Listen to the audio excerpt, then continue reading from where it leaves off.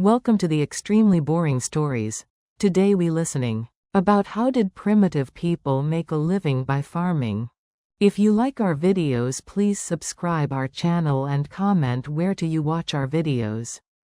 You are standing at the edge of a clearing that did not exist a generation ago. Behind you is the old life, movement, uncertainty, following animals, reading tracks, knowing which berries appear for only a few weeks each year. Ahead of you is something quieter. The ground has been disturbed, not by animals rooting, but by hands. The soil is uneven in a way that does not belong to nature alone. Nothing dramatic is happening. That is the point. Primitive farming did not begin with a single invention or a moment of insight. It began with waiting, with staying longer than usual, with noticing that plants returned to the same places, year after year, if left undisturbed. Long before plows or villages, people were already altering the landscape simply by not leaving it. For hundreds of thousands of years, humans lived by moving. Food was something you found, not something you planned months ahead. Success depended on flexibility. If animals migrated, you followed. If a river dried, you moved. The idea of staying in one place because food might appear later would have seemed risky, even foolish. And yet, slowly, the balance shifted. Around 12,000 years ago, as the last ice age loosened its grip, climates became more predictable in some regions. Wild grains spread across open landscapes. Stands of wheat, barley, and rye grew thick enough to be noticed. People who gathered these plants returned to the same spots each season. They learned the timing, when stalks were soft, when seeds fell easily, when birds arrived to compete for them. These early gatherers did not think of themselves as farmers. They did not clear fields or sow rows. But they began to interfere in small ways. They cut grasses before seeds dropped naturally. They carried seed heads back to camps, spilling some along paths. They cleared competing plants near favored patches. Without intention, they were shaping future harvests. This was not progress in the way modern history often imagines it. It was a trade. Mobility was exchanged for predictability. Freedom for routine. Instead of deciding where to go each day, people began deciding when to return. Farming, in its earliest form, was not about abundance. It was about reducing uncertainty. You can imagine the tension this created. To farm, even minimally, meant staying. Staying through bad weather. Staying when animals moved elsewhere. Staying when a harvest failed and there was no nearby alternative. It required trust, not in gods or leaders, but in time itself. The earliest farming communities still hunted, still gathered wild foods. Farming did not replace the old ways, it layered itself on top of them. A field was insurance, not a solution. If hunting failed, perhaps the stored grain would last. If crops failed, perhaps fishing or foraging could fill the gap. Daily life during this transition was repetitive and physically demanding, yet strangely uncertain. Seeds had to be protected from birds. Young shoots had to be watched for trampling animals. There were no fences at first, only presence. Someone always had to be nearby. This meant new kinds of labor. Waiting labor. Watching labor. Time spent not moving, not hunting, not producing anything immediately useful. Children learned to recognize plants earlier than animals. Elders who could no longer travel far became valuable observers of fields and seasons. Farming also changed how people understood time. Hunters measured time in movement and opportunity. Farmers measured time in cycles. Days mattered less than weeks. Weeks mattered less than seasons. Decisions made months earlier determined whether a group ate or starved. And unlike hunting, farming punished mistakes slowly. A poor decision did not kill you immediately. It waited. Hunger arrived later, when there was nothing left to fix. The first tools of farming were unimpressive. Digging sticks, stone blades, baskets for carrying grain. But the most important tool was memory. Knowing where seeds grew best. Remembering which plants produced fuller heads. Passing that knowledge on without writing, without diagrams, only by repetition. There was no surplus yet. Early farming diets were monotonous. Grain, ground and boiled. Occasional meat. Fewer vitamins than foragers once had. Skeletons from early agricultural communities show signs of malnutrition, dental problems, and increased disease. Farming did not make people healthier. It made them more anchored. Why would anyone accept that?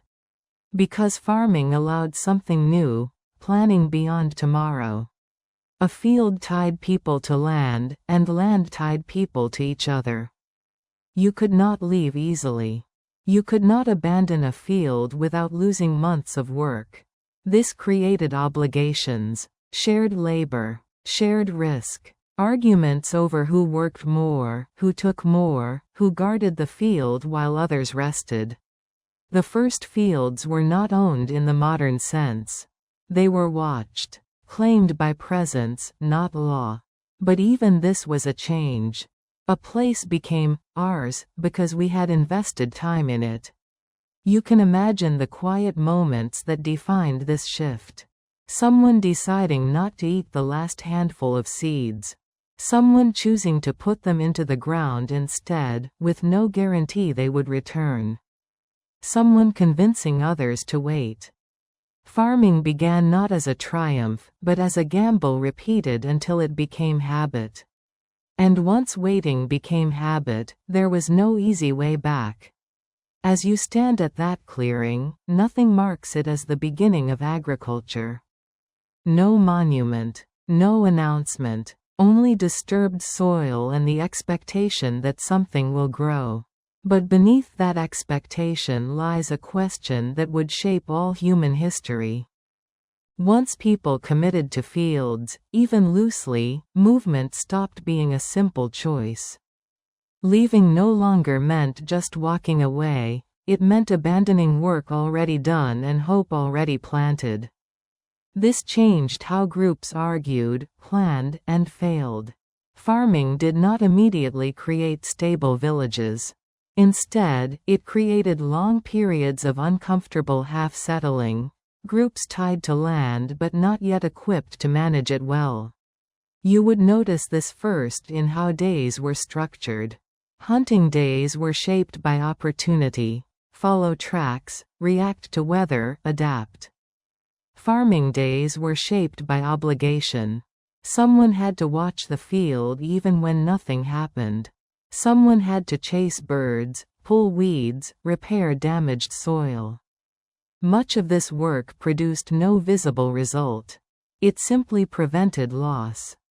This kind of labor was unfamiliar and frustrating. Early farmers were still learning what mattered.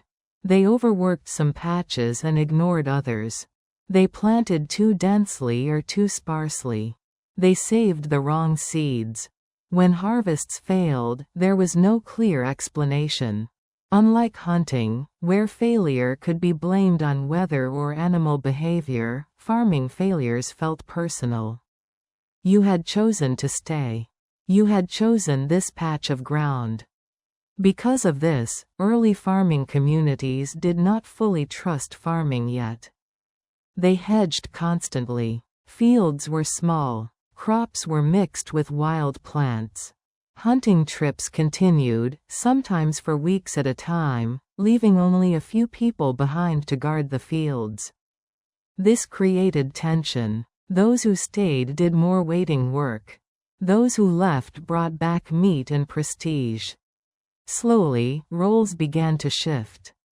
People who stayed, often older adults, women, and children, became the ones who understood plants best. They learned which weeds competed most aggressively, which soils dried fastest, which slopes held moisture longer. Knowledge stopped traveling with the group and began settling into specific places. This localization of knowledge mattered. A hunter could move to new territory and still hunt effectively. A farmer could not simply move and expect success. Each field had to be learned over time. Farming rewarded familiarity more than strength. But staying also created new risks. Fields attracted animals, not just birds, but rodents, deer, wild pigs. Protecting crops meant confrontation. Early farmers developed noise-making rituals, scare tactics, constant presence. This increased conflict with wildlife and sometimes with neighboring groups drawn to the same fertile land. For the first time, humans had something worth stealing that could not run away. This led to subtle but important changes in social behavior. Camps stayed closer together. Night watches became more common. Tools were stored, not carried. People began to defend places rather than pathways. You would not yet see walls or fortifications. But you would sense vigilance. A feeling that something fragile had to be protected over time. Food storage deepened this change. Grain could be dried and stored, unlike most wild foods. Early storage was crude, pits, baskets, clay-lined holes. It invited new problems: mold, insects, rodents. Entire harvests could be lost quietly, months after gathering, without warning. This made farming psychologically exhausting. Success was delayed, fragile, and easily reversed. Yet storage also introduced delayed reward. The idea that today's work might feed you in winter slowly rewired human expectations. Hunger stopped being a daily concern and became seasonal. Anxiety shifted forward in time. This changed storytelling, memory, and teaching. Elders spoke not only of places, but of years. The dry season when nothing grew. The year the seeds failed. Farming created history measured in cycles rather than journeys. It also created inequality for the first time, though not yet visibly. Some fields were better than others. Some families remembered better techniques. Some had more hands to work and guard crops. Differences were small at first, but they accumulated. One group had a little more stored grain. Another had slightly healthier children. Over generations, these differences hardened. Still, early farmers remained vulnerable. Diet suffered. Reliance on grain reduced nutritional diversity.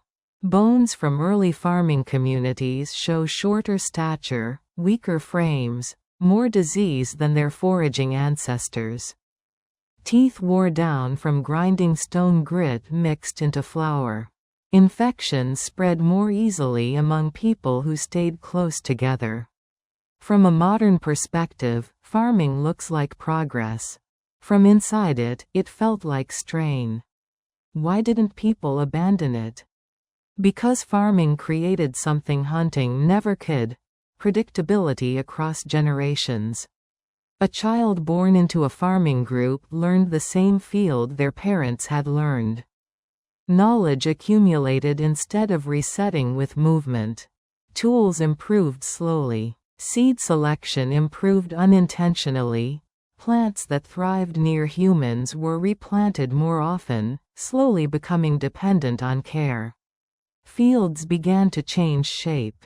Clearings widened. Competing plants were removed more aggressively. Soil was worked deeper. These actions were not planned revolutions. They were responses to repeated failure. Failure taught early farmers more than success. Each lost harvest forced adjustment. Each bad season encouraged diversification, more crops, more storage pits, more backup strategies. Over time, farming became less of a gamble and more of a system. And once it became a system, it began to demand commitment. Children were now raised expecting to stay. Seasonal movement declined. Camps became semi-permanent. Structures grew heavier, harder to dismantle. The idea of leaving a field behind started to feel irresponsible. At this point, farming stopped being something people did and became something people were. Yet the land did not care. Soils tired quickly. Early farmers did not yet understand nutrient depletion. Yields declined after only a few years of use. When this happened, groups faced a difficult choice: abandon fields they had invested in, or intensify labor to keep them productive. Some left. Others stayed and worked harder. Those who stayed would eventually invent new tools, new techniques, new ways of reshaping land itself. But at this stage, the future was still uncertain. Farming had not yet proven itself safer than the old ways. As you stand again at the edge of that clearing, the soil looks familiar now. It has been walked, watched, guarded. People have aged beside it. Children have grown knowing its boundaries. The field has become part of memory. At first, the changes were subtle. Harvests were slightly smaller. Stalks were thinner. Grain heads held fewer seeds. No one panicked. Poor seasons had happened before. Early farmers were used to disappointment. They adjusted meals, stretched stores, relied more heavily on hunting and gathered foods. But the problem did not pass. Year after year, the soil gave a little less. Fields that once supported families now barely fed them. The land had not betrayed anyone, it was simply exhausted. Nutrients had been taken without being replaced. Early farmers did not yet understand soil chemistry, but they understood patterns. Something had changed beneath their feet. At this point, the old solution, leaving, should have been simple. For tens of thousands of years, when resources declined, humans moved. But now, movement had a cost that no longer felt affordable. These people were no longer just carrying tools and stories. They were carrying years of labor embedded in place. Storage pits, cleared ground, familiar paths, burial sites, knowledge specific to this soil, this slope, this river bend. Leaving meant abandoning not only food, but memory. So instead of leaving, they worked harder.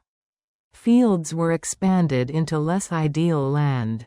Hillsides were cleared. Margins were pushed. What had once been insurance farming, small plots supporting a mixed lifestyle, began to dominate daily life.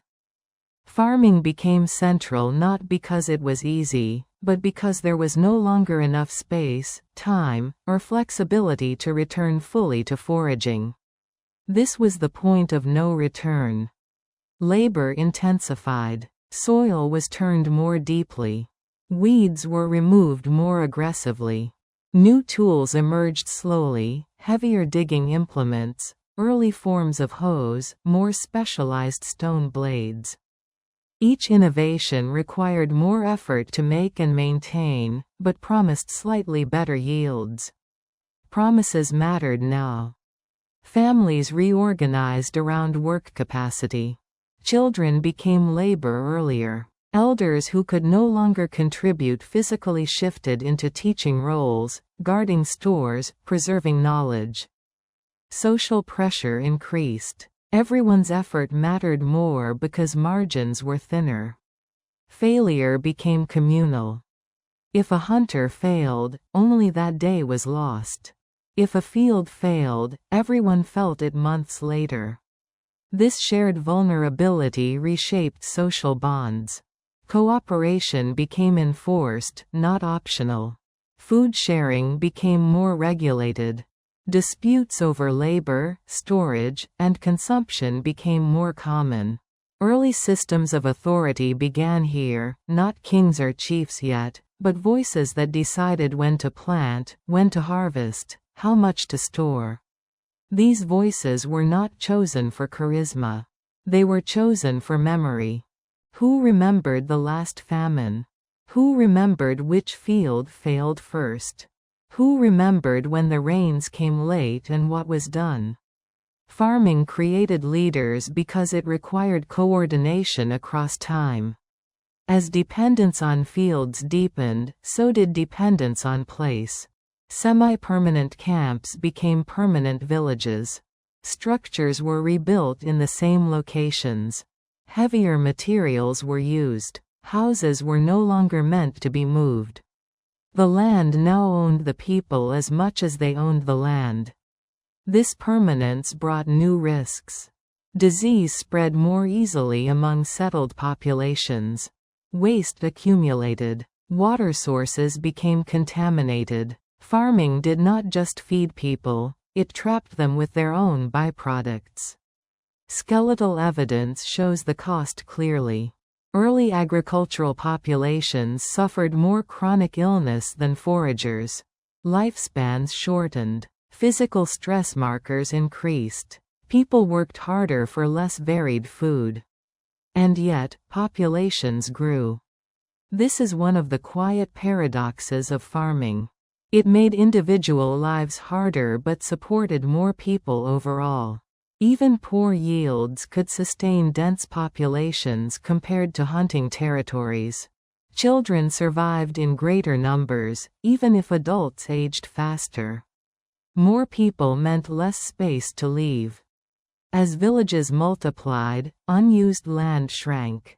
Game animals were pushed farther away. Wild plant resources declined around settlements. The landscape itself was changing in response to human presence. Forests thinned. Grasslands expanded. Species adapted, or disappeared. At this stage, farming stopped being an experiment and became infrastructure. No one alive could remember a time before fields. Children grew up assuming grain was food, not opportunity. Waiting was no longer a skill, it was the default condition of life. This is when farming truly reshaped human psychology. Time was now divided not by journeys, but by tasks. There was always something to prepare for. Planting, weeding, harvesting, storing, repairing, planning for the next cycle before the current one ended. Rest existed, but it was temporary and often uneasy. There was always the awareness that the future depended on what had already been done. Belief systems began to reflect this tension. Rituals focused on weather, fertility, cycles. Not because early farmers were irrational, but because they were powerless over the most important variables. When effort increased but results declined, explanation turned toward meaning. Farming did not create religion, but it intensified reliance on it.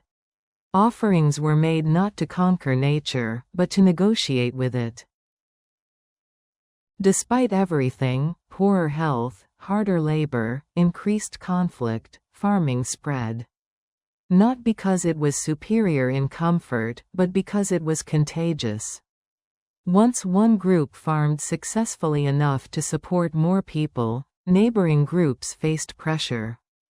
They could adopt farming or be displaced by those who had. In this way, farming expanded less like an invention and more like gravity. By the end of this process, the first fields had done their work. Humans were no longer primarily shaped by movement.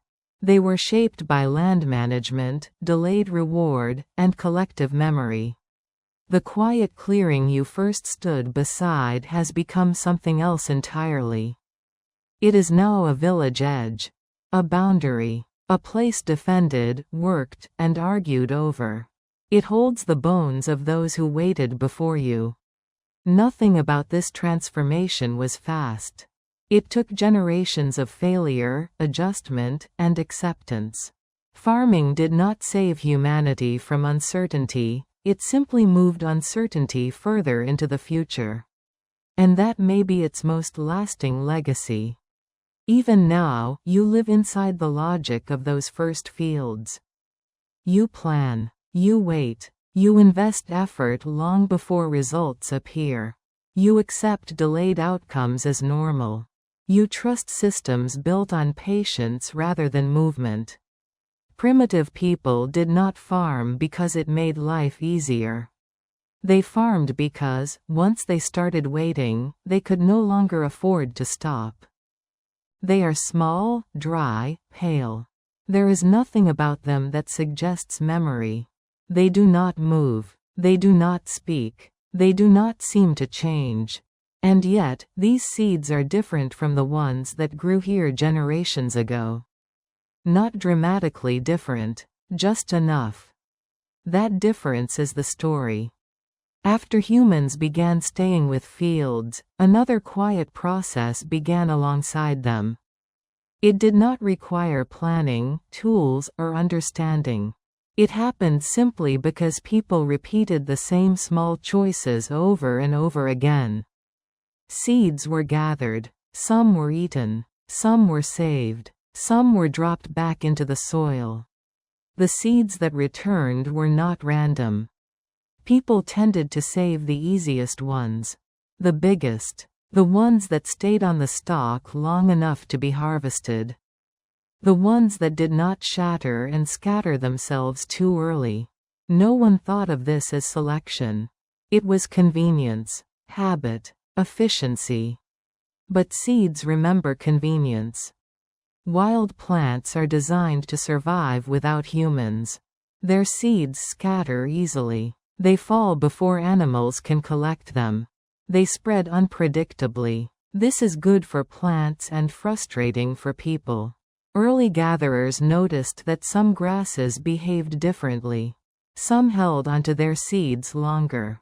Some grew more densely. Some ripened at the same time. Those plants were gathered more often. And by gathering them, humans interfered with their future. Seeds that were harvested late were more likely to be replanted near camps. Seeds that fell early were lost to birds, wind, or distance. Over generations, this imbalance mattered. Plants that cooperated with human timing survived. Plants that did not slowly vanished from the places humans frequented. No one intended to change plants. No one planned agriculture as a science. But plants adapted anyway. This is one of the strangest aspects of early farming. Humans did not domesticate crops through control. Crops domesticated themselves by responding to predictable human behavior. The fields remembered what people preferred. Early farmers did not yet notice these changes. They experienced them as improvement without explanation. Harvests became slightly easier. Plants became slightly more reliable. Seeds grew slightly larger. Yields increased not because people worked harder, but because plants had quietly changed. This created a dangerous illusion. It began to feel as if farming was becoming safer. That effort was finally paying off. That fields were learning to cooperate. In truth, plants were becoming dependent. Domesticated grains gradually lost their ability to spread without help. Their seeds stayed attached. Their survival became tied to human presence. At this stage, early farmers crossed another invisible line. They were no longer just shaping land. They were shaping life. Daily routines adjusted to match plant cycles. People learned to recognize subtle differences between seed heads. Which ones were fuller? Which ones stored better? Which ones tasted less bitter? This knowledge was not written. It was embodied. Children learned by watching adults separate seed piles with care that looked excessive. Why keep these seeds and not those? No one answered directly. They simply repeated what had worked before. This repetition mattered more than innovation. Early farming knowledge advanced through memory, not experimentation. Deviating too far from tradition was risky. A failed harvest was not a lesson, it was a threat. So seeds that remembered human preference were favored again and again. Over centuries, this reshaped entire ecosystems. Wild grasses near settlements began to resemble crops. Plants that once survived without humans now required them.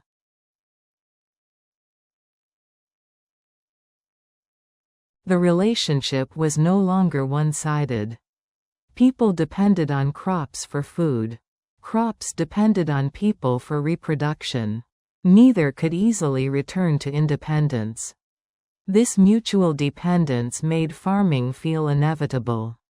But it also made failure catastrophic. Because domesticated plants were less resilient. They had traded survival skills for predictability. When weather shifted unexpectedly, these plants suffered more than their wild ancestors. Fields could fail entirely where wild plants might have partially survived.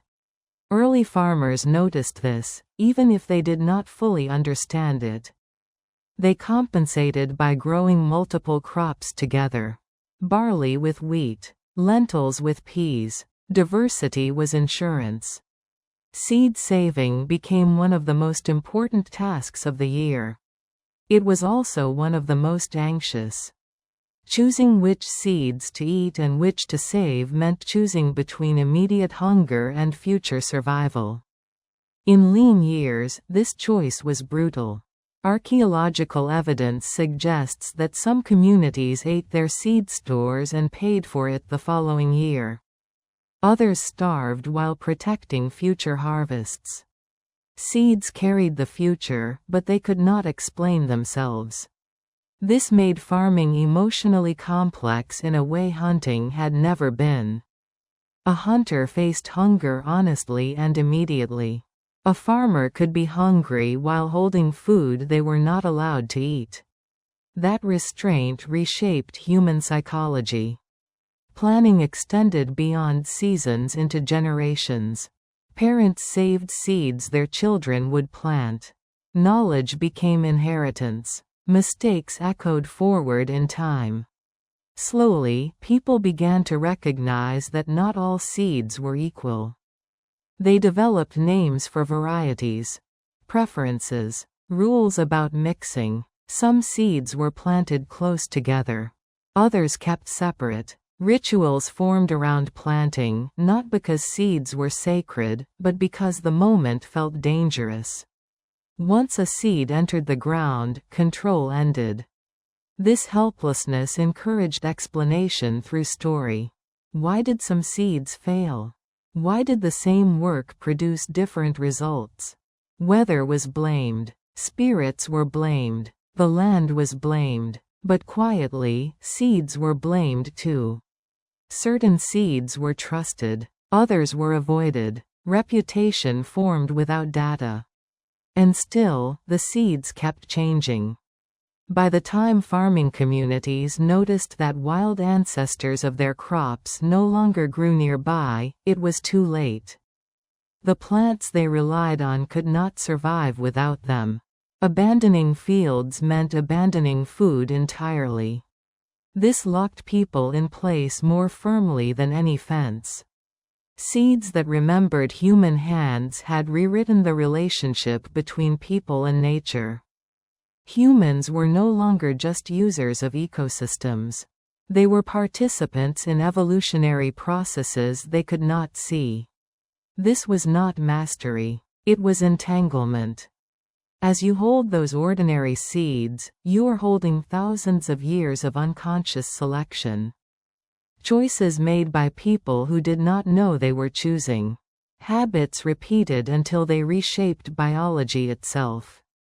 The quiet success of these seeds would lead to abundance, surplus, and eventually inequality. But it would also lead to vulnerability, monoculture, and dependence on fragile systems. At this moment in history, none of that is clear yet. Early farmers only know that some seeds work better than others, and that next year depends entirely on what they choose to save now. At first, the narrowing felt helpful. Fewer surprises, more uniform growth, fields that ripened together instead of in scattered bursts. Harvesting became easier because plants behaved more predictably. Time could be planned. Labor could be coordinated. Meals could be rationed with greater certainty. This felt like progress. But predictability came with a cost that was not immediately visible. Each season of choosing the same seeds reduced variation. Fields became more alike. Crops began to resemble one another more closely than they resembled their wild ancestors. The range of possible outcomes shrank. Early farmers did not see this as loss. Variety had always existed in the wild beyond their fields. If one crop failed, there were others nearby. Or so they assumed. But wild plants were retreating. As farming expanded, forests were thinned, grasslands altered, wetlands drained. Wild ancestors of crops were pushed farther away from settlements. The distance between field and fallback grew. When crops failed, the old options were no longer close at hand. This is when seed choice stopped being preference and became dependency. Seed saving, once a careful habit, became a rule-bound practice. Communities developed strict customs around who handled seeds, when they were selected, and where they were stored. In some places, seed knowledge became guarded. Certain families were trusted more than others. Mistakes were remembered. You would feel the pressure during harvest time. Grain piles were not just food, they were futures. Separating seed grain from eating grain became a ritual of restraint. The best-looking seeds were withheld from hunger and set aside. Children were taught not to touch them. Stories warned of disaster if seed stores were disturbed. And disaster did happen. Stored seeds could rot. Moisture could creep in unnoticed. Rodents could destroy entire reserves. Fires could erase years of selection in a single night. When this happened, there was no quick recovery. Domesticated plants could not simply be gathered again from the wild. The wild versions no longer matched the fields. This created a new kind of fear, quiet, delayed, and absolute. Early farmers began spreading risk in new ways. They planted the same crop in multiple locations. They shared seed stores between households. They traded seeds with neighboring communities. This was not commerce in the modern sense. It was survival networking. Seeds began to travel farther than people. Through exchange, crop varieties spread across regions.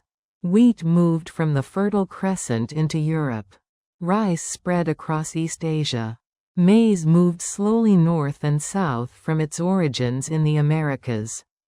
Each time seeds entered a new environment, they changed again. Local conditions selected for different traits. The memory stored in seeds diversified once more, but now within controlled systems. This created a patchwork of dependence. Communities became attached not just to farming, but to specific crops adapted to specific places. Leaving land meant losing not only fields, but varieties that might not grow elsewhere. Migration became harder. Adaptation slowed. At the same time, farming success encouraged population growth. More mouths meant less tolerance for failure. Seed selection became more conservative. Risky varieties were abandoned. Resilient but lower yield crops were replaced by higher yield ones that required better conditions. The safety margin narrowed again. This is where early farming became quietly dangerous. Fields looked productive, granaries were fuller, but systems were more brittle. A single unexpected frost, drought, or pest outbreak could undo years of careful selection. People responded by intensifying control. They altered planting times. They rotated fields when possible. They used animal manure when available, even without understanding why it helped. They adjusted spacing, depth, and timing based on memory.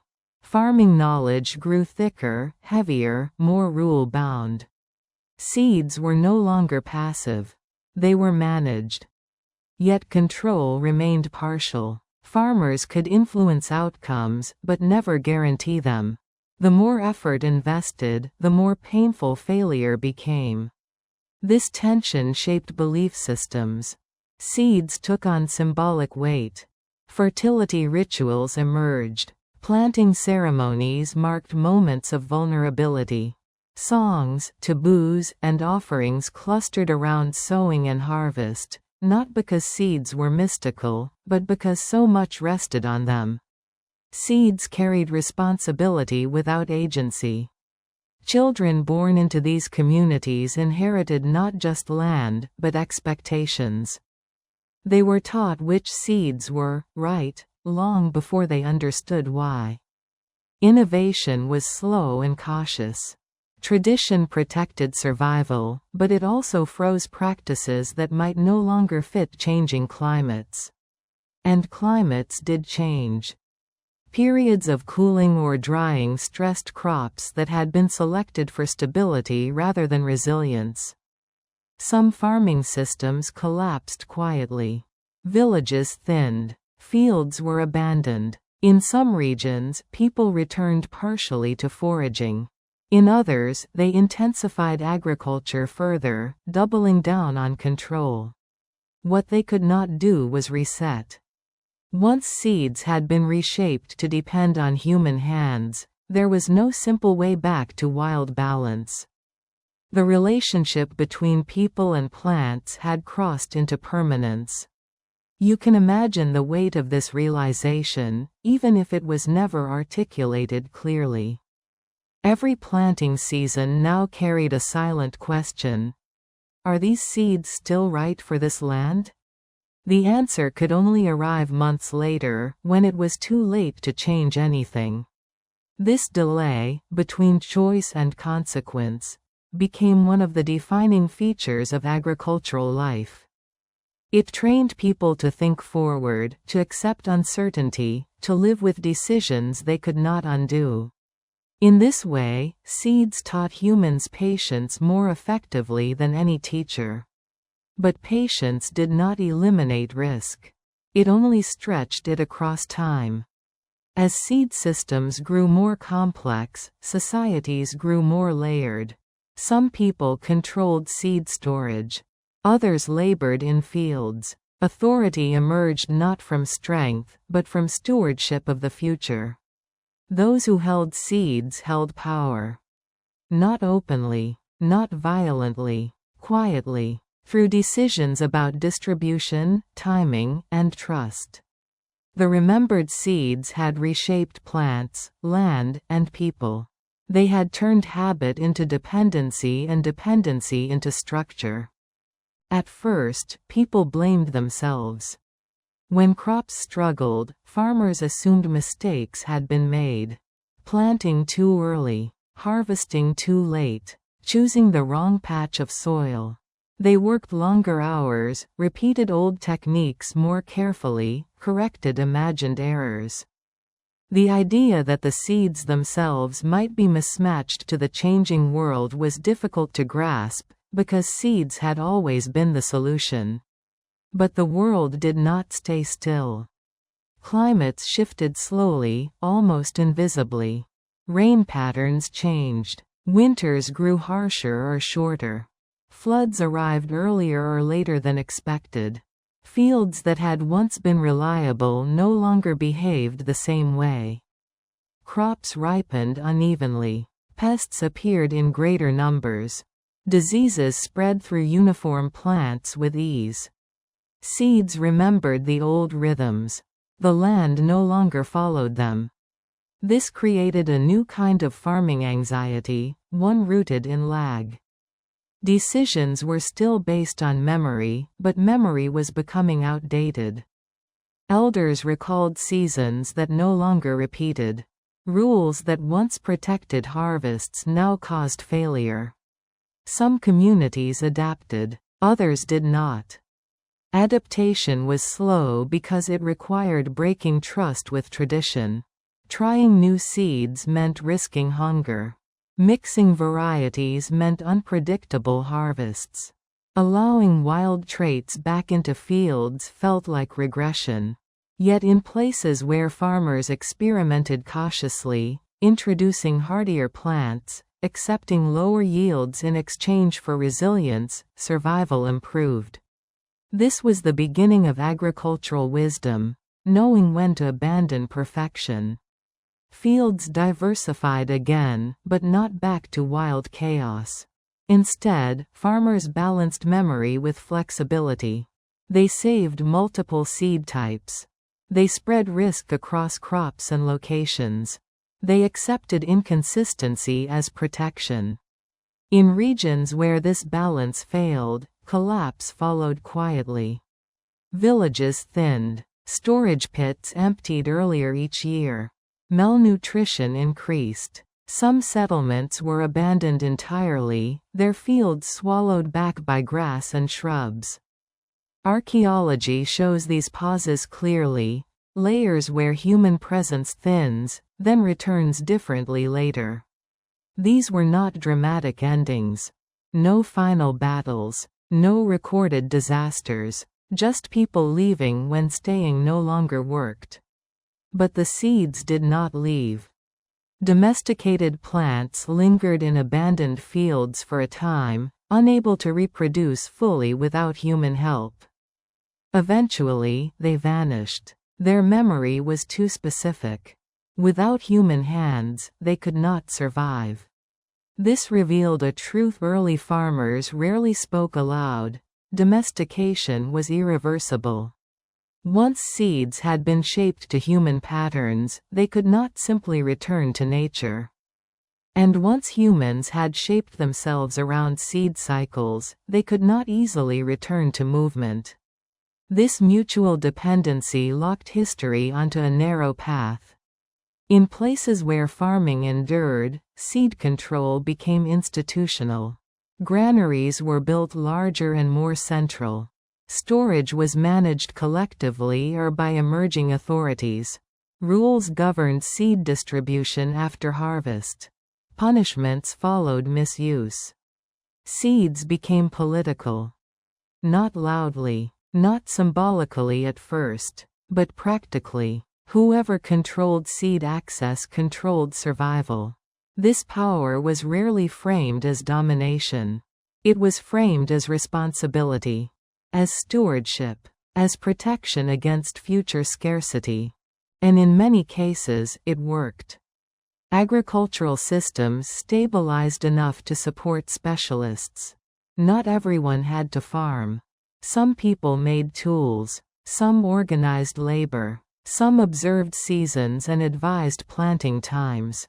Writing would eventually emerge from these needs, but even before that, accounting existed in memory and ritual.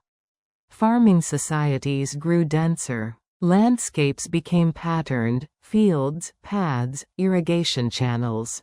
Nature was no longer something encountered. It was something managed continuously. Seeds now traveled deliberately. Trade routes moved crops across continents. Knowledge followed them. Rice adapted to terraces. Wheat adapted to colder climates. Maize adapted to varied altitudes. Each time, seeds changed again, storing new memories. By now, humans understood, at least intuitively, that seeds were not static. They learned that saving seeds was shaping the future. That choice mattered. This awareness did not bring comfort. It brought responsibility. Bad seed choices could haunt descendants. Good choices could sustain them. Farming knowledge became heritage. Families guarded varieties adapted to local conditions. Losing seeds was like losing language. And still, vulnerability remained. Uniform crops invited disease. Surplus invited inequality. Population growth reduced resilience. Every solution carried new risk. The remembered seeds had not created control. They had created complexity. From this complexity arose civilization. Cities, states, laws. But at their foundation lay the same fragile act repeated endlessly, placing a seed into soil and hoping memory matched reality. Even now, you live within that system. Modern agriculture uses science instead of intuition, data instead of tradition. But the core problem remains unchanged. Seeds are shaped for specific conditions. When conditions shift, through climate change, soil exhaustion, or ecological disruption, systems strain. The past echoes quietly here. Primitive people did not fail because they were ignorant. They failed because they trusted memory in a world that kept changing. And yet, without that trust, nothing could have been built. Seeds that remembered taught humanity how to plan, how to inherit, how to bind the future to the present. They also taught humanity how fragile such binding could be. As you imagine those early farmers, sorting seed piles in fading light, you can feel the weight of the decision they made each year. Not dramatic, not heroic, just necessary. Which seeds to keep? Which to eat? Which to trust with a future they would never see? It belongs to the river. Every year, without asking, the water will arrive. It will spill over its banks, spread across the flat ground, sink into the soil, and then leave again. It will do this whether you are ready or not. Whether you understand it or not. Whether you are hungry or full. This is where farming takes a different shape. After seeds began to change and fields became permanent, some farming communities faced a problem they could not solve with patience alone. Dry land failed too often. Rain was unreliable. Soil tired quickly. Harvests came and went with little warning. But along certain rivers, something strange happened. The land renewed itself. Floodwater carried silt, fine, dark sediment rich with nutrients. When the water retreated, it left behind soil that was soft, fertile, and newly fed. Crops planted afterward grew taller, denser, more reliable than anywhere else. To early farmers, this felt like a gift that arrived on a schedule. But gifts that arrive without control come with conditions. The first people to farm beside rivers did not build canals or dams. They watched. They learned when the water rose, how far it reached, how long it stayed. They noticed which ground flooded gently and which was destroyed.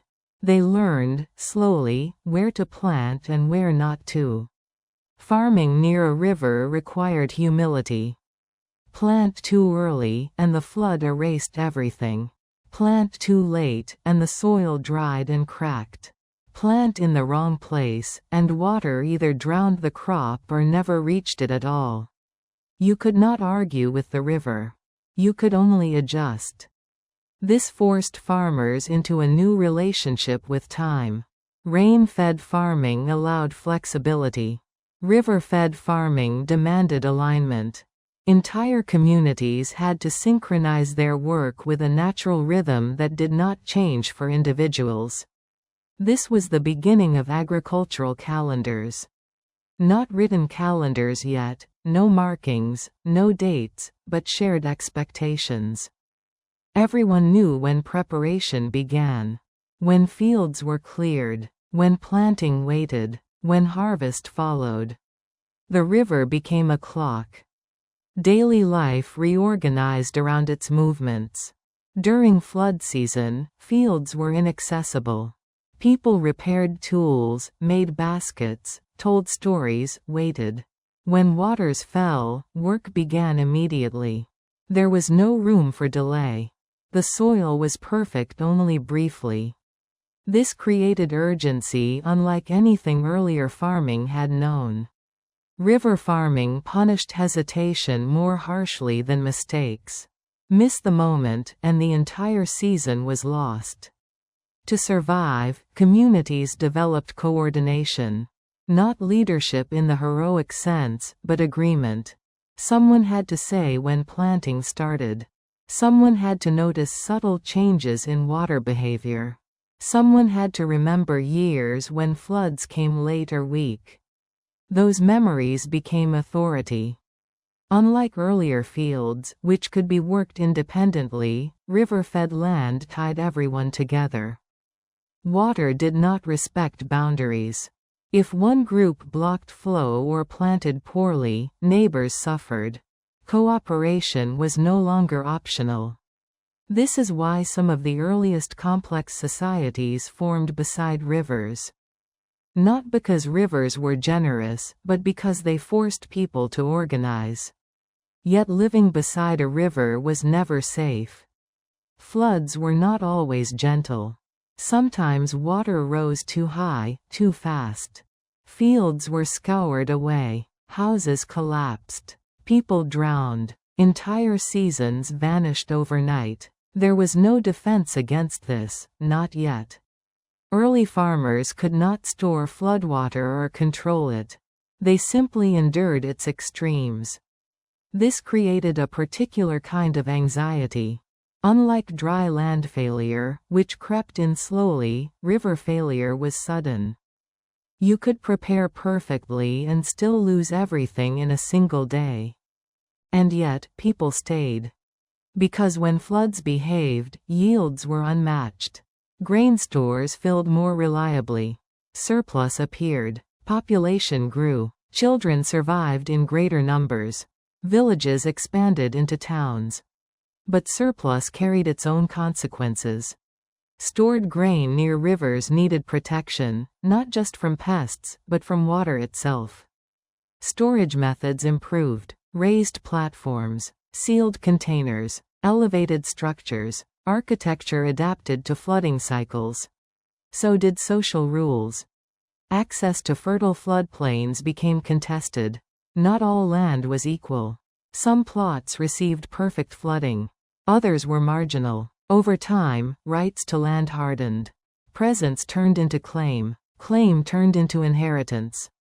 The river did not create inequality, but it exposed it. Those closest to ideal flooding zones prospered. Those farther away relied on them. This created dependence between people, just as earlier seeds had created dependence between people and plants. But here, the dependency was visible. You could see who benefited when the river behaved and who suffered when it did not. Rituals emerged not from superstition alone, but from desperation. Floods were powerful and unpredictable. Appeasement felt rational when no control existed. Offerings were made. Stories were told. The river was personified, not because people misunderstood nature, but because they lived under its authority. The river decided. Children grew up knowing its moods. They learned to read watercolor, speed, sound. Elders taught signs, foam patterns, bird behavior, soil smell. This knowledge mattered more than strength. River farming valued observation over force. But there was a problem hidden inside this system. The river's schedule did not belong to humans. When climate shifted, when upstream conditions changed, when rainfall patterns altered far away, floods changed too. Sometimes gradually, sometimes abruptly. Farmers who trusted the river's memory found themselves misaligned. The river did not remember them. As you stand on that floodplain, the soil under your feet is dark and soft. It promises abundance. But the waterline nearby marks danger. Everything here depends on timing you cannot control. The people who learned to farm beside rivers gained stability others envied. But they also tied their survival to something vast and indifferent.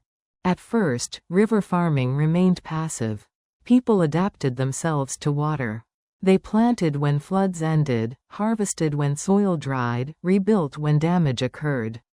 But over generations, patience alone began to feel insufficient. Population grew. Surplus fed more mouths. More mouths reduced tolerance for loss. A single bad flood year now threatened too many lives. So people began to interfere. The earliest interventions were small and reversible. Shallow channels scratched into soil to guide water a little farther. Low embankments to slow flow, not stop it. Raised paths to move between fields after flooding. Nothing permanent. Nothing bold. These were not acts of confidence. They were acts of fear. Each adjustment was tested cautiously. Too much interference risked angering the river, or more practically, making floods worse. Early farmers learned quickly that water resisted control. Block it in one place and it surged somewhere else. Speed it up and it destroyed soil. Slow it too much and it stagnated. Managing water required collective agreement. No individual could redirect a river alone.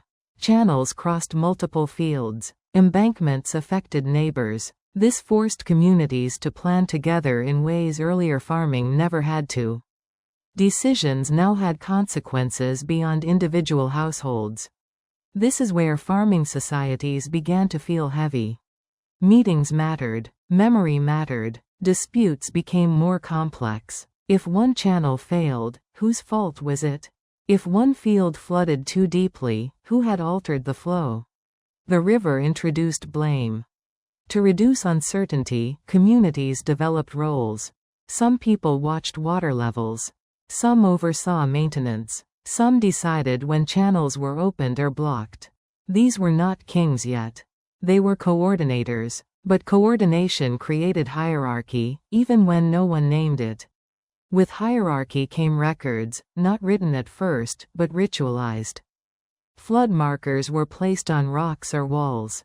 Stories recorded high water years. Songs encoded timing. Memory was externalized into landscape and culture. The river's schedule became shared knowledge. But knowledge did not equal control. Some years, floods came weak.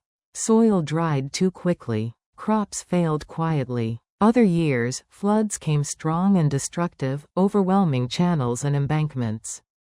Infrastructure that worked for decades could fail suddenly. When this happened, the damage was worse than before. Managed systems concentrated risk. When a natural flood failed, fields scattered across landscapes might survive unevenly. When a managed system failed, everything connected to it suffered together. This was a new kind of fragility. People responded by doubling down. Channels were widened. Embankments strengthened. Labor increased. Maintenance became constant. Farming beside rivers was no longer seasonal, it was continuous. This changed daily life. During non-flood months, people repaired waterworks instead of resting. Children learned tasks early. Entire communities worked in rhythms dictated by maintenance schedules rather than natural ones. Farming began to resemble obligation more than opportunity. Yet the rewards were undeniable. When systems worked, yields were astonishing. Grain stores filled beyond immediate need. Surplus could support craftsmen, builders, administrators. Settlements grew larger and more permanent. Towns emerged where villages once stood. This growth altered how people related to land. Fields near waterworks became valuable beyond food production. They were investments. Control over irrigation meant control over survival. Access to water became political, even if no one used that word yet.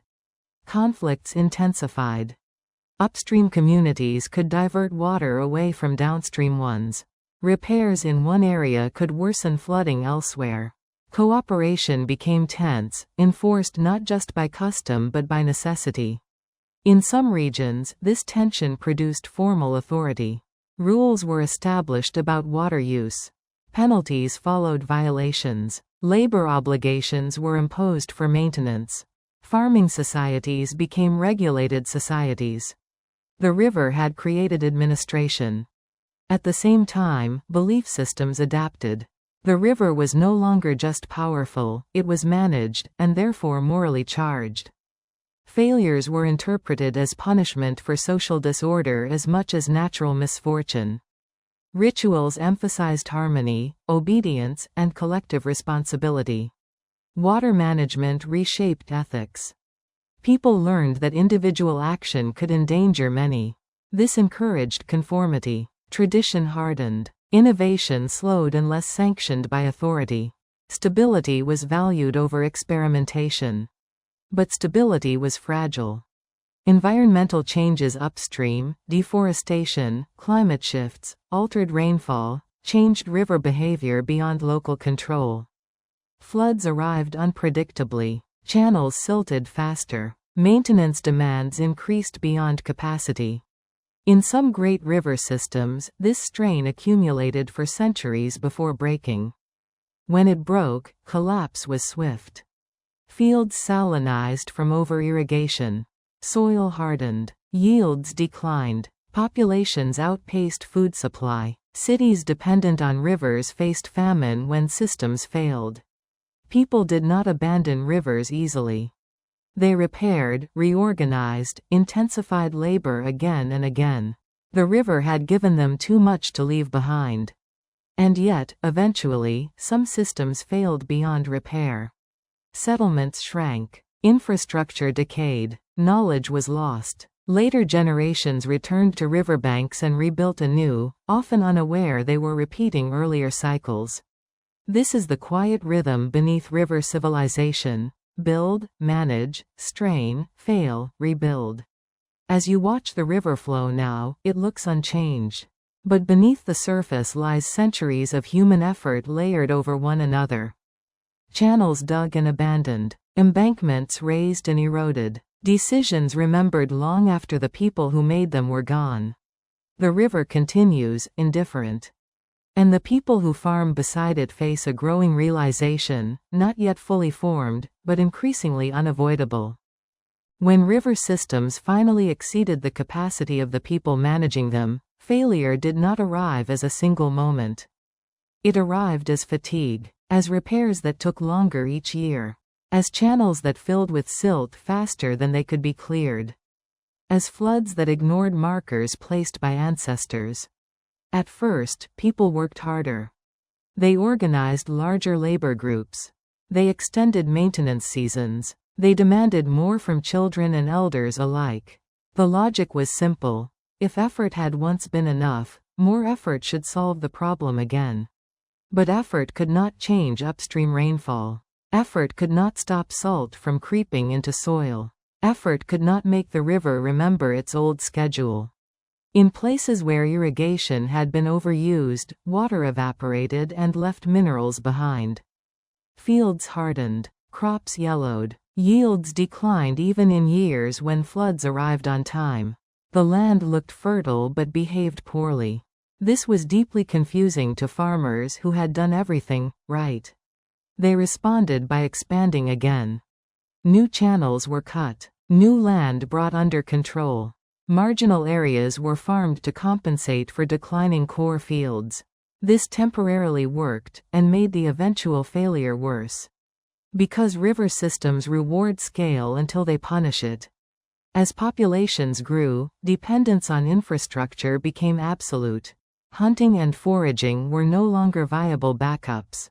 Wild land had been converted, hunted out, or settled. There was nowhere else to go without conflict. So when major failures came, they were devastating. Food shortages spread quickly through dense settlements. Stored grain disappeared within months. People sold tools, livestock, even family members in exchange for food. Social bonds strained under hunger. Authority was questioned, then resisted. This is where many early river civilizations quietly fractured. Not through invasion, but through loss of coordination. When water could no longer be distributed fairly, trust collapsed. Upstream groups diverted more. Downstream groups starved. Maintenance obligations were avoided. Channels broke and were not repaired. The system unraveled piece by piece. People left, not all at once, but steadily. Some moved upstream, some downstream, some away from rivers entirely, returning to rain-fed farming or mixed subsistence. Others stayed, clinging to shrinking systems that still worked just enough. Cities did not always fall dramatically. They thinned. Neighborhoods emptied. Buildings decayed. Infrastructure was repurposed, then abandoned. Later generations would find ruins and assume sudden catastrophe. The reality was slower and quieter. But not all river societies failed. Some adapted by stepping back. They reduced scale, allowed fields to lie fallow, abandoned overmanaged land, accepted lower yields in exchange for long-term survival. They loosened control and let the river behave more freely again. This required humility. It meant admitting that management had limits. That memory could mislead. That tradition could harm if followed blindly. Communities that survived longest were often those willing to forget some of what they had learned. They relearned how to live with the river, not over it. This balance reshaped culture. Belief systems softened. Rituals shifted from control to coexistence. Floods were no longer moral judgments but realities to adapt around. Authority became less rigid where possible. Still, vulnerability never disappeared.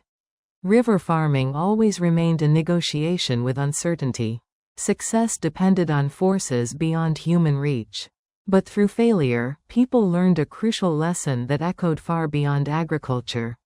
Systems that rely on perfect timing will eventually break. And yet, humans continued building them. Because the river had shown what coordination could achieve. It had supported dense populations, complex societies, specialized labor, and long memory. Even after collapse, people returned to rivers again and again.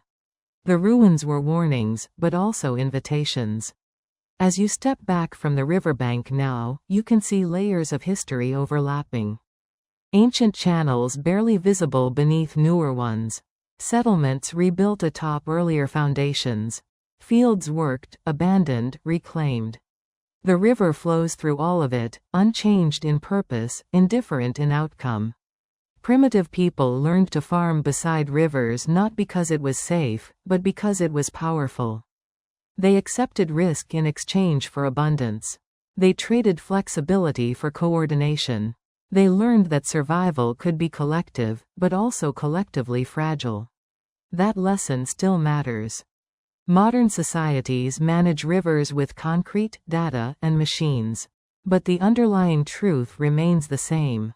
When water defines survival, cooperation becomes mandatory. And when cooperation fails, even the richest land can empty. The river does not punish.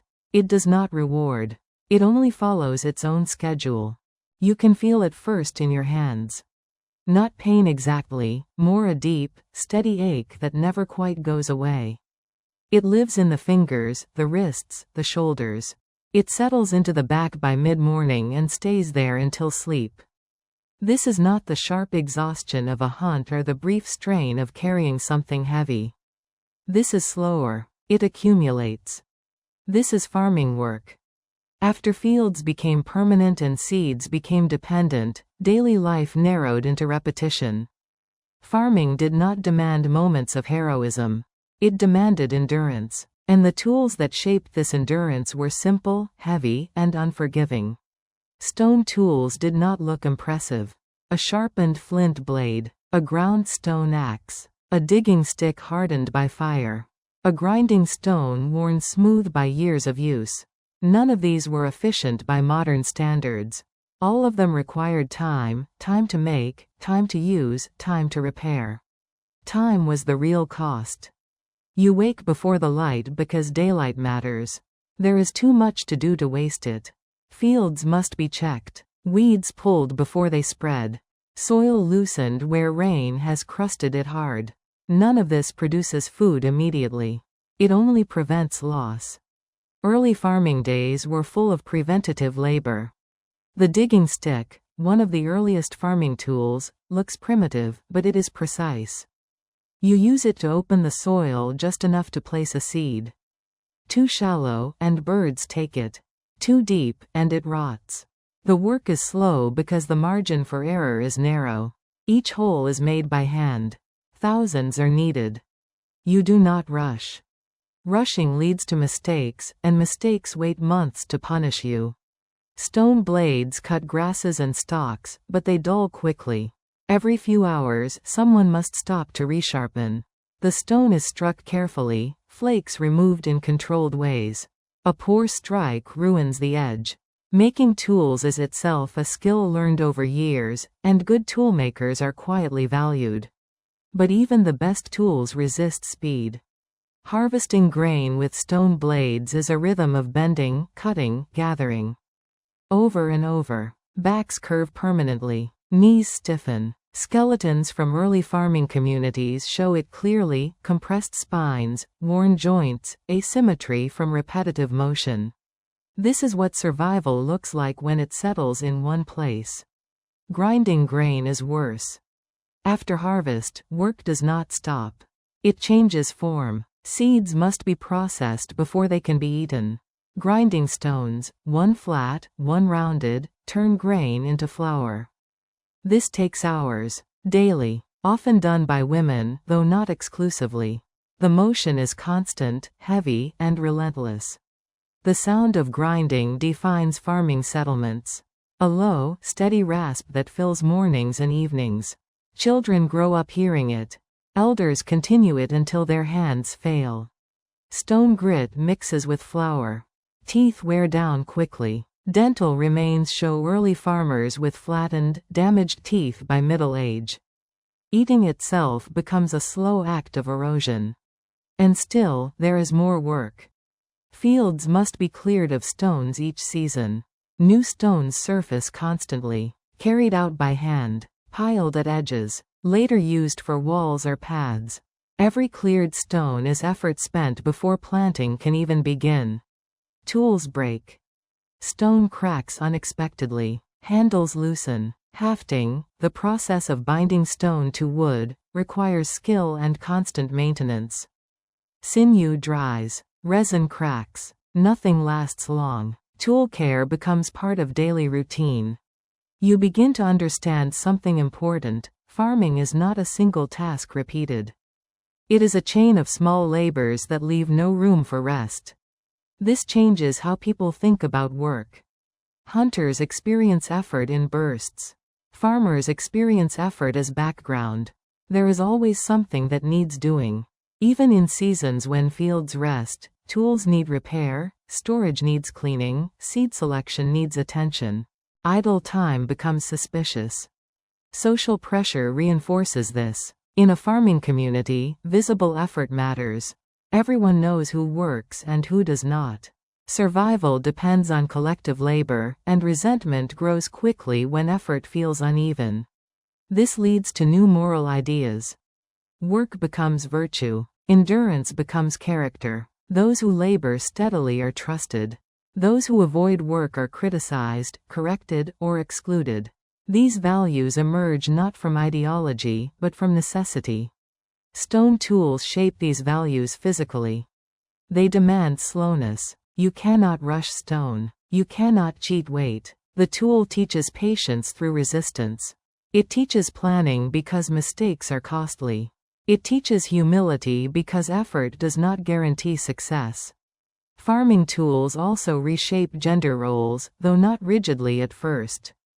Tasks differentiate based on endurance, repetition, and proximity to home. Field labor, toolmaking, grinding, storage, each develops its own rhythms. Knowledge becomes specialized. Expertise deepens. Children learn by imitation. There are no manuals. Hands guide hands. Mistakes are corrected quietly. Skills are passed without words. This is how farming knowledge survives, through bodies, not books. But stone tools have limits. As populations grow and fields expand, the slowness of stone becomes a constraint. Clearing land with stone axes takes generations. Soil preparation remains shallow. Productivity plateaus. Farmers feel the ceiling long before they can name it. They respond by working harder. Longer days, earlier starts, less rest. This increases injury, exhaustion, and resentment. Some communities fracture under the strain. Others adapt socially, sharing labor, rotating tasks, supporting the injured. Still, the problem remains. Stone tools make farming possible, but barely. They enable survival, not comfort. They lock societies into a pace that cannot accelerate easily. This limits growth and protects stability. For a long time, this balance holds. Farming spreads slowly because it is hard. It does not overwhelm foraging instantly. It competes quietly, one aching back at a time. But pressure builds. As land fills and populations rise, the slowness of stone becomes dangerous. When failure margins shrink, inefficiency costs lives. People begin looking for ways to make work easier, not faster, but more bearable. They experiment. Heavier tools, better hafting, sharper edges, new motions, incremental improvements layered over generations. None revolutionary on their own. Together, they change everything. But that change has not arrived yet. For now, you live in a world shaped by stone and muscle. Every calorie is earned through friction. Every meal carries the memory of effort. There is no abstraction between work and survival. As the sun lowers, hands ache more sharply. Tools are cleaned, stored carefully. Tomorrow, they will be needed again. And the day after that. And the year after that. Early farming communities did not stop working when exhaustion set in. They could not. Instead, they learned to pace themselves in ways hunters never had to. Strength mattered less than consistency. The strongest person could exhaust themselves quickly. The most valuable person was the one who could work every day without breaking. Endurance became the new measure of survival. You would notice this in how tasks were divided. Work was no longer assigned only by ability, but by sustainability. The heaviest tasks were broken into shorter sessions. Grinding grain was shared across hours. Fieldwork rotated between people to prevent collapse. Injury was not a personal problem, it was a community risk. Because when one person failed, everyone felt it. Stone tools enforced this logic. They punished impatience. A hurried strike chipped blades. A rushed cut wasted grain. A careless swing injured hands that could not easily heal. Farming communities learned to move slowly not out of laziness, but out of self-preservation. This slowness shaped social rhythms. Days became predictable. Seasons structured expectations. There were no sudden bursts of activity followed by rest, as in hunting. Instead, there was a steady hum of effort that filled waking hours. Work became background noise to life rather than an event. This altered how people aged. Children began contributing earlier, not with heavy labor, but with light, repetitive tasks. Carrying, sorting, guarding, watching, skills were layered gradually. By adulthood, bodies were already conditioned to work patterns that would last decades. Elders remained useful longer, even as strength faded. Knowledge mattered more than speed. Knowing when to stop working was as important as knowing when to start. Elders remembered injuries that came from overwork. They advised caution, not out of wisdom alone, but from lived damage. Stone tools recorded this history in bone. Archaeologists find stress fractures healed poorly. Arthritis in young adults. Asymmetrical muscle development. These bodies tell a story of lives spent not in moments of danger, but in constant effort. Yet farming did not produce despair. It produced routine. Routine dulled anxiety. Knowing what tomorrow required reduced decision fatigue. People did not wake wondering where food might be found. They woke knowing what work awaited them. This certainty carried comfort, even when the work was hard. Stone tools also fostered cooperation in subtle ways. Some tools were communal. Grinding stones shared between households. Axes passed between hands. Tool-making knowledge circulated. This sharing reduced individual burden and reinforced interdependence. But it also created friction. Tools broke. Disputes arose over care, responsibility, and access. Who damaged the blade? Who failed to resharpen it? These arguments mattered because tools were extensions of survival. From these disputes emerged norms. Rules about tool use, expectations about repair, quiet enforcement through reputation. Farming societies did not need written law to regulate work, they needed memory. As pressure increased, people began experimenting more seriously. They altered tool shapes. They tried heavier heads to reduce repeated strikes. They improved hafting techniques. They discovered that certain stones held edges longer. These changes were incremental, often taking generations to spread. Innovation in stone was slow because mistakes were costly. A failed experiment could waste a season's labor. This discouraged radical change. Instead, improvement came through accumulation, small refinements layered patiently. But even refinement had limits. Clearing forests with stone axes took enormous time. Expanding fields became nearly impossible beyond a certain point. Soil preparation remained shallow. Productivity could not rise fast enough to support growing populations indefinitely. This created a quiet tension. People worked harder but gained less. Tools improved but not enough. Bodies wore out faster than techniques advanced. Farming began to strain against the limits of muscle and stone. Some communities responded by scaling back, farming smaller areas, relying more on hunting or trade. Others intensified labor further, extracting every possible hour of daylight. Neither solution resolved the underlying constraint. The constraint was simple: stone tools capped human effort. This cap shaped the size and structure of early farming societies. Villages remained small. Expansion was slow. Collapse was gradual. Stone enforced moderation even when ambition pushed outward. But ambition did not disappear. As trade networks expanded, ideas moved farther. People saw other communities experimenting differently. Some used animals more effectively. Some used fire to clear land faster. Some reshaped tools in unfamiliar ways. Curiosity grew. Not because people wanted progress, but because they needed relief. Stone tools had carried humanity far enough to settle, store, and survive. But they could not carry humanity further without change. The ache in hands and backs was not just physical, it was a signal that the system was nearing its limit. As you look at those worn tools, edges dulled smooth by years of use, you sense something shifting. The problem is no longer how to endure the work, but how to reduce it. When stone and muscle could no longer meet the demands of land and population, early farmers did not abandon farming. They adjusted how work was distributed. The first change was not technological. It was relational. People stopped doing everything themselves. They had already learned to cooperate with one another. Now they began cooperating with animals in more deliberate ways. Domesticated animals had existed for some time, but mostly as food or companions. Slowly, quietly, their role shifted. Animals became labor.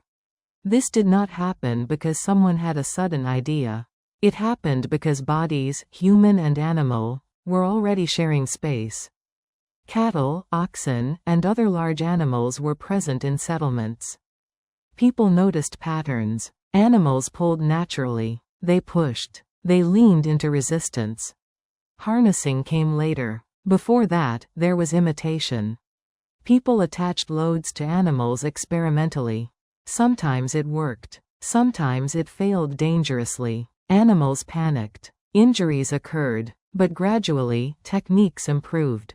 Wooden frames replaced rope alone. Pressure was distributed. Control increased. This was the beginning of work being offloaded from human bodies. The effect was immediate and profound.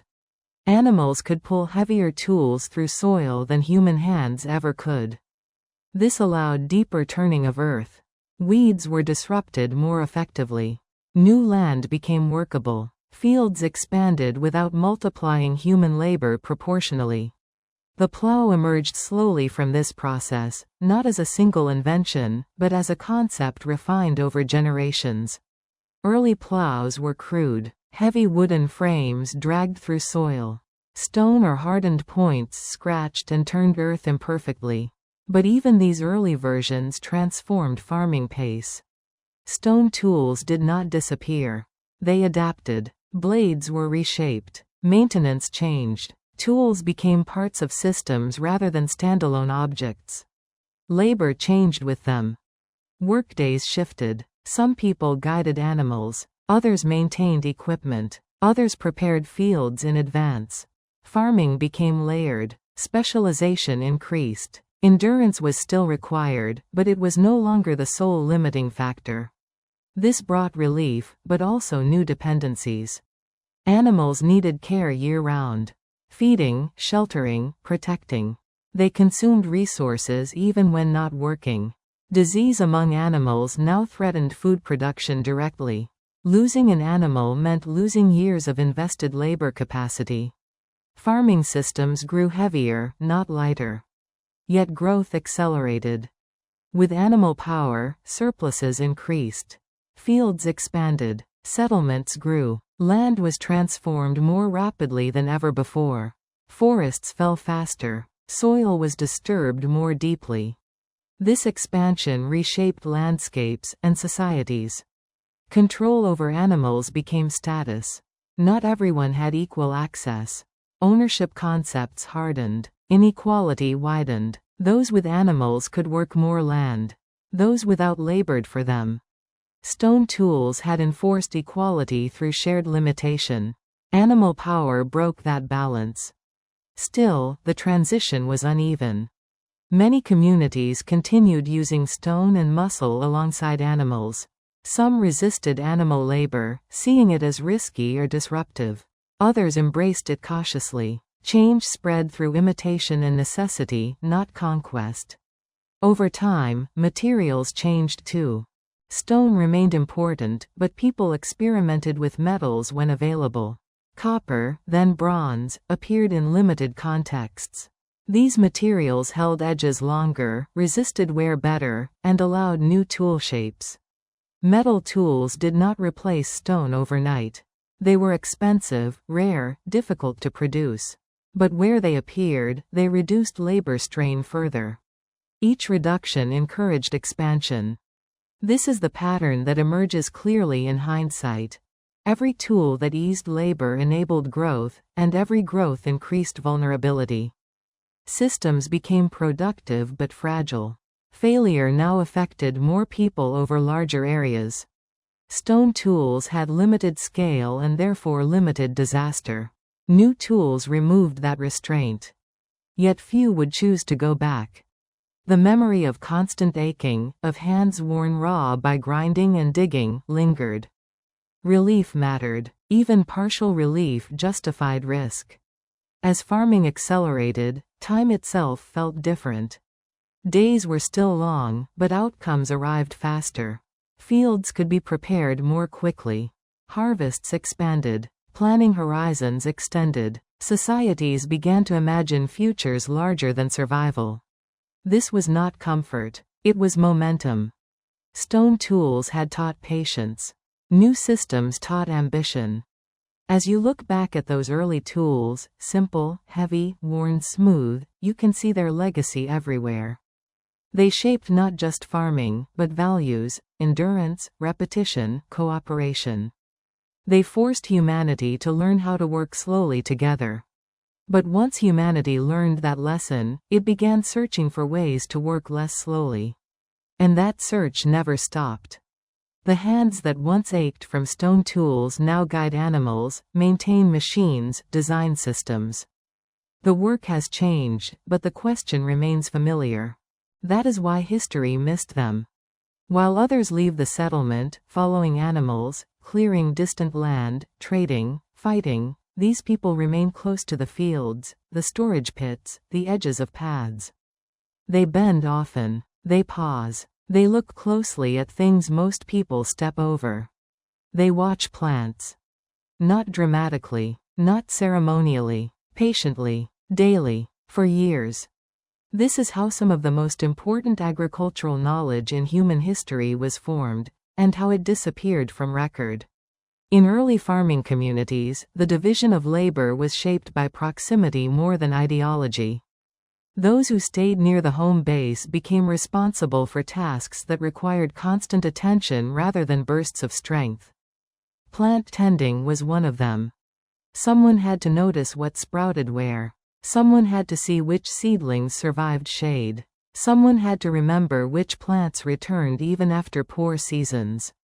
That someone was usually a woman, not because of biology but because of circumstance. Women were more likely to remain near camps due to pregnancy, childcare, food preparation, and social structure. That nearness created continuity. Continuity created observation. Observation created expertise. This expertise did not announce itself.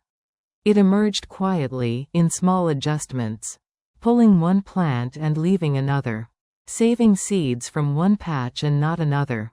Choosing which leaves were edible when young and which were bitter later. Learning which plants healed and which harmed. Much of this knowledge was never formalized. It was not written, measured, or ritualized.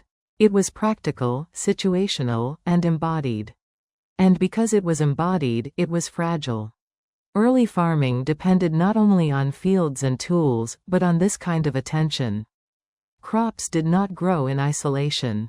Fields were mixed spaces. Wild plants intruded constantly. Some competed aggressively. Others protected soil moisture. Some repelled pests. Some attracted them. Knowing the difference mattered. People who watched plants closely learned which weeds were actually useful. Some were edible during crop failure. Some restored soil. Some indicated moisture levels. Others signaled disease before crops visibly suffered. This knowledge could not be gained by passing through occasionally. It required staying. It required noticing slow change. Women also watched cycles within cycles. They noticed how plants behaved differently in dry years. How certain varieties survived neglect. How others failed without constant care. These patterns did not appear in a single season. They accumulated across lifetimes. This made plant knowledge generational. Mothers taught daughters through repetition, not instruction. Leave that one. Take this later. Not now. Language was minimal. The body learned before the mind did. Men benefited from this knowledge constantly, through food, medicine, fiber, fuel, but rarely owned it formally. When stories were told later, when authority hardened, when ritual replaced practice, this knowledge became background. Invisible. Archaeology struggles to recover it because it leaves few durable traces. Tools remain. Bones remain. Fields remain. But decisions, thousands of tiny decisions made by watchers, do not fossilize. Yet without them, early farming would have failed more often. Plant watchers also shaped domestication more subtly than seed selectors alone. While seed saving mattered, daily tending mattered more. Plants that tolerated disturbance survived. Plants that grew well near humans thrived. Plants that responded positively to partial harvesting became favored. This process was guided less by harvest and more by familiarity. People trusted plants they had watched grow many times. Trust mattered in a system where failure could starve children. Novelty was dangerous. Familiarity was safety. This meant women often acted as stabilizers of agricultural systems. They resisted sudden change. They maintained diversity. They remembered alternatives. When a crop failed, it was often plant watchers who knew which wild foods could fill gaps. Which roots could be dug. which leaves were edible in scarcity. This knowledge softened collapse. It did not prevent it, but it slowed it. In times of stress, this made the difference between migration and survival. Yet as farming systems intensified, especially with plows, animals, and large-scale irrigation, this kind of knowledge lost status. Fields grew larger. Crops became more uniform. Weeds were cleared aggressively. Wild plants were pushed out. Attention shifted from diversity to yield. Plant watching was replaced by management. This transition did not erase women's work immediately. It devalued it. As agriculture became more visible, marked by large tools, animals, structures, knowledge tied to small, quiet actions was overshadowed. Authority moved toward those who controlled labor, land, and storage. Subtle expertise was harder to defend in hierarchical systems. Still, it persisted. Even in later agricultural societies, women retained knowledge of gardens, medicinal plants, seed storage, fermentation, and food preservation. These domains were considered secondary, even domestic. Yet they were essential. When official systems failed, these skills re-emerged. History often frames early agriculture as a story of innovation and control. But beneath that story is another one: continuity and care. The work of noticing. The discipline of staying. You can imagine one of these watchers at the edge of a field. She does not carry tools. She does not give orders. She bends, touches leaves, smells soil. She knows this patch intimately. She remembers it from last year and the year before that. She knows which plants should not be pulled yet. She knows which ones will return if left alone. She knows which ones mean trouble. She does not write this down. She does not need to. Her knowledge lives in repetition, in habit, in the fact that she will be here again tomorrow. This kind of knowledge does not travel well. It does not survive conquest, migration, or abstraction. It is local. It belongs to place. And that is why it disappears from history so easily. As farming systems grew larger and more rigid, this knowledge became marginal. Fields were simplified, diversity reduced, uniformity rewarded. Watching became less valuable than controlling. Yet whenever systems failed, through drought, disease, or social collapse, it was this forgotten knowledge that resurfaced. People returned to mixed planting, to wild foods, to careful observation, to small-scale decisions. The watchers were never gone. They were just not being asked. As you step back from this early field, you begin to see how much of history depends on who stays close enough to notice. Not who leads, or conquers, or builds, but who watches patiently while others look elsewhere.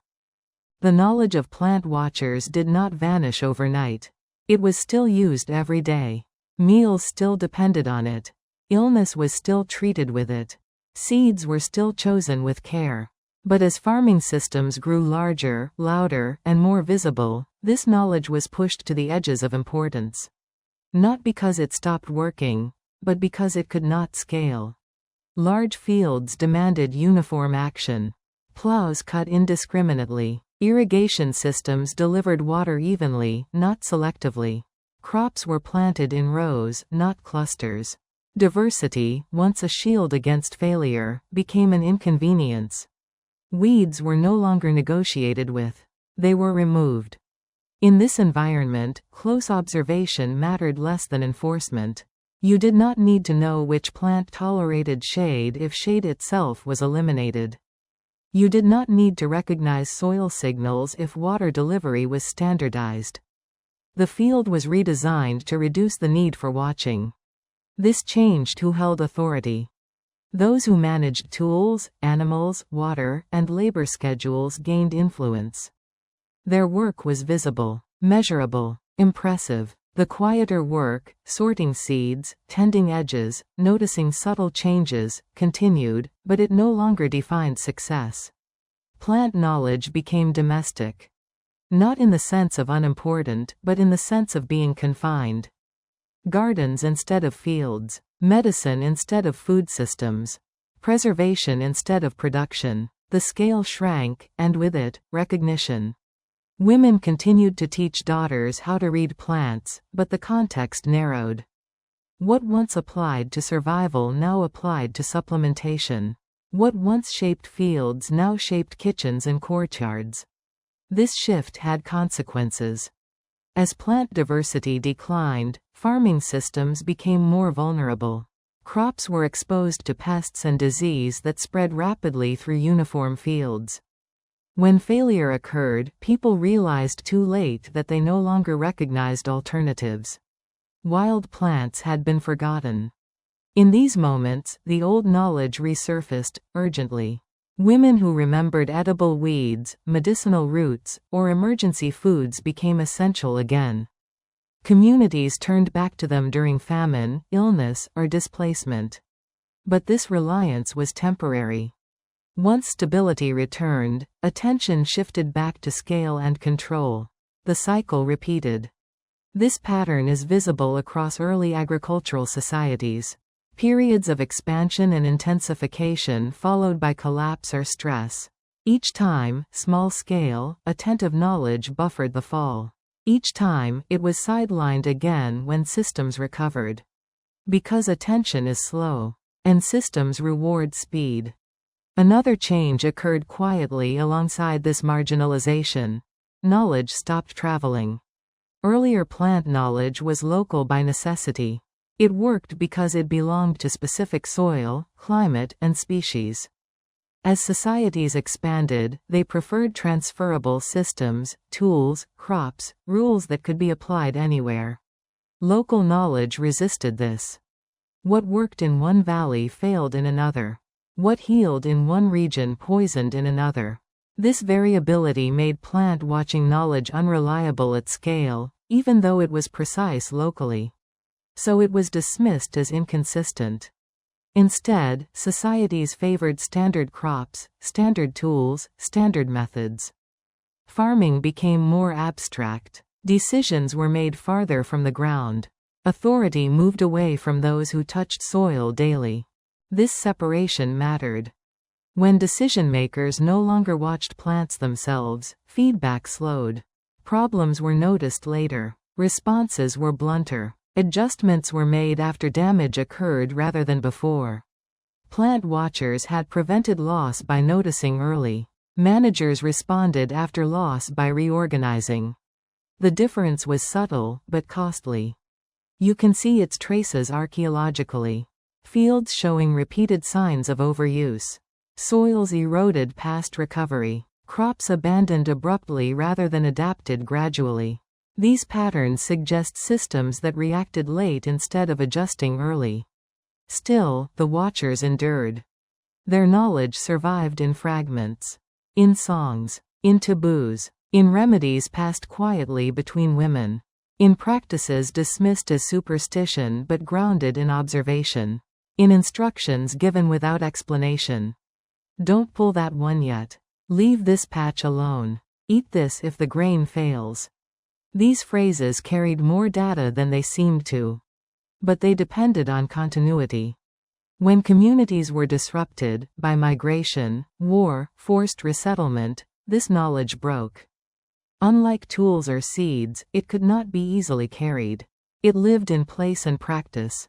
Once separated from both, it faded quickly. This is why plant-watching knowledge is often strongest among women in long-settled communities and weakest in newly formed ones. Time mattered more than talent. As farming societies grew more hierarchical, the gap widened. Men increasingly controlled land allocation, labor organization, and surplus distribution. Women retained control over food preparation, storage, and household gardens. This division preserved knowledge, but isolated it. Plant watchers no longer influenced field decisions. They responded to them. And yet, even in this reduced role, they shaped outcomes. Storage techniques determined survival length during famine. Fermentation extended food life. Medicinal plants reduced mortality. These effects were indirect but decisive. History records rulers and tools. It rarely records who kept people alive quietly. As you imagine this stage of farming life, you see a landscape that looks more orderly than before. Fields are clearer, crops are uniform, systems feel controlled. But you also feel something missing. The edges are emptier, the variety thinner, the safety nets fewer. The watchers are still there, but they are watching from the margins now, gardens, paths, storage rooms, rather than shaping fields directly. They still know what others have forgotten. They know which plants return when land rests. They know which weeds mean soil exhaustion. They know which roots survive drought. But fewer people are listening. Not during times of success, but during strain, when fields failed, when systems broke down, when certainty dissolved. In those moments, the knowledge that had been treated as secondary became essential again, not because it was powerful, but because it was flexible. Large farming systems failed loudly. Plant knowledge saved people quietly. When crops collapsed from disease or drought, it was often women who knew what else could be eaten. Wild greens that appeared after rain. Tubers that survived underground when fields burned. Plants that had been ignored for generations because they were inconvenient or low yield suddenly mattered again. These foods were not celebrated. They were endured. They kept people alive long enough to rebuild. In archaeological records, this return is visible indirectly. Periods of stress show increased diversity in plant remains. Seeds from wild species reappear in storage pits. Grinding stones show traces of varied plants again. These are not signs of prosperity, they are signs of adaptation. The watchers stepped forward when systems stepped back. But this return was never permanent. As soon as stability returned, attention shifted again toward scale and order. Fields were replanted uniformly. Wild plants were cleared. The watchers were thanked, then ignored. Their knowledge remained useful, but no longer valued. This cycle repeated across cultures and centuries.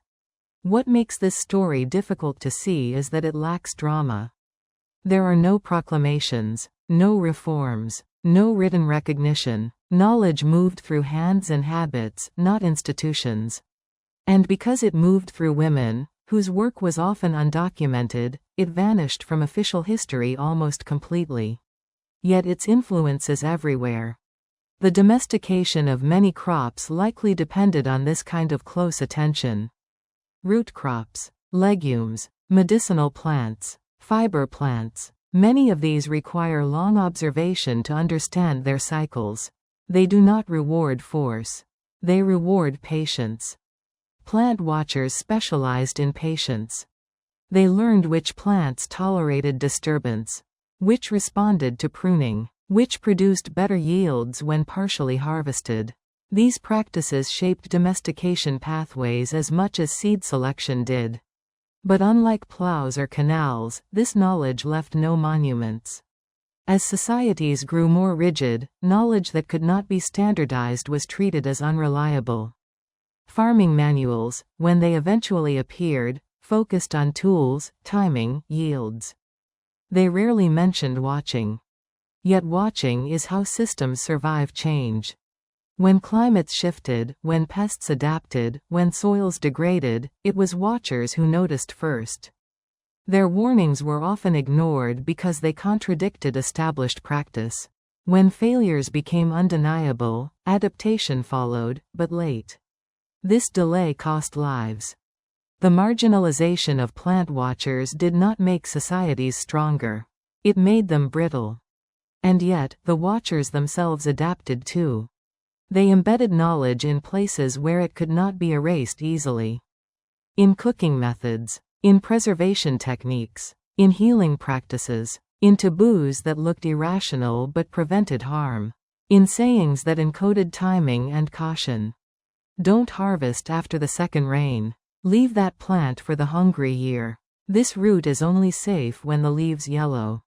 These fragments survived conquest, migration, and collapse better than formal systems ever did. Because they were small. Because they were portable. Because they lived in daily life. As you step back from this story, you realize something unsettling. The success of early farming is often attributed to tools, animals, and organization. But its survival through failure depended just as much on quiet, attentive knowledge that never scaled, and therefore never dominated. History prefers systems that grow. Survival often depends on systems that bend. Women who watched plants held knowledge that allowed bending. They noticed early signs. They preserved alternatives. They kept diversity alive when efficiency threatened it. They did not resist farming. They stabilized it. Even today, echoes of this knowledge persist. In home gardens, in traditional medicine, in seed saving, in practices dismissed as old-fashioned but rediscovered during crisis. The pattern has not changed. When systems work, watching seems unnecessary. When systems fail, watching becomes everything. Primitive farming did not survive because people controlled nature perfectly. It survived because someone was always paying attention to what escaped control. The harvest has just ended. Grain sits in piles. Baskets are full. There is more food than you can eat in a day, more than you can even enjoy. And yet, this moment is more dangerous than hunger itself. Because now you must decide what not to eat. Early farming created a challenge no hunting society had ever faced at this scale. Food that had to last longer than appetite, longer than comfort, longer than certainty. Storage was not about abundance. It was about resisting abundance, holding it back from immediate use in order to survive later. This required a new kind of discipline. For foragers, food spoiled quickly or moved away. There was little temptation to overconsume because excess rarely lasted. Farming changed that. Grain could sit quietly for months. It did not rot immediately. It waited. And waiting food creates anxiety. Someone had to decide how much to store. Someone had to decide where. Someone had to decide who could access it and when. These decisions were not technical at first. They were social, emotional, moral. Because every stored seed was a meal not eaten today. The earliest storage methods were simple and risky. Pits dug into the ground. Baskets lined with clay. Pots sealed with mud. These methods worked only if conditions were right. Too much moisture invited mold. Too much heat attracted insects. Too little care allowed rodents to enter silently. Storage failure was cruel because it was delayed. You could do everything right during planting and harvest and still lose everything months later.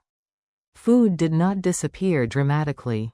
It vanished slowly. Grain became dusty, smelled wrong, made people sick. Entire stores could be ruined without obvious warning.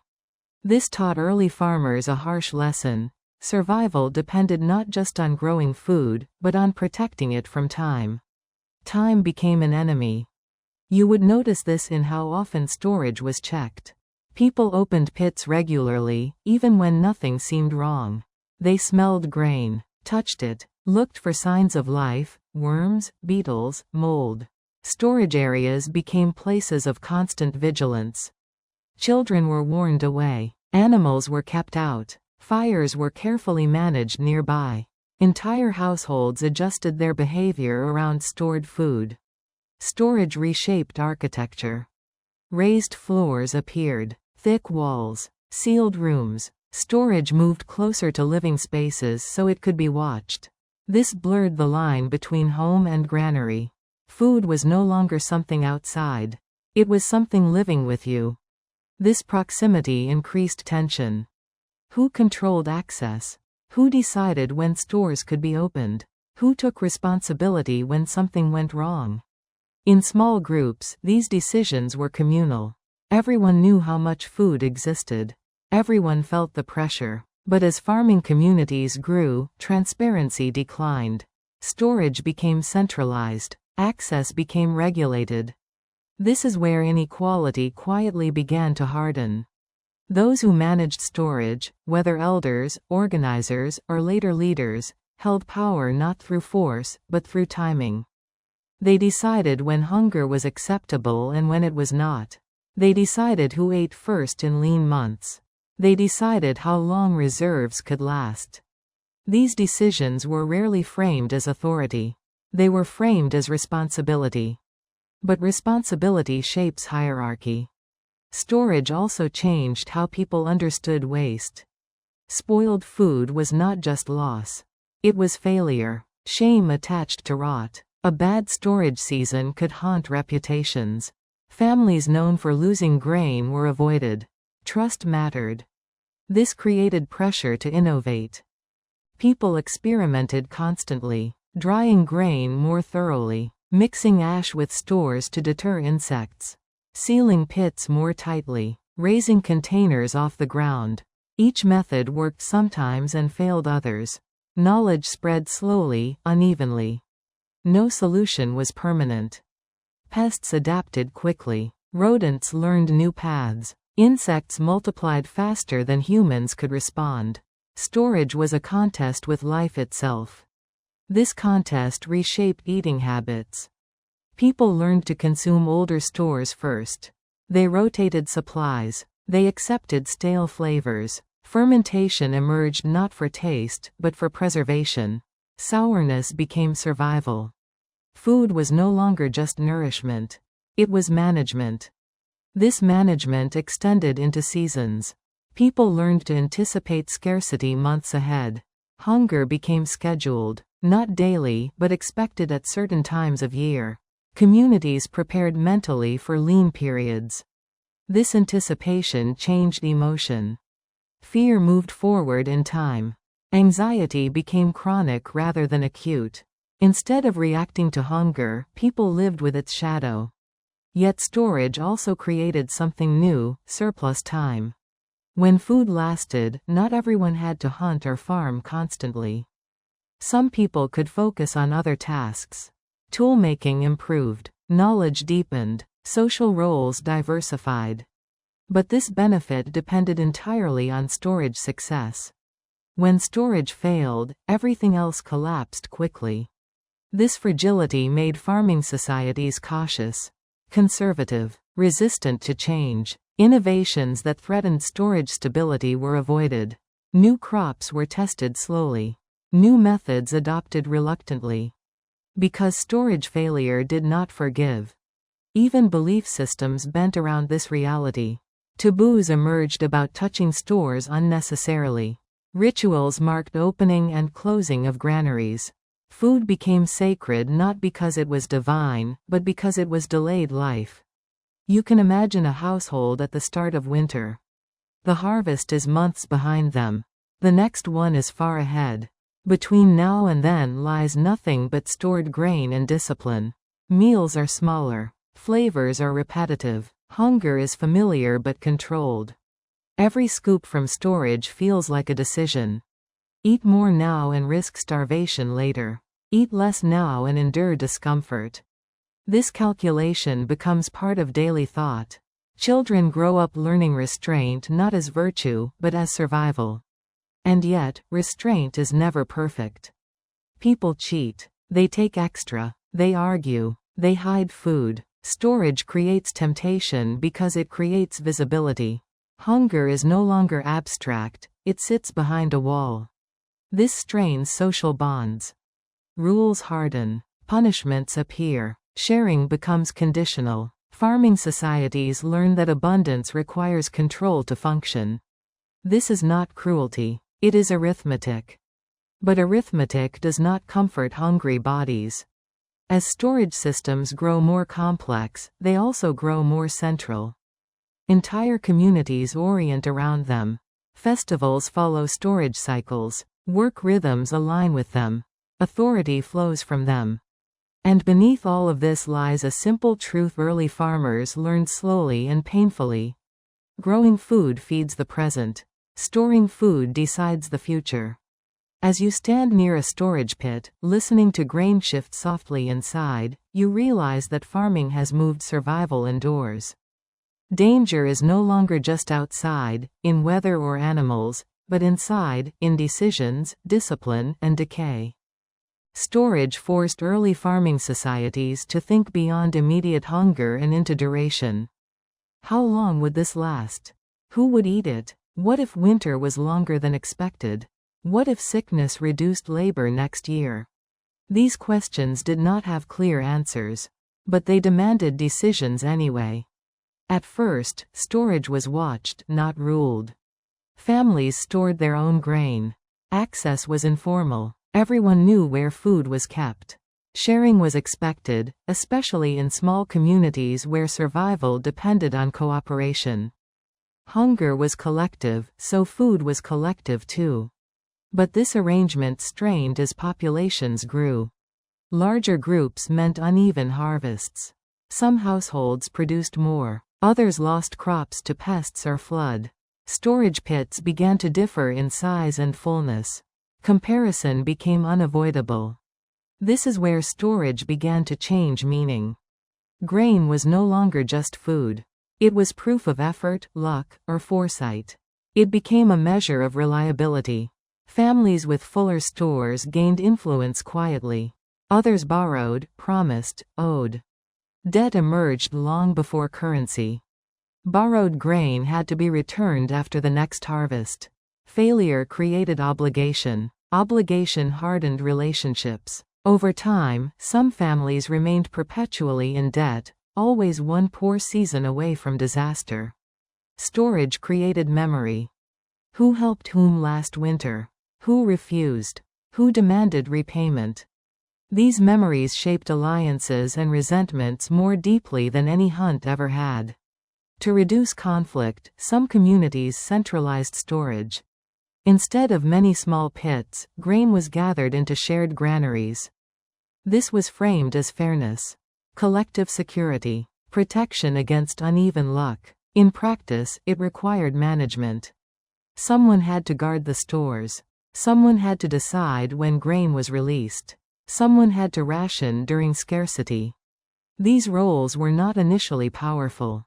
They were burdensome. Managing hunger meant making enemies. Every decision angered someone. But over time, these roles accumulated authority. Because hunger listens. When food was scarce, people obeyed those who controlled access. Not because they were violent, but because survival demanded cooperation.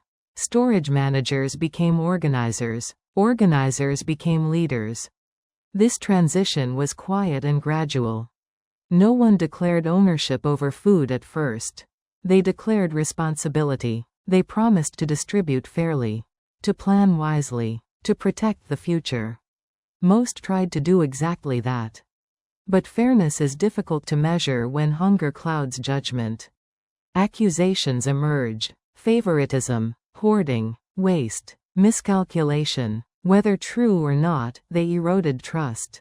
To defend decisions, storage managers created rules, fixed rations, schedules, restrictions. Rules made hunger predictable.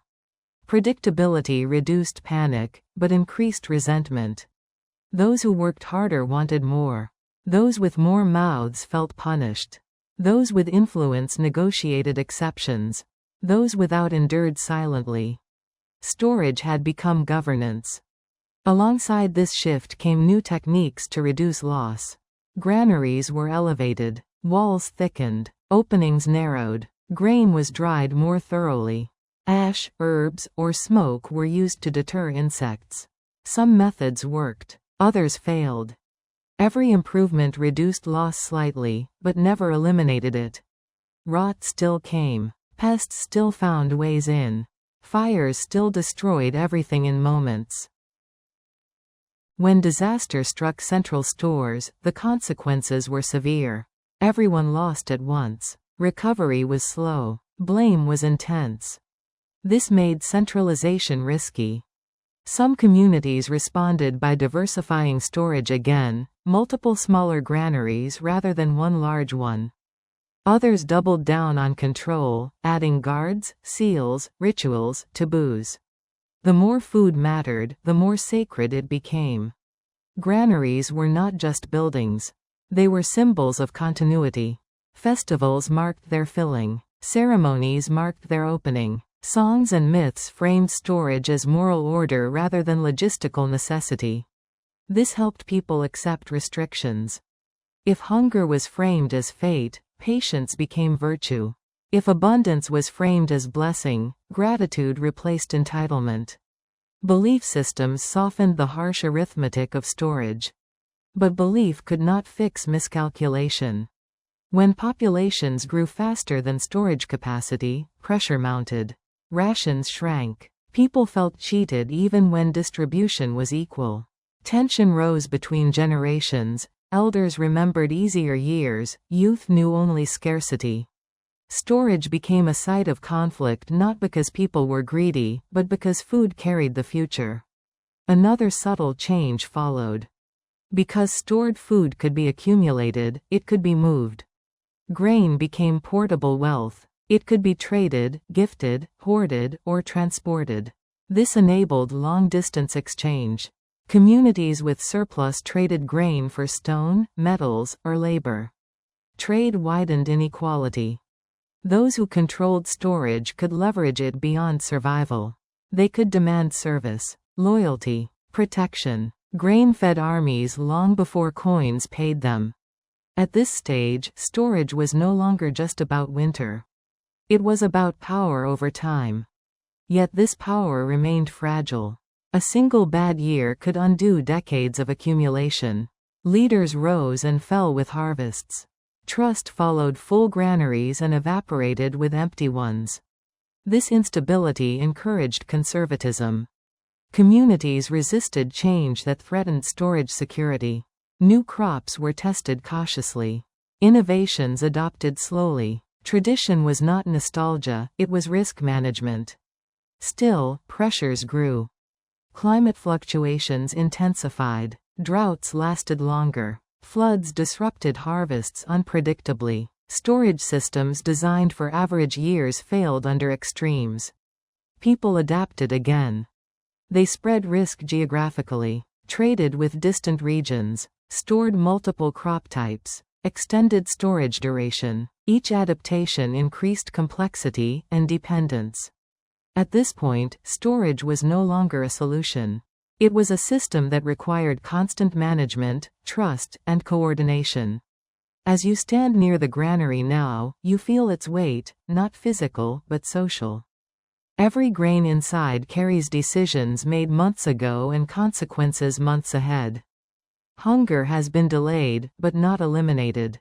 Once food could be stored reliably enough to last across seasons, and once access to that food was regulated, something new settled into farming societies: endurance of inequality. Not dramatic inequality, not sudden, but steady differences that did not reset with each hunt or each year. Stored food allowed advantage to persist. In earlier lifeways, fortune was temporary. A successful hunt fed everyone briefly. A failed season affected everyone quickly. But storage stretched outcomes across time. A good year could protect one family through a bad one. A bad year could trap another in dependency long after conditions improved. Memory became material. Debts no longer disappeared when hunger passed. They waited, like grain. Obligations followed people from season to season. Children inherited them without understanding why. Reputation hardened into status. This did not require cruelty. It required accounting. Once communities learned to count portions and predict duration, they learned to compare. Who received more? Who contributed less? Who owed? Who controlled access? These comparisons were unavoidable because food was visible, measurable, and essential. And because storage was centralized more often than not, decisions became central too. Granaries developed thresholds, rules about when they could be opened, how much could be taken, who qualified for aid. These rules were meant to preserve fairness. But fairness depends on perspective, and hunger narrows it. Those who made decisions faced constant pressure. They were blamed for scarcity even when it came from weather. They were praised for abundance even when it came from luck. Over time, they protected themselves by formalizing authority. Responsibility became office. Office became power. This power was rarely absolute. Early storage-based authority depended on cooperation. Leaders could not simply withhold food indefinitely without risking revolt or collapse. But they could influence behavior. Work obligations increased. Participation in maintenance, defense, or ritual became tied to access. Noncompliance carried consequences that were framed as necessary, not punitive. Everyone must contribute. Everyone must wait their turn. This is for survival. These statements were often true. But truth does not prevent consolidation. As storage systems matured, they began shaping social structure more deeply than farming itself. Families closest to granaries gained influence. Those managing stores gained leverage. Over generations, these roles became hereditary, not because of law, but because knowledge and trust accumulated in the same places. Granaries outlived individuals. This longevity mattered. People died. Harvests fluctuated. But storage structures remained. They anchored memory. They stabilized hierarchy. They turned temporary advantage into long-term position. At the same time, storage changed how failure was experienced. When food was immediate, hunger felt personal and urgent. When food was stored, hunger felt administrative. It arrived as reduced rations, delayed distribution, stricter rules. People did not starve all at once. They thinned gradually. This made suffering quieter and easier to manage. Communities adapted psychologically. Hunger became something endured with expectation rather than shock. Lean seasons were normalized. Rituals framed patience as virtue. Songs praised endurance. This cultural adaptation reduced panic. It also reduced resistance. When people expect hunger, they tolerate more control. Storage also changed migration. In earlier times, hunger triggered movement. People left depleted areas. With storage, movement was delayed. People waited longer, hoping reserves would last. This increased vulnerability. When reserves finally failed, options were fewer. Yet many still stayed. Because storage tied people to place emotionally as well as practically. Granaries held not just food, but labor, hope, memory. Leaving meant abandoning investment. It meant admitting failure. This reluctance deepened attachment to land and authority alike. At a larger scale, storage enabled coordination beyond kin groups. Large projects, irrigation, walls, roads, became possible because stored food could feed workers who were not farming themselves. Specialization expanded. Complexity increased. But complexity required stability. And stability depended on storage continuing to function. This made societies conservative in ways that are easy to misunderstand. Innovation slowed not because people lacked imagination, but because change threatened delicate balances. A failed experiment could ruin reserves meant to last years. So new crops were introduced cautiously. New techniques tested at margins. Tradition hardened because it had proven survivable. Yet tradition also preserved inefficiencies. As populations grew, storage systems were pushed closer to their limits. Surpluses shrank relative to demand. Margins thinned. A single bad season could undo careful planning. When this happened, responses followed familiar patterns. Rations tightened. Rules stiffened. Blame circulated. Some people were excluded. Others were favored. Social cohesion strained. Sometimes, this strain broke societies apart. Archaeological layers show it clearly. Granaries emptied and not refilled. Settlements thinned. Storage pits abandoned. In some places, people dispersed into smaller groups with simpler systems. In others, authority became harsher to enforce compliance. Both paths were attempts to solve the same problem. Storage had enabled growth, but growth had outpaced resilience. What makes this story unsettling is how recognizable it feels. Even now, modern societies store food on vast scales. We rely on delayed distribution, on centralized systems, on trust in management. We count, predict, ration, and plan. We accept hunger in some places to preserve stability elsewhere. The arithmetic has grown more complex. The principle has not changed. Primitive farmers learned that storing food changes everything, not because it creates abundance, but because it turns survival into a matter of timing and control. Food that lasts reshapes power. Power that lasts reshapes society. And still, storage never solved the original problem. It only postponed it. Rot still came. Pests still adapted. Climate still shifted. No granary was permanent. No system immune. In the end, storage did not eliminate hunger. It transformed it, from immediate crisis into managed scarcity. As you stand near that ancient granary one last time, you realize something subtle and profound. Farming taught people how to grow food. Storage taught people how to govern themselves around it. The low sounds of breathing. The scrape of hooves on packed earth. The dull movement of bodies shifting near the edge of the settlement. These animals are not wild, but they are not obedient either. They live close to you, but not fully with you. This is the beginning of domesticated animals as work partners. Long before animals pulled plows or carried loads, they were something much quieter: insurance. Living storage. Moving reserves of muscle, fat, and future labor. Early farmers did not domesticate animals primarily to eat them. Meat was too valuable to consume casually. What mattered more was what animals might become. Animals were time-made flesh. A herd grazing nearby represented calories that did not rot, did not mold, did not attract insects the way grain did. Animals fed themselves, mostly. They converted grass humans could not eat into strength humans could eventually use. At first, this relationship was loose. Animals were tolerated rather than controlled. Goats, sheep, and cattle were kept near settlements but not confined strictly.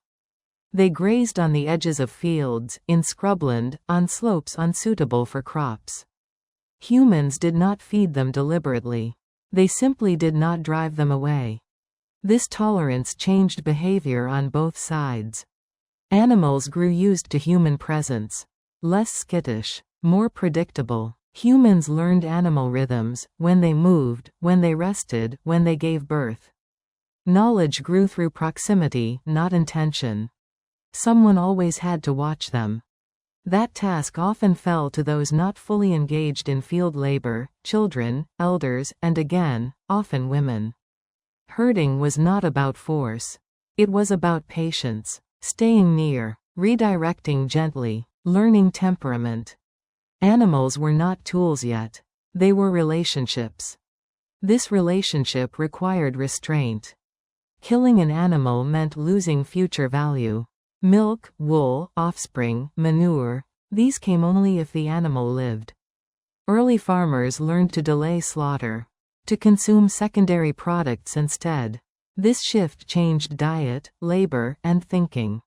Milk was revolutionary. It provided calories without death.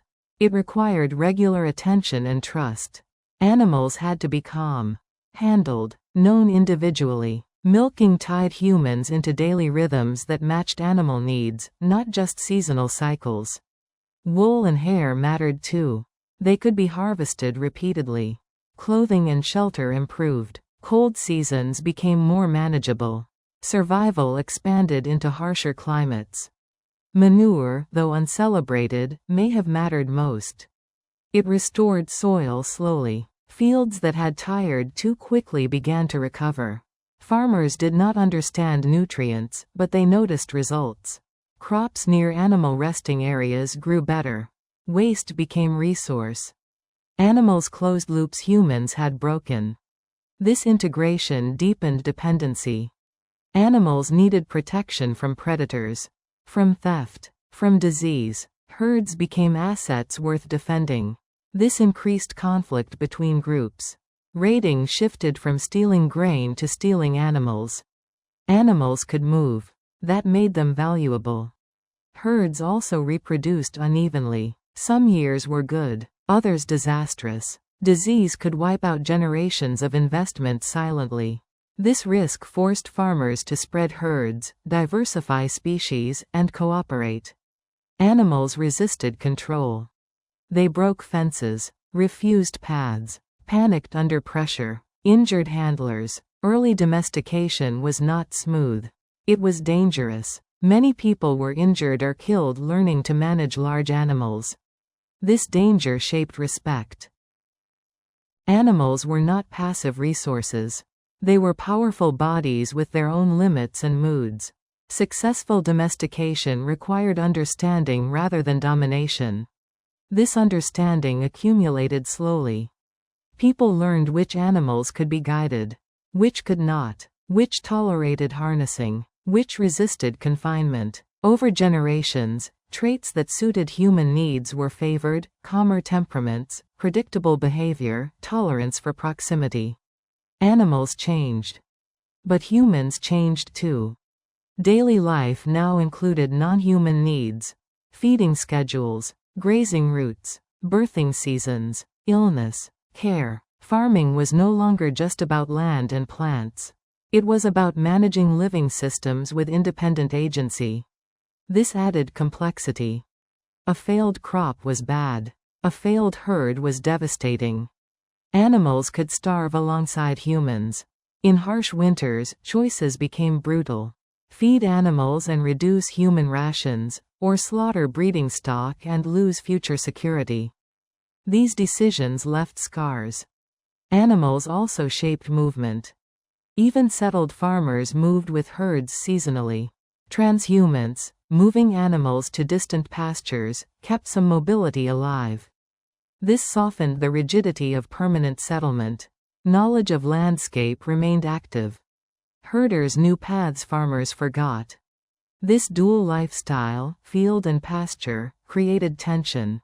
Herders valued flexibility. Farmers valued control. Both depended on each other. Conflict and cooperation coexisted. Gradually, something new emerged. Animals began to work. At first, incidentally, carrying light loads, pulling simple frames, helping drag logs or stones. These uses were experimental and limited, but they hinted at possibility. Muscle beyond human limits. This possibility changed expectations. Fields that once took generations to clear could now be expanded faster. Soil could be worked deeper. Transport became easier. Surplus grew. But this future has not arrived yet. For now, animals are still mostly companions in survival. Watched, guided, valued for what they might do, not yet for what they already do. You see a child walking behind a small herd, guiding them gently away from young crops. You see an elder checking an animal's leg. You hear low sounds near the settlement at night. These animals are not food waiting to be eaten. They are futures waiting to be decided. Not all at once, not confidently, in small, careful ways that could be reversed if something went wrong. A rope tied loosely. A wooden frame dragged a short distance. A load balanced across a back, then quickly removed when the animal resisted. Most attempts failed. Animals panicked. They bolted. They kicked. They collapsed. Humans were injured. Trust was broken. Some communities abandoned the idea entirely for generations. But in other places, people persisted. They noticed that some animals tolerated pressure better than others. Some responded to voice. Some learned routes. Some remembered routines. These animals were kept. Others were slaughtered or left to graze freely. Selection happened again, this time in both directions. Animals that could not live with humans were removed. Humans who could not read animals learned slowly or were injured into caution. Over time, cooperation improved not because animals were weaker, but because communication became clearer. The harness mattered more than the whip. Early harnessing was crude, but transformative. Pressure distributed across chest and shoulders rather than neck. Loads adjusted to movement. Pain reduced. Animals worked longer, more calmly. This changed everything. For the first time, farming labor extended beyond human endurance. One animal could do the work of several people for hours without collapsing. Fields expanded. Soil was turned deeper. Transport became possible at scales never imagined before. The human body stopped being the main engine of survival. This relief was immediate and addictive. Work that once took weeks could now be done in days. Stone tools felt lighter when paired with animal strength. Clearing land accelerated. Roads formed from repeated use. Villages grew faster than memory could keep up with. But this power came with new costs. Animals required year-round care. Feed had to be secured even when crops failed. Pasture competed with farmland. Disease spread quickly through herds kept too close together. A single outbreak could erase decades of slow breeding. Farmers responded by specializing.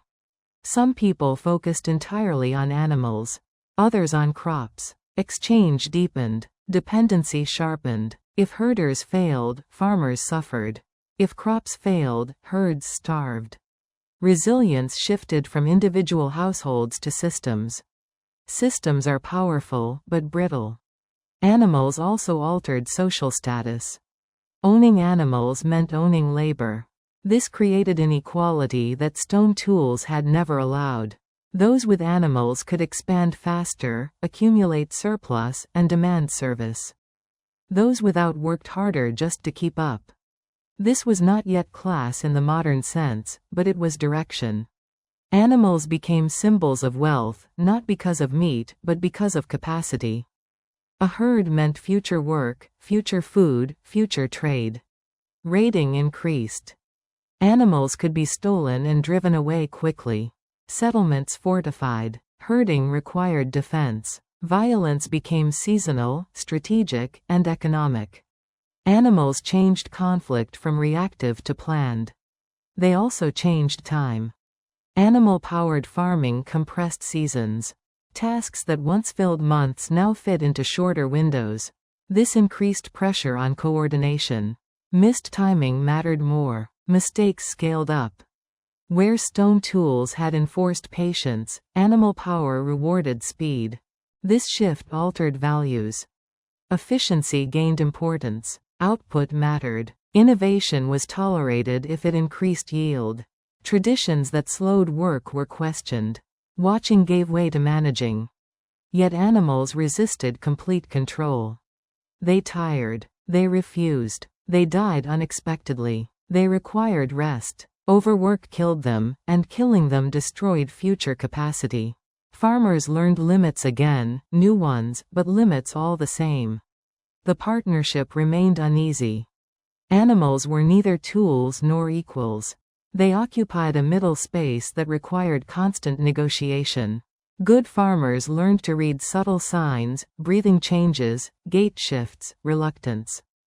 Bad farmers pushed too hard and lost everything. Knowledge mattered again. This time, animal knowledge joined plant knowledge as essential but undervalued expertise.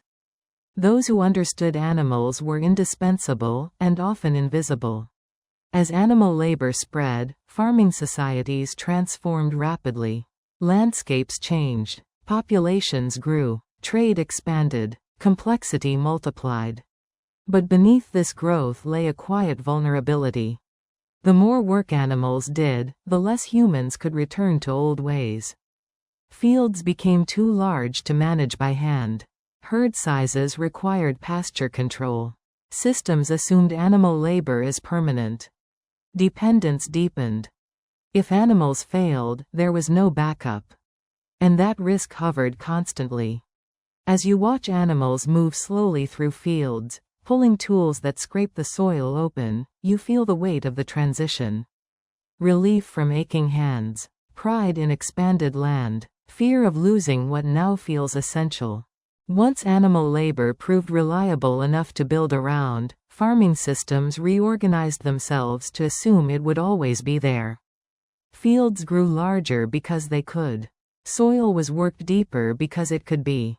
Transport networks expanded because loads could now move farther than human backs allowed. Villages stretched into towns, towns linked into regions. The animal was no longer an addition to farming. It was the hinge. This changed land first. Fields were redesigned to suit animal movement, longer rows, straighter paths, wider clearings. Hedges were cut back, stones removed more thoroughly. Pastures were claimed and defended. Water access for animals became as important as water for crops. Land that could not support animals lost value. Land that could became central. This sharpened inequality. Those with animals controlled productive land. Those without worked it. Labor arrangements shifted subtly but decisively. Some people no longer farmed their own food. They worked in exchange for access to grain, to pasture, to protection. This exchange hardened over generations. Children born into households without animals inherited labor obligations. Children born into households with animals inherited leverage. Status became durable. Memory stopped resetting. Animals made inequality stick. They also changed governance. Managing animals required coordination beyond households. Grazing schedules, water access, disease control, breeding decisions. Disputes over pasture intensified. Rules emerged to regulate movement and use. Rules required enforcement. Enforcement required authority. This authority often presented itself as stewardship. Protecting herds from overuse. Preventing conflict. Ensuring future productivity. Many such rules were sensible. Necessary, even. But necessity accumulates power. As authority concentrated, decision-making moved farther from daily contact with animals themselves. People who no longer watched animals closely still controlled how they were used. This distance mattered. Overuse increased. Animals were worked harder to meet growing demands. Short-term gains were prioritized over long-term health. Breeding favored strength and docility over resilience. Animals paid the price. So did systems. Herd collapses, through disease, drought, or overwork, became catastrophic. Where stone tools had failed slowly, animal systems failed suddenly. Losses were immediate and large. Recovery took years. When herds died, fields could not be worked as planned. Crops failed. Stored grain dwindled. Hunger spread rapidly. The very efficiency that animals enabled magnified disaster. Communities responded as they always had, by intensifying control. Quarantines were attempted. Herds were restricted. Movement was limited. Rituals multiplied. Blame circulated. Sometimes, animals were slaughtered preemptively to save feed, trading future capacity for present survival. These decisions were agonizing. Killing an animal was no longer just killing food. It was destroying infrastructure. And yet, animals remained indispensable. Even after repeated failures, people did not abandon animal labor. They adjusted around it, diversified species, spread herds geographically, developed traditions to manage risk, seasonal movement, herd splitting, shared grazing rights. These adaptations worked unevenly. Some societies achieved relative balance, integrating animals into systems that flexed with climate and land limits. Others pushed too far, too fast, and paid for it with collapse. Across all cases, one pattern held: animals bound people more tightly to place and hierarchy than any tool before them. Herders could move, but farmers tied to animal-powered fields could not. Pastures became boundaries. Roots became claims. Conflict hardened around resources that moved but could be owned. Animals transformed war. Raiding targeted herds. Defense focused on livestock. Wealth could now be seized and driven away. Violence became mobile, planned, economically motivated. This was not inevitable, but it was enabled. Animals also transformed time. Daily rhythms adjusted to feeding and care. Seasonal rhythms adjusted to breeding and movement. Human calendars aligned with animal cycles as much as plant ones. Life sped up in some ways, work done faster, and slowed in others, waiting on growth, gestation, recovery. People lived inside multi-species schedules. This created empathy in some places and exploitation in others. Those who worked closely with animals often developed deep understanding. They knew limits. They resisted overuse. They advocated rest. Their knowledge looked like compassion, but it was practical. Healthy animals meant survival. Those farther from animals saw only output. This split, between those who touch systems and those who manage them, appears again and again in later history. By the end of this process, domesticated animals had reshaped humanity's relationship with effort, land, and power. Stone tools had taught patience. Seeds had taught planning. Storage had taught control. Animals taught scale. Scale changed everything. It enabled growth beyond local limits. It supported dense populations. It allowed complexity to flourish. It also concentrated risk, inequality, and dependence. Primitive people did not domesticate animals to dominate nature.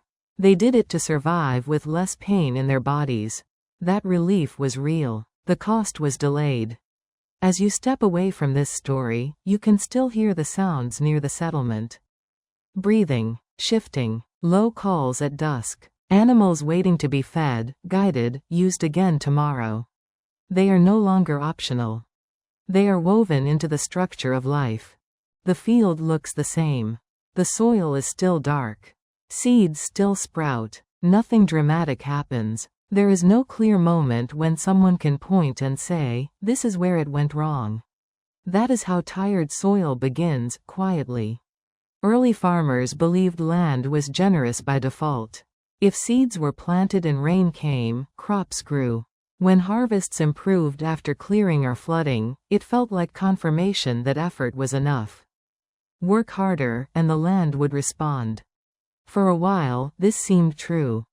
But soil remembers what is taken from it. Every harvest removes something invisible: nutrients, organic matter, structure. Early farmers did not know these words, but they knew the feeling. Yields declined slightly. Plants grew thinner. Heads filled less fully. Fields that once fed families now barely fed households. No one panicked. They blamed weather, seeds, timing, spirits. They adjusted what they could see. They worked harder. They planted more densely. They cleared more land to compensate. This response made sense, at first. But compensation hid the problem instead of solving it. As fields expanded, labor increased. As labor increased, dependence deepened. Farming systems were no longer flexible enough to pause and let land rest. Rest meant hunger. Hunger meant failure. So the land did not rest. Soil exhaustion was not a single mistake. It was the cumulative effect of success. Fields that had been planted continuously lost resilience. Rain behaved differently. Water ran off instead of soaking in. Dry seasons felt harsher. Floods washed soil away more easily. The land still produced crops, but only with greater effort. This is where farming changed character. Early farming had been cautious. Now it became insistent. People broke soil deeper. They removed weeds more aggressively. They planted the same crops repeatedly because they were familiar and reliable, ironically accelerating exhaustion. Crop diversity declined. Uniformity made planning easier, but it also concentrated risk. Pests adapted quickly. Diseases spread faster. Fields that once absorbed stress now amplified it. Farmers noticed patterns, even if they could not explain them. Some plots went bad sooner than others. Some recovered if abandoned for years. Some never fully recovered. This taught an important lesson: land had limits. But limits were difficult to accept when survival depended on output. So people moved, carefully, reluctantly. Not entire communities at once, but fields. New land was cleared nearby. Old land was reduced to secondary use. Grazing replaced crops. Shifting cultivation emerged, not as strategy, but as necessity. Clear, farm, exhaust, move. This pattern repeated across landscapes. In forested regions, trees were cut and burned. Ash fertilized soil briefly. Crops flourished for a few years. Then yields declined. Farmers moved again, leaving secondary growth behind. Fire became a tool of renewal, but also of depletion. These methods worked only while land was abundant. As populations grew, fallow periods shortened. Soil had less time to recover. Exhaustion arrived faster. Eventually, there was nowhere left to move nearby. This is when tension rose. Fields were claimed longer. Boundaries hardened. Neighbors competed for fertile patches. Conflict increased, not because people were aggressive, but because tired soil reduced options. Land that could still produce became valuable beyond reason. This changed how people thought about ownership. Earlier fields had been used. Now they were defended. Presence turned into claim. Claim turned into inheritance. Leaving land became loss rather than adaptation. So people stayed longer on land that should have been rested. They tried new solutions. Animal manure helped, slowly. Mixed planting helped, sometimes. Irrigation masked exhaustion by adding water, but often worsened salinization. Plowing deeper brought temporary relief and long-term damage. Each solution postponed collapse and increased dependence. Soil exhaustion did not cause farming societies to fail immediately. It made them fragile. Harvests became unpredictable. Storage had to compensate more often. Animal labor increased pressure on land. Systems grew more complex just to maintain previous output. This complexity hid the problem further. People became skilled at managing decline without naming it. They accepted smaller harvests as normal. They lowered expectations. They relied on stored grain longer. They reduced diets quietly. Children grew shorter. Bones show it clearly. Soil tiredness showed up in bodies long before it was recognized in fields. And yet, people continued. Because leaving meant abandoning infrastructure, storage, animals, and memory. Because alternatives had narrowed. Because staying and enduring felt safer than moving and starting again. Soil exhaustion trapped people. This is the cruel irony of early farming. Success created permanence, and permanence removed flexibility. Hunter-gatherers moved when land tired. Farmers worked harder.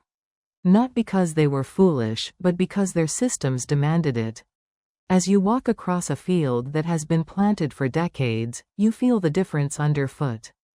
The soil is compacted, harder, less forgiving. Plants still grow, but only with constant effort. The land is no longer generous. It is negotiated with. By the time early farmers understood, through experience, not theory, that soil recovered when left alone, their societies were no longer designed to allow it. Too many people depended on too few fields. Too much labor had already been invested. Too many mouths waited for harvest. Fallowing land made sense. But sense did not feed people. At first, rest was partial. A corner of a field left unplanted. A plot rotated to grazing. A season skipped when stores were full. These small pauses helped, but not enough. Recovery was slow. Demand was constant. So fallow periods shortened. What once needed 10 or 15 years of rest was given 5. Then 3. Then 1. Eventually, land was planted continuously because there was no other choice.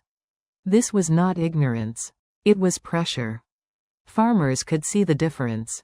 They knew older fields produced weaker crops. They knew new clearings yielded better harvests. But new land was harder to find. Clearing it took time, tools, and conflict with neighbors who had the same idea. Population growth closed the escape routes.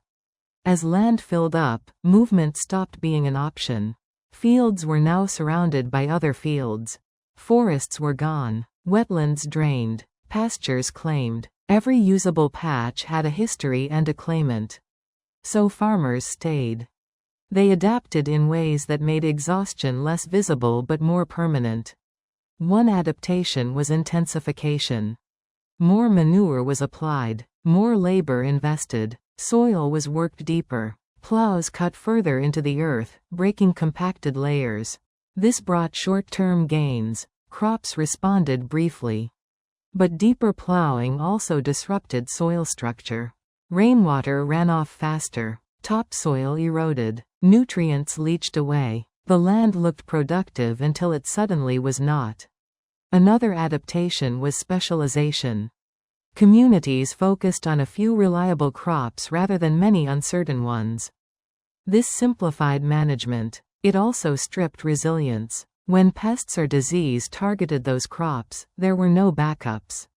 Farmers knew this risk, but alternatives required space and time they no longer had. Some communities leaned harder on animals. Grazing replaced cropping on exhausted land. Manure was collected and returned to fields. This helped, but only while herds could be fed. As pastures degraded too, animals competed with crops for space. Soil exhaustion spread outward, touching every part of the system. This spread was uneven. Some families controlled better land. Others worked marginal plots. Inequality deepened as soil quality diverged. Those with exhausted land fell into dependency. They borrowed food. They traded labor. They lost autonomy. Soil quality became social destiny. In these conditions, conflict intensified. Boundary disputes grew sharper. Land inheritance became contentious. Families defended fields more aggressively, even when those fields barely produced. Ownership hardened because scarcity demanded it. People began to think of land not as something to use wisely, but as something to hold at all costs. This mindset made adaptation harder. Leaving exhausted land felt like failure. Staying and enduring felt responsible, even when it was destructive. Tradition reinforced this. Ancestors had worked this land. To abandon it was to abandon memory. So farmers pushed harder. They accepted declining returns as normal. They adjusted diets downward. They stretched storage longer. They relied on animal products more heavily. They married later. They spaced children. Population growth slowed, not by design, but by constraint. Soil exhaustion reshaped bodies and lives quietly. Bones show increased stress markers. Teeth show poorer nutrition. Children grew shorter. Lifespans fluctuated. None of this was sudden. It unfolded slowly enough to be endured. This slowness made exhaustion hard to confront. There was always hope that next year would be better.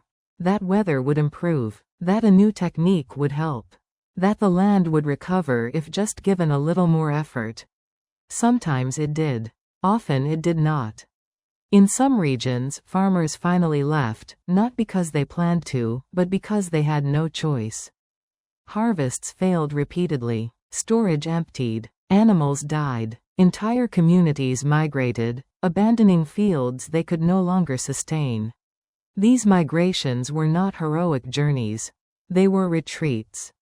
People moved to marginal lands, to higher ground, to drier soils, to places less exhausted but also less forgiving. They carried farming knowledge that did not always apply. Failures repeated. In other regions, people stayed and restructured. They reduced scale, accepted lower yields, reintroduced mixed planting, extended fallow wherever possible, integrated animals more carefully. These communities survived longer, not because they were more advanced, but because they were willing to shrink. Shrinkage was adaptation. This is a difficult lesson to see in history because it does not look like progress. It looks like retreat. But retreat preserved life where expansion would have destroyed it. As you stand at the edge of a tired field now, you can feel the weight of these decisions. The soil is not dead, but it is exhausted. It will respond only slowly, and only if allowed. But allowance requires restraint. Restraint requires security. Security requires options. Early farmers were running out of options. They had learned how to grow food. They had learned how to store it. They had learned how to use animals and tools. What they had not learned, because it is the hardest lesson of all, was how to stop. Not everyone moved. Not everyone stayed. And the difference between those outcomes reshaped history quietly. When soil exhaustion reached a point where effort no longer produced security, communities split along lines that were rarely planned. Some households still had animals, tools, and stores. Others had only labor. Some held land that could limp along with care. Others worked plots that failed no matter what they did. The land did not collapse evenly. People did not respond evenly. Those with fewer ties, less storage, fewer animals, weaker claims, left first. Not because they wanted to wander again, but because staying offered nothing but delayed hunger. They moved to margins others had ignored. Uplands, floodplains newly exposed, forest edges, semi-arid zones. They carried farming with them, but lightly. These groups mixed cultivation with foraging, herding, fishing. They accepted lower yields in exchange for flexibility. They watched land carefully. They moved before exhaustion became permanent. Their settlements were smaller, quieter, harder to trace. History barely notices them. Those who stayed were different. They stayed because they had more to lose: infrastructure, herds, authority, memory anchored in place. They intensified management. They reorganized labor. They enforced rules more tightly. They depended more heavily on animals, irrigation, and storage to mask soil fatigue. This worked, for a time. Staying communities became denser, more complex, more brittle. They survived through coordination rather than resilience. When conditions aligned, they thrived. When they did not, failure was severe. This divergence created two paths out of soil exhaustion. One path accepted limits and mobility. The other resisted limits and demanded control. Neither path was morally superior. Both were responses to pressure. Both carried costs. Over time, the staying path produced visible civilization, towns, monuments, records, authority. The moving path produced continuity, knowledge of mixed subsistence, adaptability, landscape awareness. We remember one. We inherit both. Soil exhaustion also changed how people thought about land itself. Earlier, land had been something you used and left. Then it became something you stayed with.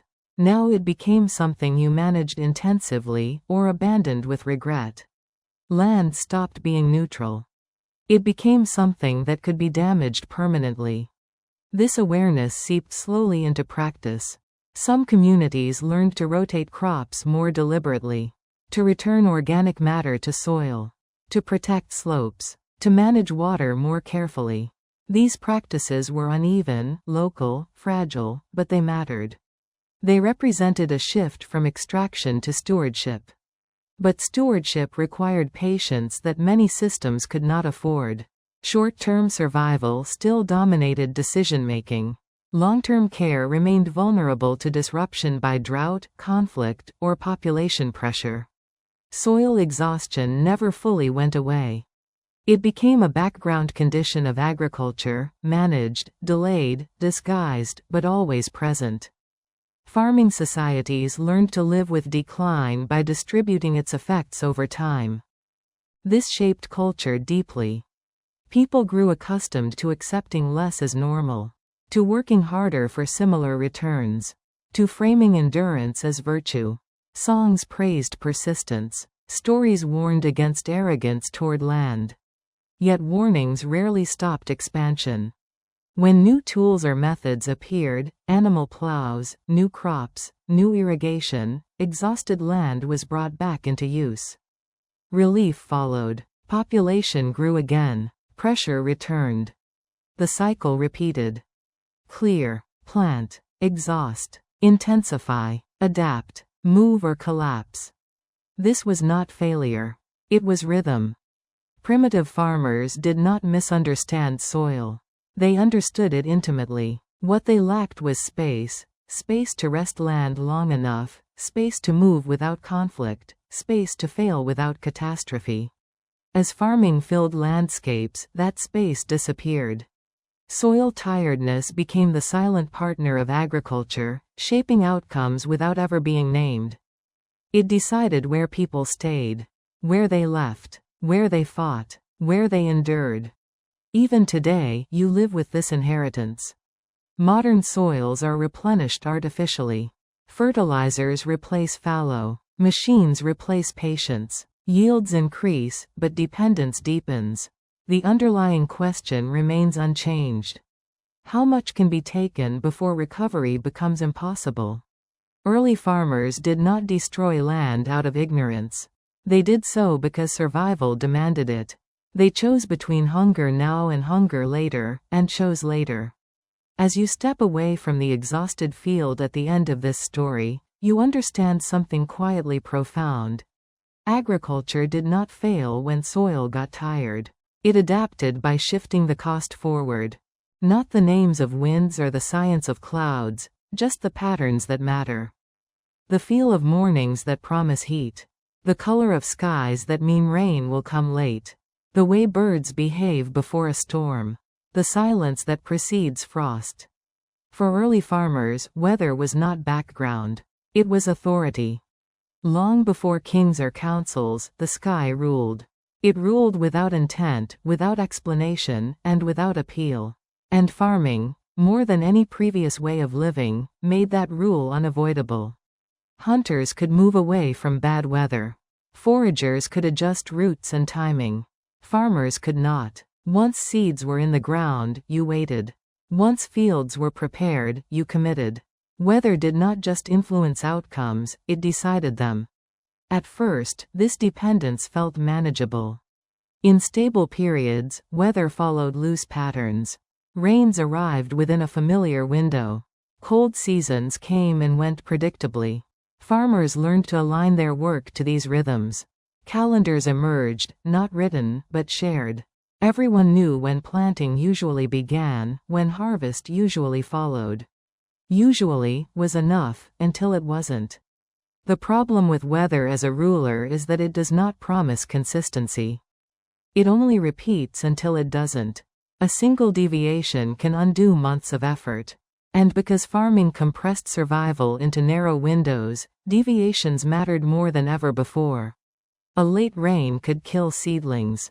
An early frost could destroy harvests. A dry year could empty storage pits silently.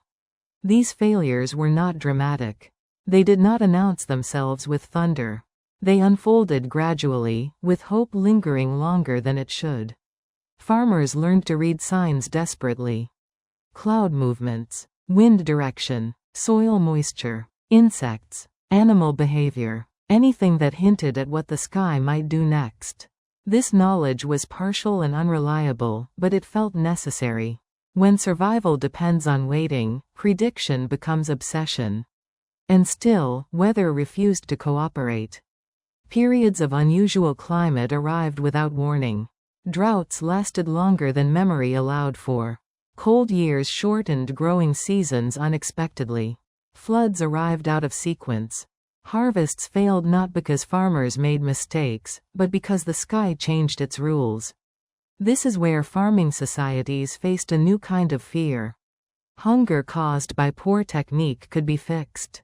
Hunger caused by weather could not. At first, communities treated bad weather as temporary. They leaned on storage. They reduced consumption. They waited for conditions to return to normal. This worked when extremes were brief. But when abnormal conditions lasted years, waiting became collapse. Archaeological records show these periods clearly. Layers where settlement shrinks, where diets narrow, where malnutrition rises, where birth rates fall, where people leave. These are not records of disaster in the dramatic sense. They are records of attrition. Weather ruled by exhaustion. In these moments, social order strained. Storage managers faced impossible decisions. Rations tightened. Inequality sharpened. People argued over whether scarcity was real or mismanaged. Trust frayed. Blame followed patterns. Sometimes it targeted leaders, sometimes neighbors, sometimes outsiders, sometimes belief systems. Weather did not cause conflict directly, but it created conditions where conflict felt justified. Ritual intensified. When control failed, meaning filled the gap. Offerings were made. Taboos enforced. Behaviors were regulated in hopes of restoring favor. This was not ignorance, it was agency under uncertainty. Doing nothing felt worse than doing something symbolic. Weather became moralized. Good years were blessings. Bad years were punishments. Farming societies framed climate variability as response to human behavior because randomness was unbearable. If the sky could be influenced, even indirectly, then suffering was not meaningless. This belief offered comfort and danger. Comfort because it promised order. Danger because it punished deviation. During prolonged hardship, communities became rigid. Innovation slowed. Traditions hardened. People clung to familiar practices even when they no longer worked. Changing methods felt risky when failure was already everywhere. This rigidity made recovery harder. Some communities adapted by diversifying, mixing crops, spreading fields, maintaining wild food knowledge. Others doubled down on control, irrigation, central storage, stricter rules. Both strategies could work briefly. Neither could defeat the sky. Weather shaped migration too. When conditions worsened, people moved, not in waves, but in trickles. Households left quietly. Younger members went first. Elders stayed behind. Settlements thinned without collapsing. These movements rarely appear in stories. They leave few traces. But they reshaped populations gradually, spreading farming practices into new regions and abandoning exhausted or hostile ones. Weather pushed people into history's margins. It also reshaped political power. Leaders rose during good years and fell during bad ones. Authority tied to harvests proved fragile. Some leaders were blamed for weather beyond their control. Others exploited crisis to consolidate power, using scarcity to enforce obedience. Weather became a test of legitimacy. Those who could distribute food during bad years were trusted. Those who could not were replaced, overthrown, or abandoned. Governance evolved not from ideology, but from survival under climate stress. Over generations, farming societies learned a bitter truth. No amount of organization could eliminate weather risk. It could only redistribute it. Some people would always suffer more. Some places would always fail first. The sky did not care about fairness. This reality shaped culture deeply. Stories warned of arrogance toward nature. Proverbs urged preparation and humility. Calendars marked dangerous times. Festivals celebrated survival more than abundance. Yet beneath humility lay frustration. People worked harder than ever, stored more carefully than ever, coordinated more tightly than ever, and still lost control when weather shifted beyond familiar bounds. This frustration accumulated quietly. Fields failed not because of laziness. People starved not because of ignorance. Systems collapsed not because of chaos. They failed because farming tied survival to forces that could not be commanded.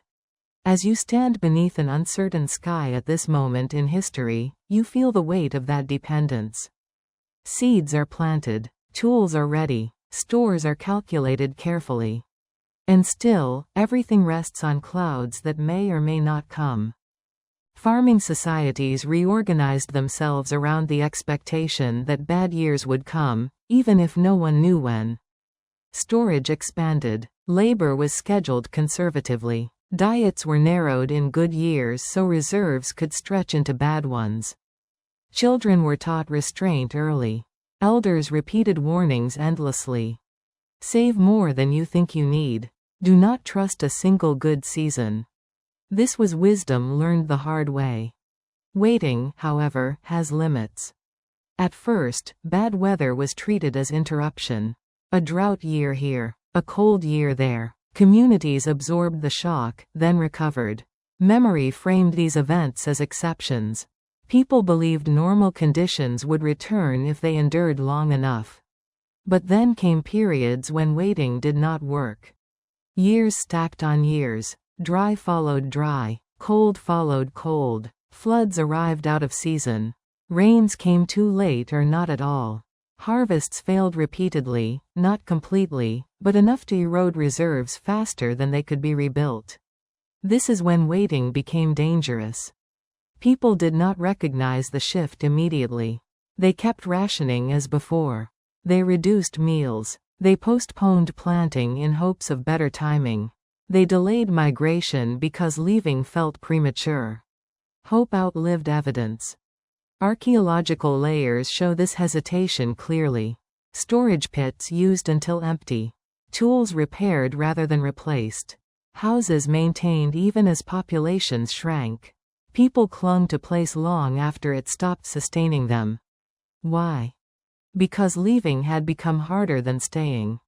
Farming societies had invested everything in fixed systems, fields, animals, storage, social rules.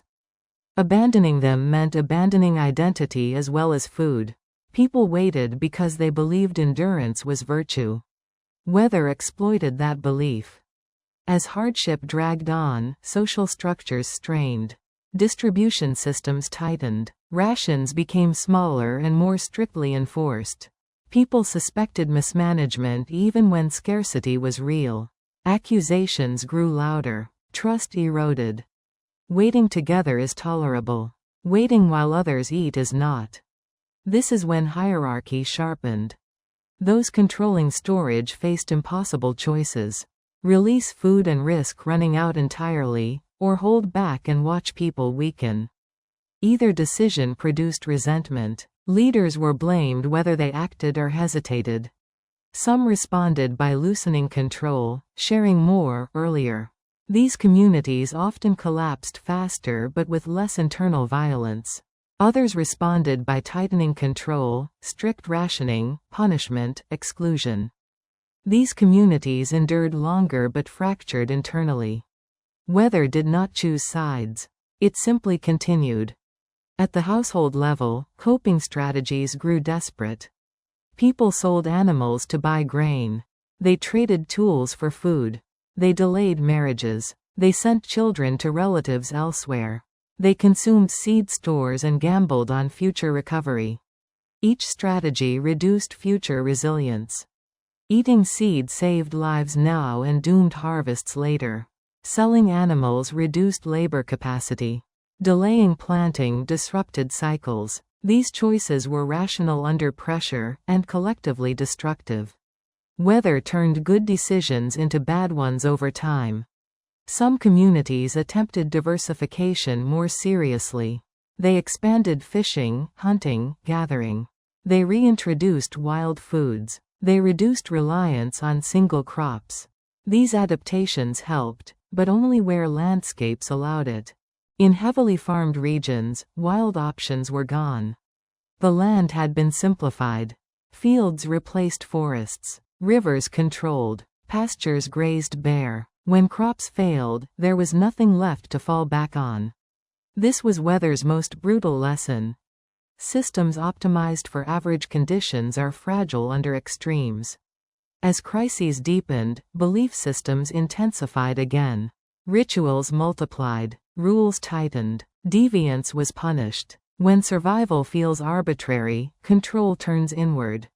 Some people were blamed as causes of bad weather: outsiders, rule breakers, those who challenged tradition. Social cohesion narrowed. Conformity became survival. Innovation slowed further. Trying something new during prolonged crisis felt reckless. Tradition, even when failing, felt safer than uncertainty layered on uncertainty. This is how collapse often happens, not through ignorance, but through caution that arrives too late. Eventually, waiting broke. Not everywhere at once. Not dramatically. Families left quietly. Small groups migrated toward rumors of better conditions. They carried little. They abandoned fields still planted, hoping others might benefit. Those who left first were often the most flexible, the young, the land poor, the socially marginal. Those who stayed were older, wealthier, more invested. Weather sorted people without intention. The leaving did not end suffering. New lands were unfamiliar, soils different, seasons unpredictable. Farming knowledge did not always translate. Failures repeated. Some groups abandoned farming partially or entirely, returning to mixed subsistence. Others disappeared. The staying groups faced a different fate. As populations thinned, pressure eased slightly. Land rested unintentionally. Fields shrank. Systems simplified. Survivors adapted, not by planning, but by enduring until conditions changed again. And sometimes, they did. Climate is never static. Periods of hardship eventually gave way to recovery. Rains returned. Temperatures stabilized. Crops grew again. Those who remained rebuilt on smaller scales. Those who left rarely returned. History remembers the rebuilders. But the memory of weather's rule never faded. Survivors encoded caution into culture. Stories warned of long winters and dry years. Ritual calendars emphasized preparation. Farming methods became conservative, layered with redundancy. Weather taught humility, but also fear. Fear that discouraged risk. Fear that discouraged change. Fear that preserved systems even when they needed transformation. As you look across this moment in history, you can see the paradox clearly. Waiting saved people, until it didn't. Control stabilized communities, until it hardened them. Weather never announced when it would stop testing them. When long periods of instability finally eased, when rains returned, temperatures shifted back toward familiar ranges, or floods resumed predictable patterns, the societies that emerged were not the same as those that had waited them out. They were smaller, more cautious, more unequal. Those who survived did so by accident as much as wisdom. Survival depended on location, timing, flexibility, and luck. And luck, once it becomes visible, reshapes belief. People who endured bad years began to see survival as proof, not of correctness, but of favor. If the sky had spared them, then their ways must be right. Their rules must be correct. Their traditions must be preserved. This belief hardened culture. Practices that had merely coincided with survival became sacred. Calendars froze. Rituals ossified. Farming methods became inherited truths rather than adjustable strategies. Change felt dangerous because the memory of chaos was still fresh. Weather taught people to fear deviation. At the same time, weather created hierarchy more firmly than before. Those who had controlled food during crisis, successfully or not, emerged with authority. Those who had lost land or animals rarely recovered. Migration during hardship redistributed populations unevenly, concentrating power in some regions and emptying others. Land that had been abandoned was reclaimed by survivors. Claims hardened. Ownership became formal where it had once been fluid. Boundaries were reinforced because memory of scarcity demanded certainty. Weather made property permanent. It also reshaped governance. Leaders were no longer judged only by daily fairness, but by their ability to prepare for catastrophe. Storage capacity, labor mobilization, and ritual leadership became measures of legitimacy. Governance shifted from mediation to anticipation. Rulers promised stability against the sky. They could not deliver it, but they could organize responses. This organizational capacity mattered. Societies that coordinated planting, storage, and labor survived better than those that did not. But coordination also reduced individual autonomy. Decisions moved upward. Compliance increased. Weather justified control. People accepted stricter rules because they remembered what happened without them. Hunger softened resistance. Fear rationalized obedience. This is how environmental stress shapes political culture, not through ideology, but through memory of loss. Agriculture itself adapted again. Farmers diversified crops more deliberately in some regions. Others focused on hardier staples that could survive poor years at the cost of nutrition. Storage methods improved incrementally. Trade expanded to spread risk across regions. Trade, however, introduced new vulnerability.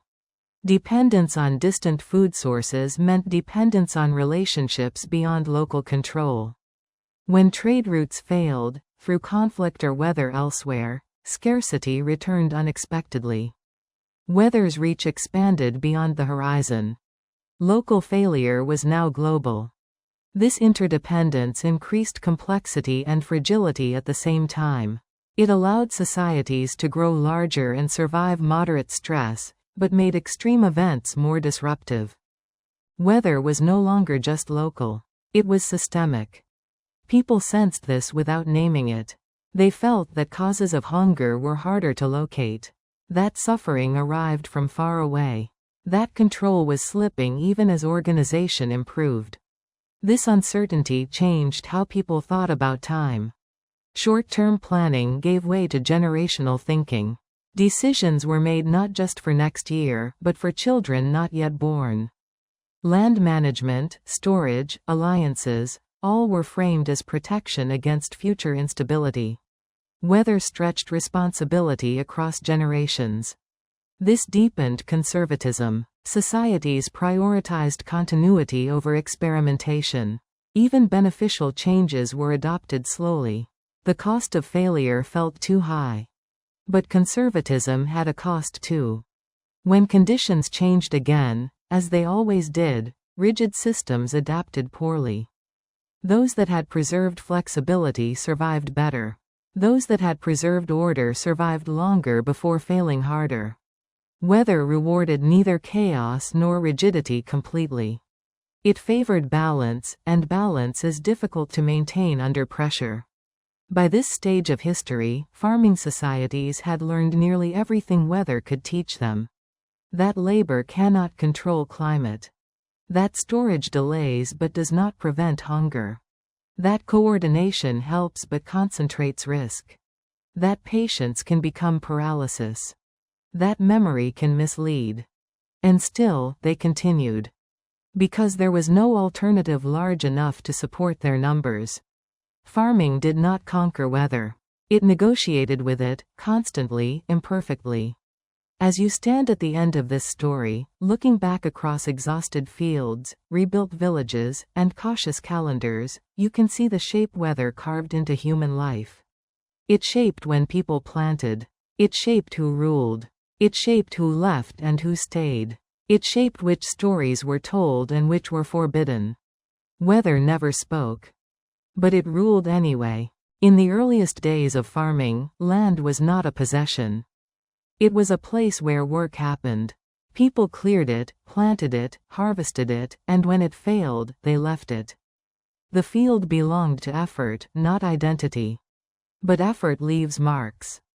Cleared stones stayed piled at the edges. Paths formed where feet passed again and again. Storage pits appeared nearby. Burials followed. Children were born beside the same patches their parents had worked. Slowly, land began to feel familiar. Familiarity became attachment.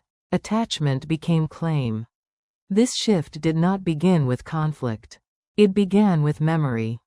This is where we planted last year. This is where the soil is good. This is where my mother worked. These statements did not assert ownership. They asserted continuity. But continuity, repeated long enough, hardens into expectation. As farming became permanent, leaving land behind stopped being normal. Fields were no longer temporary solutions. They were investments. Time, labor, and hope were buried in them season after season. Leaving meant losing more than food. It meant losing history. This is where the idea of ours quietly emerged. Not written. Not enforced. Felt. Early claims were informal. Everyone knew which family tended which plot. Boundaries were vague. A tree line, a path, a pile of stones. Disputes were rare because land was still abundant and movement still possible. But abundance does not last. As populations grew and soil tired, the number of good fields shrank. New land was harder to clear. Old land was worked longer than it should have been. Rest became rare. Movement became dangerous.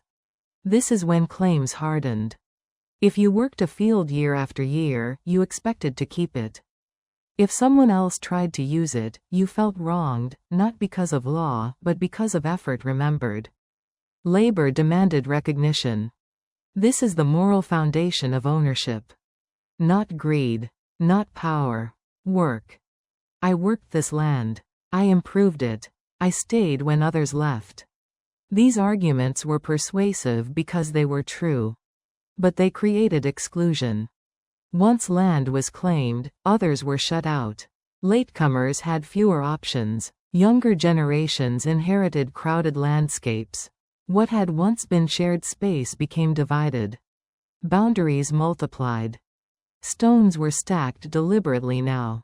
Ditches dug. Hedges planted. Markers placed not just to remember, but to warn. Trespass, once meaningless, became an accusation. Conflict followed. Not immediately violent. At first, it was quiet. Arguments, resentment, retaliation through grazing animals too close to crops. Harvesting disputed edges early. Small acts that tested limits. These conflicts mattered because the stakes were high. A field was no longer just land. It was survival across years. As ownership solidified, so did inheritance. Fields outlived the people who first cleared them. Children expected to receive land they had grown up beside. Parents planned around this expectation. Marriages were arranged with land in mind. Families without land struggled to form households at all. Land began to shape social structure. Those with fields became stable. Those without became dependent. Some worked as laborers on others' land. Some married into ownership. Some left. Some stayed and endured marginal plots that barely produced. This created hierarchy, not imposed, but emergent. Ownership also changed how people treated land. When land was shared, exhaustion led to movement. When land was owned, exhaustion led to intensification. People worked tired fields harder rather than leaving them. They invested more labor, more manure, more tools. They resisted letting land rest because rest meant loss of claim.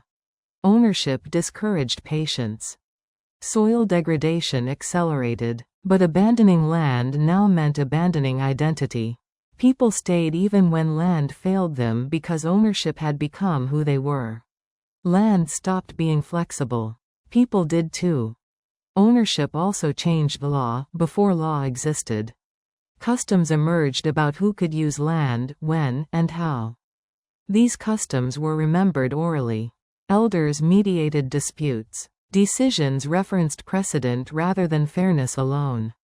Your grandfather worked this plot. You gave up this land during the famine. This boundary was agreed long ago. Memory became legal evidence. This made the past powerful.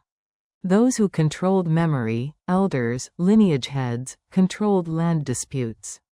Authority concentrated around interpretation of history rather than physical strength. Ownership created time depth. And time depth created power. As land claims hardened, violence became more likely. Raids targeted fields, not just animals. Burning crops was an act of war. Defending land justified force. Farming societies became territorial. This territoriality reshaped settlement patterns. Villages clustered for defense. Fields extended outward in controlled zones. Paths became borders. Outsiders were treated with suspicion. Land now defined belonging. This shift altered identity fundamentally. People stopped defining themselves primarily by kin or skill. They defined themselves by place. I am from here. This land feeds us. Exile became punishment. Displacement became tragedy. Yet ownership was never absolute. Weather still ignored boundaries. Floods crossed claims. Drought affected all fields equally. Pests did not respect markers. Ownership promised control that reality did not provide. This mismatch created frustration. People owned land, but could not command it.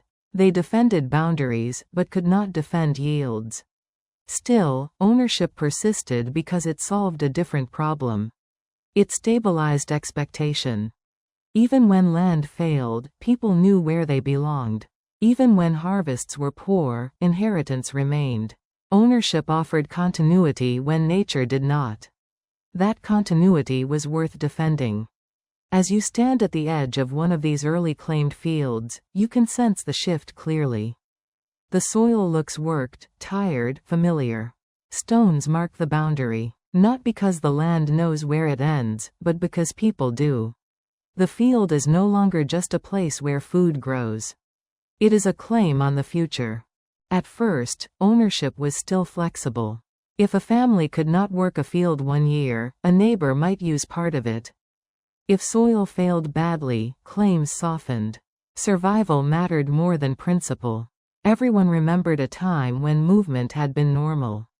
But as generations passed, that memory faded. Children were born into a world where fields already had names. Boundaries already existed. Stories about who cleared what were told as facts, not negotiations. What had once been agreement became inheritance. Inheritance changed everything. Land was no longer claimed only by effort.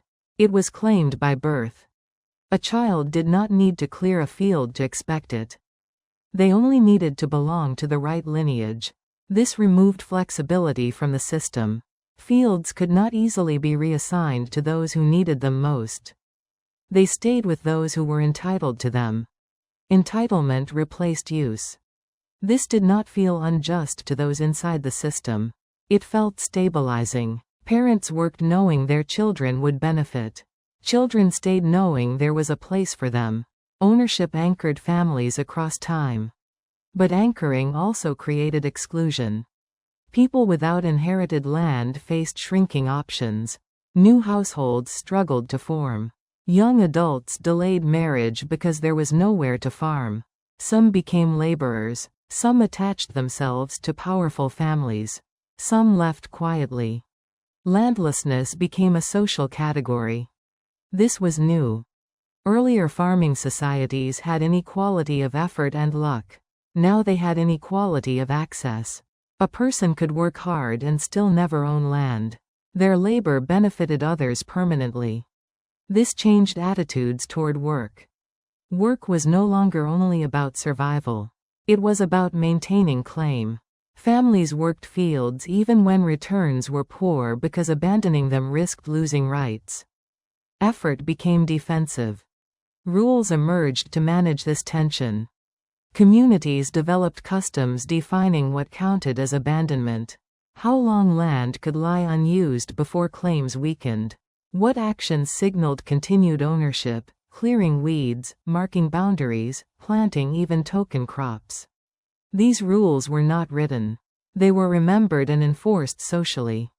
Everyone watched. Ownership created surveillance. Neighbors noticed who worked their land and who did not. Absence was suspicious. Illness, mourning, or migration could all be interpreted as forfeiture. Families stayed visible even when exhausted because visibility protected claims. This pressure discouraged rest. Fields that should have been fallowed were planted anyway.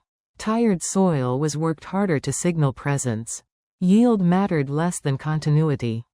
Ownership accelerated exhaustion. Disputes grew more formal. Elders were called to judge boundaries. Witnesses recalled old agreements. Physical markers were reinforced. Stories were repeated until they became unchallengeable. Memory became law. Those who controlled memory, elders, lineage leaders, gained authority. Their interpretations mattered. Bias crept in quietly. Decisions favored established families. Marginal voices faded. Justice shifted from practical to precedent-based. What is fair mattered less than what was decided before. This rigidity reduced conflict in stable times. It also made adaptation difficult during crisis. When weather worsened or soil failed, redistributing land would have helped. But redistribution violated precedent. It threatened identity. Communities chose to endure inequality rather than disrupt order. Ownership traded resilience for stability. It also reshaped cooperation. Earlier, farming had required shared labor. Fields were tended collectively during peak seasons. Ownership introduced limits. Help was still given, but with expectations. Labor became transactional. "Help me now, I'll help you later," became, "Help me now, I owe you." Debt followed. Landowners could demand labor in exchange for access to land, seed, or food. These arrangements were framed as mutual aid. Over time, they hardened into obligation. Some families worked land they would never own. This did not require cruelty. It required scarcity. Ownership also reshaped conflict. Disputes were no longer about access to food in a given season. They were about rights across generations. These disputes were harder to resolve because compromise felt like loss. Violence became more likely. Fields were burned deliberately. Boundaries destroyed. Crops stolen not just to eat, but to undermine claims. Raids targeted symbols of ownership. Defending land justified force. Settlements fortified. Villages clustered more tightly. Paths were controlled. Outsiders were viewed with suspicion. Land turned neighbors into rivals. At the same time, ownership deepened attachment. People cared for land more intensely because it was theirs. They invested in improvements that only made sense if land stayed within families, terraces, irrigation channels, stone walls. These investments paid off, sometimes. In fertile, stable environments, ownership supported long-term productivity. In marginal or changing environments, it locked people into failing systems. The same institution produced success and collapse depending on context. This ambiguity made ownership difficult to question. When ownership worked, it looked like wisdom. When it failed, it looked like fate. Few people blamed the idea itself. By now, land was no longer just food-producing ground. It was identity, status, memory, and promise. Losing it meant social death as much as hunger. So people held on. Even when harvests shrank. Even when labor increased. Even when inequality deepened. Ownership survived because it offered something powerful: certainty in a world shaped by uncertainty. As you look across a patchwork of fields divided by markers and memory, you can feel the weight of that certainty. Each boundary is a decision made long ago, still shaping lives now. At first, the village does not feel like a decision. It feels like convenience. A shelter repaired instead of dismantled. A storage pit reused instead of refilled elsewhere. A fire hearth rebuilt in the same place because the stones are already there. Nothing announces permanence. No one says, "We will live here forever." People simply stop leaving. This is how the first farming villages begin, not with intention, but with repetition. Earlier farming had already slowed movement. Fields needed watching. Animals needed tending. Storage needed guarding. But people still thought of themselves as capable of leaving if necessary. Camps were semi-permanent. Structures were light. Paths led outward. Villages change that feeling. A village is what happens when infrastructure outlasts uncertainty. Once storage pits deepen, once walls thicken, once animals are enclosed nightly, leaving stops being a realistic option. You cannot carry this much with you. You cannot abandon this much work easily. You stay because staying is simpler than moving. This is not comfort. It is gravity. The earliest villages are small. A cluster of homes. Shared spaces. No streets yet, just paths worn by feet. Fields spread outward like fingers. Everything is close enough to watch. You know everyone. That closeness matters. In a village, everyone sees who works, who rests, who eats more, who stores more. Behavior becomes visible. Reputation hardens quickly. Cooperation is no longer optional because distance no longer buffers conflict. Villages make friction unavoidable. In camps, disagreement could dissolve with movement. In villages, it accumulates. Arguments linger. Resentments return every morning. This forces new social tools. People develop rules, informal at first, about noise, waste, animals, access to shared spaces. Who can use which storage pit? Who repairs which wall? Who takes responsibility when something goes wrong? These rules are not written. They are enforced by proximity. You cannot hide in a village. This visibility creates both care and pressure. Children are watched constantly. Elders are never alone. Illness is noticed early. Help arrives quickly. But mistakes are remembered. Deviations are corrected. Behavior is shaped by the knowledge that someone is always nearby. Villages are social mirrors. They also change time. Daily rhythms become shared. People wake at similar hours. Work synchronizes. Meals align. The sound of grinding stone, animal calls, children's voices, these mark time more reliably than the sun alone. Seasons still matter, but days gain structure. This structure is comforting. Predictability reduces anxiety. People know what is expected, what tomorrow will look like, what role they play. In uncertain environments, routine feels like safety. Villages are built from that desire. But routine has consequences. Once people expect to be in the same place tomorrow, they invest differently. They improve shelters. They store more. They plant trees that take years to mature. They dig wells. They build walls. Each improvement increases attachment. Leaving becomes unthinkable not because of fear, but because of loss. Villages also change how people experience scarcity. In mobile groups, hunger is dispersed. People move toward food. In villages, hunger is shared and visible. Everyone knows when stores run low. Everyone feels tension rise together. This can strengthen cooperation, or break it. Some villages respond to scarcity by sharing more. Others respond by enforcing stricter control. The difference often depends on size.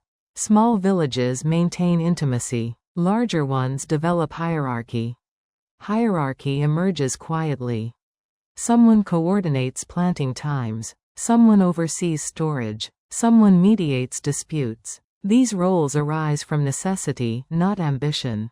But they persist because they solve problems. Coordination becomes authority. Authority becomes expectation. Villages are where leadership stops being temporary. Another subtle change follows: waste. In camps, waste is left behind when people move. In villages, waste accumulates. Ash piles grow. Refuse builds up. Water sources degrade. Disease spreads more easily. Villages introduce new health risks. People live closer together. Animals live closer too. Pathogens circulate more efficiently. Minor illnesses become chronic. Epidemics become possible. Skeletons from early villages show this clearly: more disease, more stress, more injury. And yet, people stay. Because villages offer something powerful: collective survival. When one household fails, others can help, sometimes. When one crop fails, others might succeed. Storage can be shared, labor pooled, skills exchanged.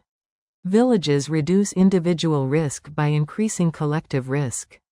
Everyone is safer, until everyone is not. This trade-off defines village life. Villages also change identity. People stop defining themselves by movement or skill alone. They define themselves by place. I am from here. This is our village. Outsiders are noticeable. Difference becomes visible. Belonging becomes meaningful. Villages create insiders and outsiders. This boundary strengthens cooperation inside and suspicion outside. Trade becomes formalized. Marriage patterns shift. Alliances form between villages rather than individuals. Conflict changes scale. Disputes are no longer personal. They are communal. One person's action can implicate everyone. Villages defend collectively. Retaliation escalates. Villages become political units, even before politics exists. Children born into villages grow up differently from their ancestors. They inherit routines rather than improvisation. They learn boundaries before landscapes. They expect permanence. This expectation shapes behavior deeply. They are less willing to move, less skilled at foraging widely, more dependent on systems, more vulnerable when those systems fail. But they are also more specialized. Villages allow people to focus. Toolmakers improve craft. Builders refine techniques. Knowledge deepens. Culture thickens. Stories are told repeatedly. Rituals stabilize. Memory accumulates. Villages remember better than camps. This memory binds generations together, but it also traps them. This memory binds generations together, but it also traps them.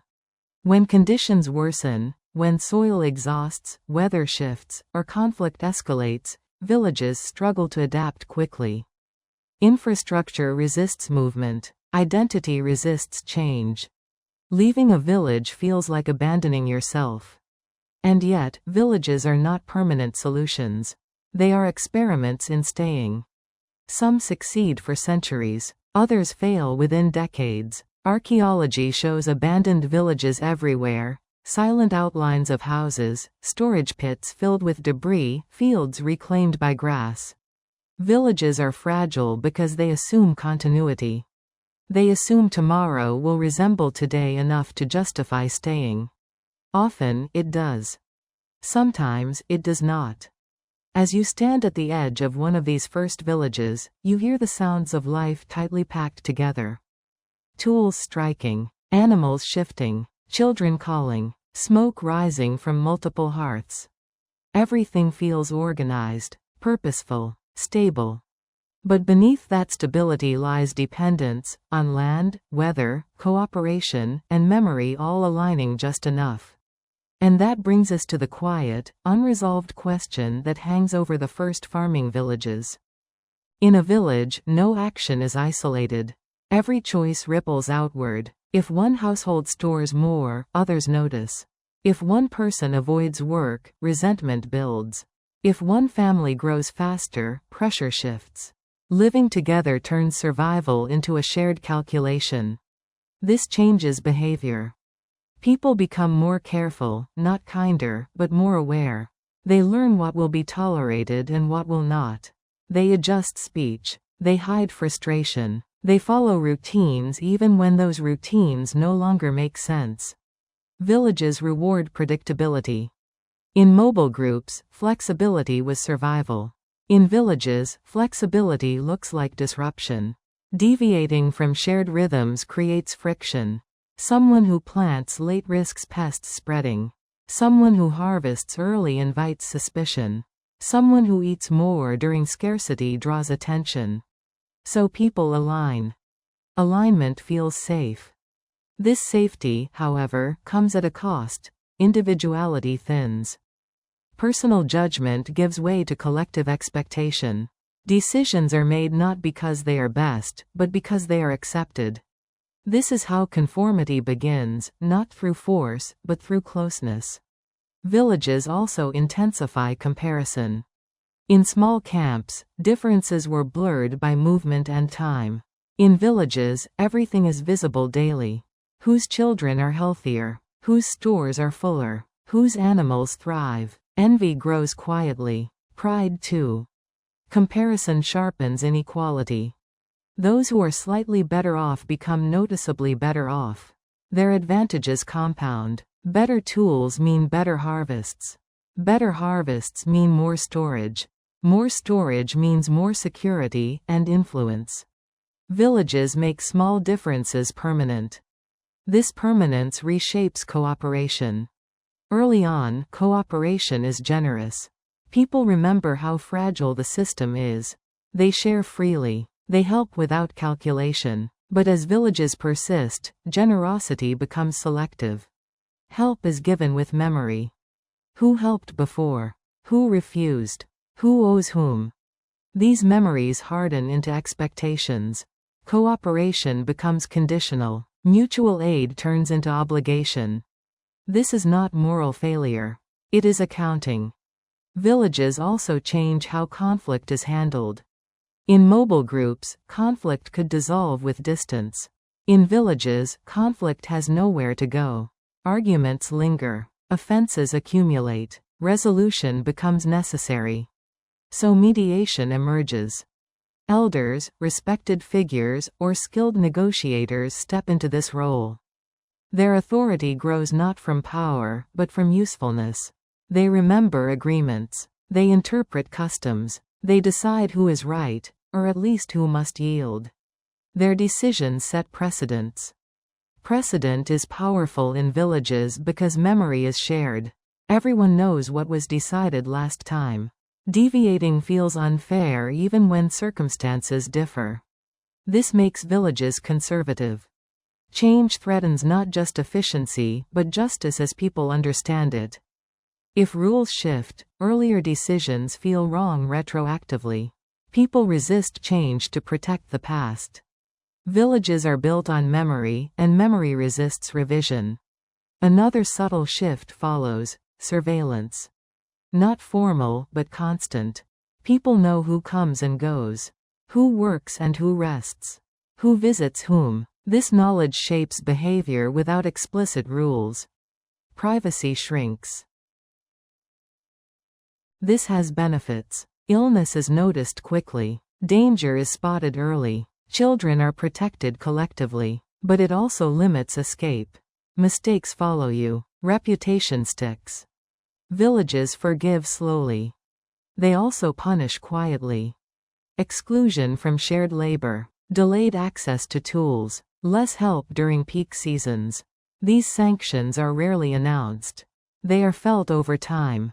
People learn to comply to avoid them. Compliance becomes survival. Villages also alter how people experience success and failure. A good harvest is celebrated together. A bad one is mourned together. Individual effort blurs into collective outcome. This strengthens solidarity, but also masks responsibility. When things go wrong, blame becomes diffuse. Was it weather? Was it someone's negligence? Was it mismanagement? Uncertainty breeds suspicion. In prolonged hardship, villages fracture internally before they collapse outward. Alliances shift. Gossip intensifies. Trust erodes. Some villages respond by tightening rules further. Others loosen them, allowing families to fend for themselves more. Both strategies have risks. Tight control preserves order but breeds resentment. Loose control preserves autonomy but risks collapse. Villages oscillate between these extremes. Living together also changes how people think about time. In camps, time was cyclical and immediate. In villages, time becomes layered. Past decisions shape present options. Future plans shape current sacrifices. People begin to think in generations. Fields are planted with children in mind. Houses are built to last. Rules are justified as protection for those not yet born. This forward thinking is powerful and binding. Sacrifice becomes normal. People endure hardship now to preserve stability later.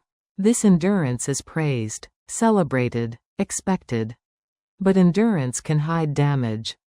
People tolerate declining health, shrinking diets, rising tension because leaving feels worse.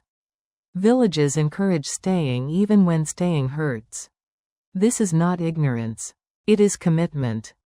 As villages grow, they begin interacting more with each other. Trade routes form. Marriages link communities. Conflict scales up. Identity expands from household to village. We grows larger and more defined. This creates strength. It also creates boundaries. Villages defend resources. They compete for land. They remember slights longer. Feuds persist across generations. Village life teaches people how to belong, and how to exclude. By this stage, the village is no longer just a cluster of homes. It is a social machine. It shapes behavior, belief, memory, and expectation. It provides stability. It demands conformity. It offers security. It concentrates risk. As you watch daily life unfold in one of these early villages, everything appears organized, predictable, purposeful. But beneath that order lies tension, quiet, constant, managed rather than resolved. You wake with the light. You work until your body tells you to stop. You sleep when it is dark enough. Days stretch or shrink with the season, and that feels natural. There is no sense that time is something you use. It is something you move through. Early farming begins to change that. Not because people suddenly cared about clocks, but because tools made certain moments matter more than others. A seed planted too early rots. A field worked too late hardens. A harvest delayed by a day risks loss. Tools amplify timing. This is how time becomes sharp. The earliest tools, stone blades, digging sticks, grinding stones, did not speed work so much as fix it. They allowed tasks to be repeated the same way, again and again. Repetition created expectation. Expectation created schedules. You learn that grinding takes hours. You learn that clearing takes days. You learn that planting must fit between rains. Time begins to feel segmented. With farming villages, this segmentation deepens. Tasks stack. Grinding overlaps with tending animals. Repair overlaps with planting. Someone is always behind schedule because there is always more to do. Tools intensify this pressure. A sharper blade cuts faster, but that speed reveals how much remains uncut. A heavier plow turns more soil, but also expands the field that now must be planted. Each improvement pulls the future closer. Tools do not save time. They concentrate it. Consider the sickle. Before it, harvesting was slow and spread out. People gathered what they could, when they could. With the sickle, harvesting becomes efficient, but only if done at the right moment. Too early and grain is immature. Too late and it falls. The tool demands precision. Precision demands coordination. Whole households adjust their days to harvest windows. Meals are delayed. Sleep shortened. Children work earlier. Elders supervise longer. The village synchronizes because the tool requires it. Time becomes collective. The same happens with grinding stones. Once grain is harvested in larger quantities, it must be processed. Grinding becomes a daily obligation that cannot be postponed indefinitely. The stone does not care if you are tired. Grinding teaches patience measured in hours. You know how long it takes. You feel it in your arms. You count repetitions without counting numbers. Time becomes embodied. Other tools do the same. Axes change forests into schedules. Clearing is no longer endless, it has stages. Cuts are counted. Progress is visible. This visibility turns work into units. You do not just work until done. You work until this part is done. Parts imply sequence. Sequence implies planning. Planning implies future. This is where tools quietly change how people think. Before farming, the future was short. You planned days ahead, sometimes weeks. With tools and fields, planning stretches across seasons. Tool maintenance, seed saving, field preparation, all depend on actions taken long before results appear. Tools stretch cause and effect. You sharpen now for work tomorrow. You repair now for harvest months away. Time stops being immediate. It becomes delayed. This delay creates anxiety. If effort today does not guarantee survival tomorrow, then every moment feels like investment or waste. Tools sharpen this feeling because they make effort visible and measurable. You can see how long grinding takes. You can feel how many strokes are needed. You know how many days of clearing remain. Time becomes something you owe the future. As villages grow, tools also standardize work. If everyone uses similar tools, tasks take similar amounts of time. This creates shared expectations. If grinding usually takes this long, why are you slower? If clearing usually finishes by now, why is your field behind? Comparison enters time. Villages begin to judge not just outcomes, but pace. Slowness is noticed. Speed is praised. Efficiency becomes a moral quality, even if no one names it as such. Tools quietly introduce performance. This affects status. Those who work faster with tools gain influence. Their fields look better. Their stores fill sooner. Others seek their help or imitate their methods. Skill becomes visible and valued. But skill depends on access. Better tools are not evenly distributed.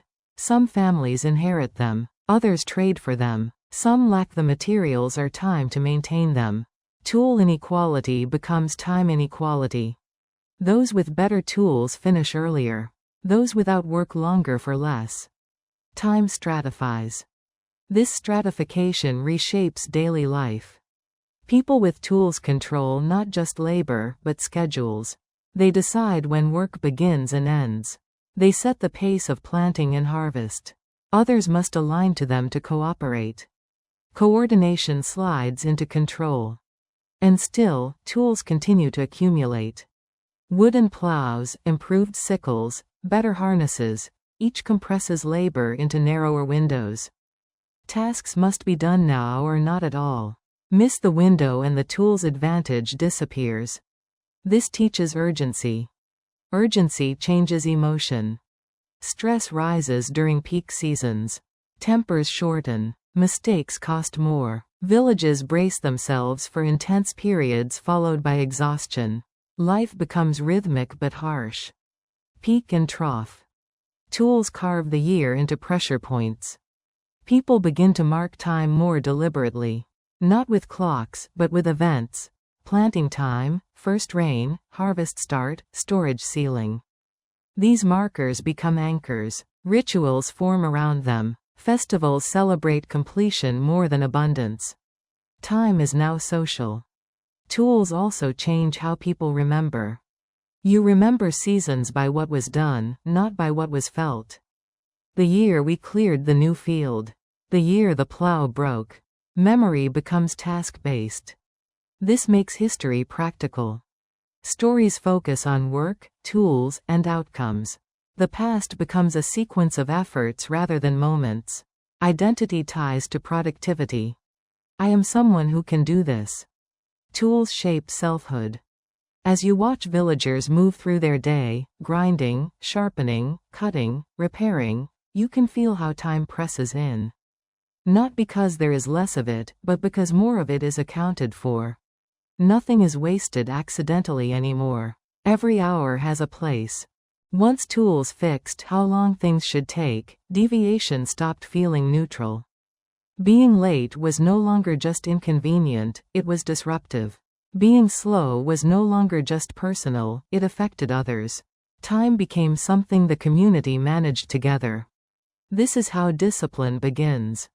In villages shaped by tools, daily rhythms hardened. Grinding happened at certain hours because it had to. Animals were fed on schedules because delay caused loss. Fields were worked when conditions were right, not when people felt ready. Tools created non-negotiable moments. You could rest later, but not now. You could be tired, but the window was closing. This pressure was not imposed by leaders at first. It came from the work itself. But once it existed, it was easy to formalize. Someone began to organize. They did not call it authority. They called it coordination. Who starts first? Who finishes last? Who uses the tool when? Who repairs it? These decisions were practical and powerful. Time management became leadership.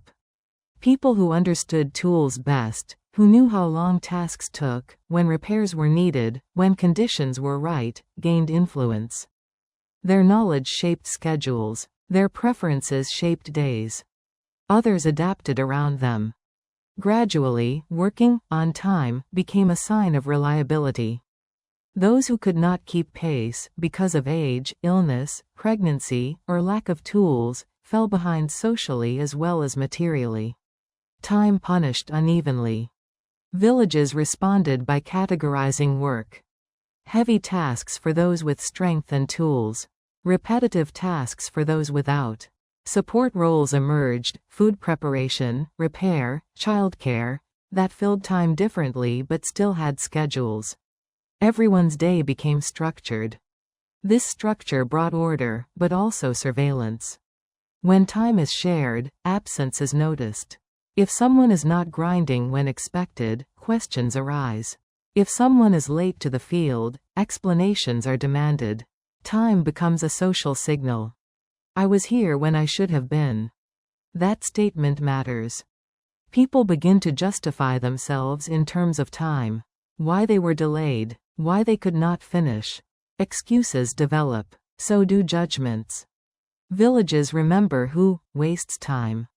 This memory sticks. Tools also change how failure is interpreted. Before, failure could be blamed on chance or nature. Now, missed timing looks like negligence. If the sickle was ready and the rain was known, why was the harvest late? If the tool worked, why didn't you? Tools narrow acceptable explanations. This increases stress. People rush. They cut corners. They work through pain. They ignore signs of exhaustion. Because missing the window feels worse than injury. Tools demand bodies adapt to schedules, not the other way around. Over time, this reshapes health. Skeletons show repetitive strain injuries. Worn joints. Asymmetrical muscle development. These are not signs of laziness or excess labor alone, they are signs of timed labor repeated relentlessly. Time leaves marks on bones. Villages adapt culturally. Songs are sung during repetitive work to pace movement. Rhythms synchronize bodies. Work chants regulate effort. These are not entertainment, they are time-keeping tools. Sound becomes schedule. A good person is punctual. A reliable person is timely. A bad season is one where time ran out.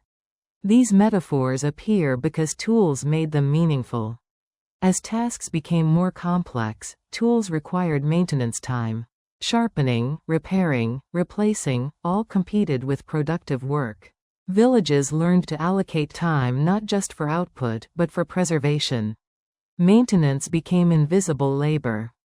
Those who did it were often undervalued because their work did not produce immediate results. But without it, tools failed catastrophically during peak moments. Time misallocated destroyed efficiency. This taught another lesson. Not all time looks productive, but all time matters. Still, recognition lagged. Those who produced visible output gained status. Those who preserved systems quietly were overlooked. Time inequality deepened, not just in hours worked, but in how work was valued. As villages grew larger, coordination intensified. Planting dates were standardized, harvest windows announced, tool-sharing schedules enforced. Individual preference mattered less, collective timing mattered more. This was efficient. It was also constraining. People lost autonomy over their days. They gained predictability. Life became less improvisational and more procedural. Some thrived under this. Others chafed. Those who resisted schedules were labeled unreliable. Those who complied were rewarded. Social pressure replaced choice. Tools did not force this, but they enabled it. By now, time was no longer a backdrop. It was a resource to be managed, allocated, protected, and judged. People spoke of having enough time, or not enough time, without numbers, but with feeling. Time scarcity emerged, not because days shortened, but because obligations expanded. You can feel this shift in the village. Mornings begin earlier. Evenings are fuller. Rest is earned, not assumed. Leisure shrinks into cracks between tasks. Waiting feels dangerous. And yet, tools continue to promise relief. Better tools might save time. Stronger tools might reduce effort. More tools might distribute work. This hope keeps systems expanding. The harvest is finished, and there is still food left. Not just enough to reach the next season, but extra, grain that can be stored without immediate purpose, animals that do not need to be eaten yet, tools that can be set aside rather than used until they break. This feels like success. Early farming societies worked toward this moment without naming it. They cleared fields, coordinated labor, stored grain, managed animals, all to reach a point where survival did not press against every day. Surplus was meant to soften life. And for a brief time, it did. With surplus, hunger became seasonal instead of constant. Children survived winters more reliably. Elders lived longer. People had moments, small ones, where effort was not immediately demanded. But surplus does something subtle when it appears. It accumulates unevenly. Not because people plan for inequality, but because systems reward certain positions. Some fields produce more. Some families have better tools. Some control storage. Some manage timing better. Small advantages compound quietly. Surplus begins to gather in particular places. This gathering is not obvious at first. Everyone still works. Everyone still struggles. But some households finish earlier. Some storage pits are fuller. Some animals are spared each year while others are slaughtered. People notice. They do not resent it immediately. They explain it. They worked harder. They had better land. They planned better. These explanations feel fair, and often are. But surplus does not reset. Once one household enters the next season with more reserves, their risk is lower. They can wait out bad weather. They can plant at the optimal moment. They can lend grain instead of borrowing it.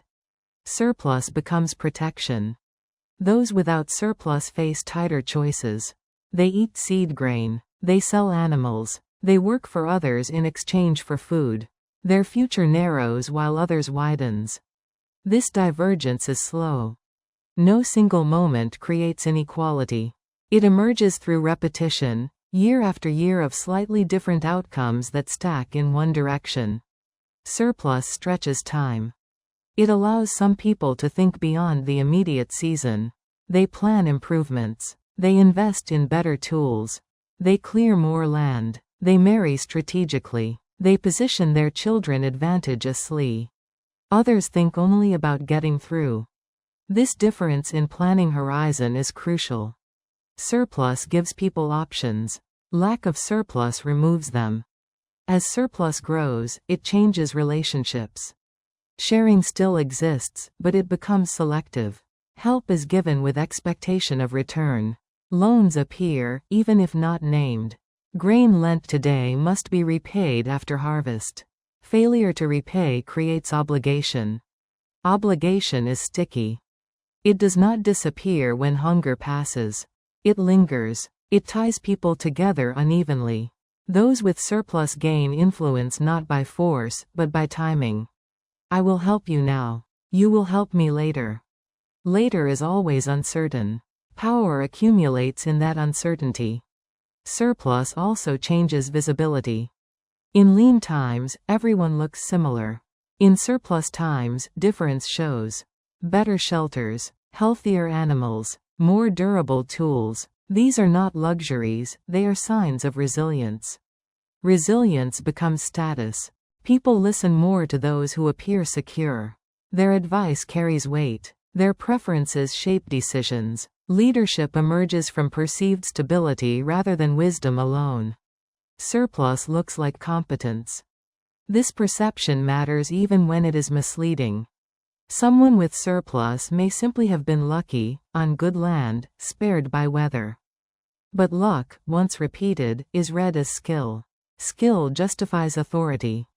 Inequality gains a moral explanation.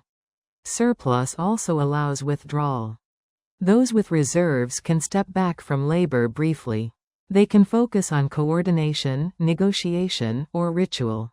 These roles are less physically demanding but socially powerful. Work separates. Some people labor with their bodies. Others labor with decisions. Both are necessary, but one is visible, the other enduring. Decision-making roles persist longer than muscle strength. They pass down through families. Surplus helps preserve them. Inheritance deepens inequality. Children born into surplus households begin life buffered. They eat better. They learn skills rather than scramble for food. They inherit tools and land. Their mistakes are survivable.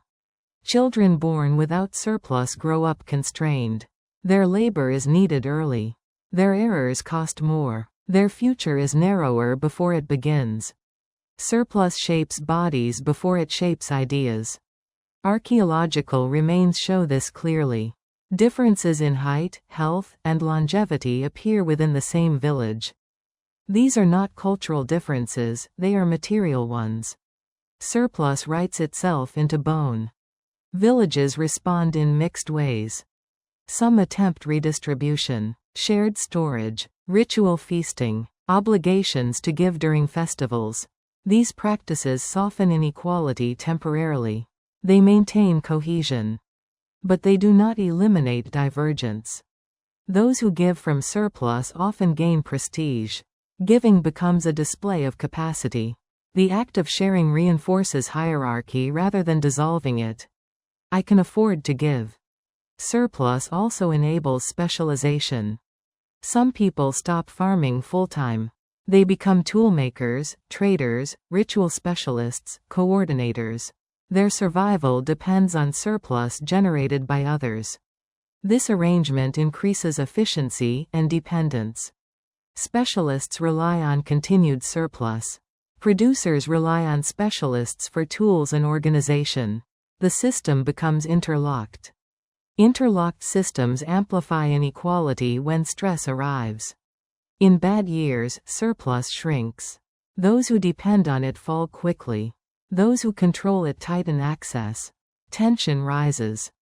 Surplus, which once felt like safety, becomes leverage. This leverage is rarely acknowledged openly. It does not need to be. People behave differently around those who can withhold or release resources. Deference appears without command. Inequality settles in. By now, surplus is no longer just extra food. It is stored time, reduced risk, expanded choice. It separates people not by effort alone, but by opportunity. As you stand in this village at the moment surplus has clearly arrived, you can feel the shift. Life is no longer equally hard for everyone. Some breathe easier. Others feel pressure deepen. No one planned this outcome. No one voted for it. It emerged from success. At first, everyone believed the imbalance would even out. A good year here, a bad year there. Luck would turn. Weather would correct itself. Fields would recover. Surplus would move. But surplus has a memory. Once it accumulates, it changes behavior in ways that make reversal unlikely. Those who have it act differently, not arrogantly, but cautiously.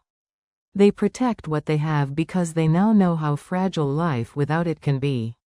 Protection reshapes systems. Households with surplus build stronger storage. They choose safer planting strategies. They diversify animals. They avoid risks that could erase their buffer. In doing so, they stabilize their advantage. Households without surplus cannot afford this caution. They take risks because they must.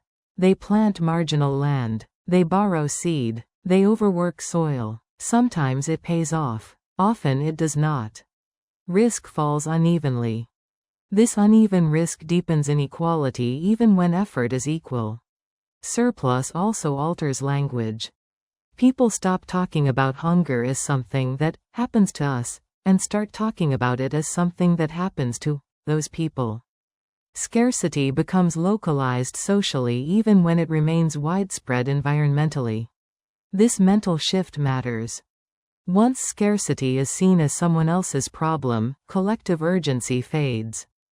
Help becomes discretionary. Obligation weakens. Inequality becomes normal rather than alarming. Villages adapt to this normality. Rules about sharing grow stricter. Assistance requires proof of need. Loans replace gifts. Repayment schedules appear. Interest is not named, but it exists in expectations of future labor, loyalty, or access. Surplus turns help into leverage. Those who borrow grain do not just owe grain back. They owe compliance. They owe time. They owe deference. The debt is social before it is material. And social debt is difficult to erase. Even when a borrower repays, memory lingers. Trust is asymmetrical. One side is remembered as needing help. The other as providing it. This imbalance reshapes interactions long after the crisis ends. Surplus also concentrates decision-making. Those who control reserves naturally gain say in how they are used. During shortages, they decide rationing. During abundance, they decide investment. Their choices affect everyone, but their risks are lower.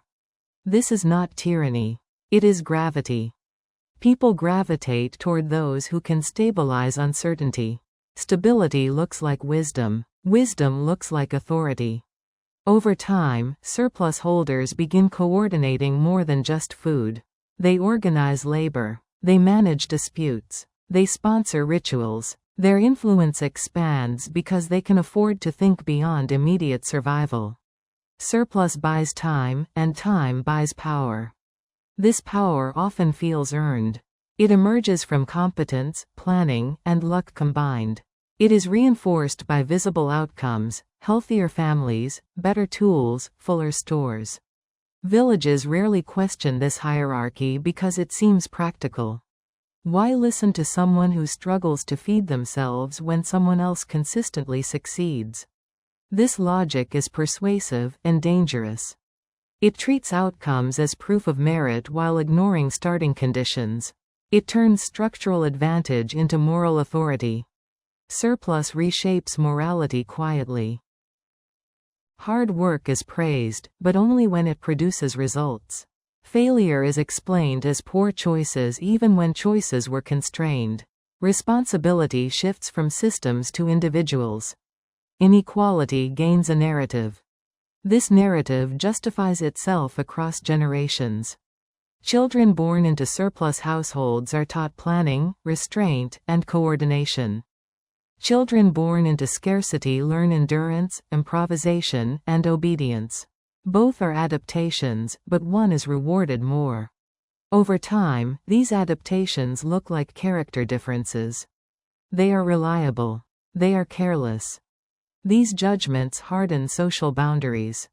Surplus also changes how violence is used. Earlier, conflict arose over access to food directly. Now conflict often arises over access to opportunity. Raids target storage. Theft becomes strategic. Punishment becomes deterrent. Those with surplus invest in protection. Fences, guards, alliances. Those without take risks because loss is already present. Security becomes another advantage. This further concentrates surplus. Villages that once relied on shared vulnerability now rely on managed inequality to function. Some people must remain exposed for others to feel safe. This arrangement is rarely acknowledged openly. Instead, it is framed as order. Order keeps peace. Order ensures survival. Order prevents chaos. These claims are not false. They are incomplete. Order stabilizes systems, but often by fixing inequality in place. As surplus persists, social mobility shrinks. Paths upward narrow. Marriage becomes strategic. Alliances form around wealth rather than kin alone. Outsiders are welcomed only if they bring resources. Belonging becomes conditional. Surplus villages look stable from the outside. Internally, pressure builds. Those at the margins feel trapped. They work harder for diminishing returns. They carry the risk that others avoid. When stress arrives, through weather, disease, or conflict, this pressure releases unpredictably. Sometimes in rebellion. Sometimes in migration. Sometimes in collapse. Surplus delays crisis. It does not remove it. As you stand in this moment, where some storehouses are full and others nearly empty, you can sense the tension. Not loud, not violent, just constant. The village survives. But it no longer survives together. Nothing is written down. Not the planting dates. Not the boundaries. Not the debts. Not the rules. And yet, everything is remembered. This is how farming works for thousands of years, without writing, without records, without ledgers. Fields are planted. Harvests are divided. Tools are shared. Conflicts are resolved. Surplus is stored. Inequality grows. All without ink. At first, this seems impossible. How can a system so complex survive without written instruction? The answer is simple and fragile. People carry the system in their bodies. Early farming societies rely on memory the way later societies rely on paper. Knowledge is not externalized. It is lived, repeated, corrected, and reinforced every day. Forgetting is dangerous. Remembering is survival. This makes memory powerful. Planting does not begin because a calendar says so. It begins because everyone knows it is time. The soil feels right. The birds behave a certain way. Elders nod. No one needs to announce it. Timing lives in habit. Fields are not measured with numbers. They are known by stories. The plot near the old tree. The land cleared after the big flood. The soil your grandmother worked. These descriptions are precise enough because everyone shares the reference. Space is social. Ownership exists without documents. Claims are enforced through collective memory. If someone challenges a boundary, witnesses speak. Not with proof, but with recall. I remember when this stone was placed. I was there when this agreement was made. Truth is negotiated through consensus, not evidence. This works, until it doesn't. As long as communities are small and stable, shared memory is reliable. Everyone has seen the same events. Everyone remembers the same seasons. Errors are corrected quickly. But farming societies grow. Villages expand. Generations overlap. Newcomers arrive. Elders die. Memory stretches thin. Events no longer fit neatly into living recollection. This is where tension appears. Two people remember the same event differently. Two families recall different versions of an agreement. No record exists to settle the matter definitively. Resolution depends on trust, reputation, and power. Memory becomes political. Those who speak confidently are believed more. Those with status are trusted. Those without voice are ignored. Over time, memory aligns with authority. The past is shaped by who is allowed to recall it. This affects farming directly. Planting techniques are passed orally. Small changes creep in. Sometimes they are improvements. Sometimes they are errors. Without written comparison, it is hard to tell which is which. Most mistakes are survivable. Some are not. When yields decline, people argue over cause. Was it weather? Soil? Technique? Memory offers competing explanations. Change is slow because no one can prove the alternative is better. Tradition dominates not because it is perfect, but because it is remembered. Tools are made the same way because that is how they were always made. Crops are planted the same way because deviation risks disaster. Innovation happens, but cautiously, at the margins. Memory resists disruption. This resistance stabilizes systems, but also traps them. Farming without writing relies heavily on demonstration. Children learn by watching. Skills are absorbed through repetition, not explanation. This produces deep competence, but limited abstraction. People know how to do things very well. They struggle to explain why. This makes large-scale coordination difficult. When villages interact, through trade, marriage, or conflict, knowledge does not transfer easily. Practices are local. What works here may fail elsewhere. Without written instruction, learning is slow. Misunderstanding is common. A new crop is introduced without full knowledge of its care. A technique is copied without its context. Failure follows. People retreat to familiar methods. Writing would later solve some of this. For now, memory bears the burden. Memory also governs obligation.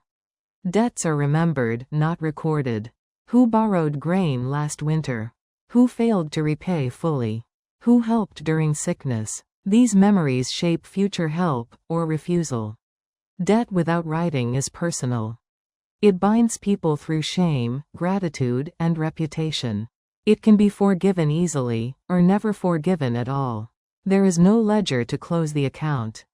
This makes obligation emotional rather than numerical. Emotion keeps systems flexible, but volatile. A slight insult can erase goodwill. A forgotten favor can poison relationships. Memory amplifies feeling. Farming villages live inside this emotional economy. Ritual helps stabilize it. Festivals, ceremonies, and shared meals are not just cultural, they are mnemonic. They reinforce shared narratives. They remind people who belongs, who owes, who leads. Ritual is memory management. By repeating stories publicly, villages align recollection. Disputed events are smoothed over. Alternative versions fade. Collective memory is curated. This curation is subtle, but powerful. Over time, certain narratives become dominant. Who founded the village? Who cleared the first field? Who survived the Great Famine? These stories justify present arrangements. Memory explains inequality. They have more land because their ancestors worked harder. They lead because their family always has. Whether true or not, these stories persist because they are repeated. Without writing, history is never fixed. But it is never neutral either. Memory also limits scale. Beyond a certain size, shared memory cannot keep up. Disputes multiply. Agreements blur. Coordination falters. Farming systems strain under their own complexity. This is why early farming societies remain relatively small for so long. Villages divide before memory collapses completely. Groups split rather than formalize. Fragmentation preserves coherence. But it also prevents accumulation. Large-scale irrigation, taxation, or redistribution is difficult without records.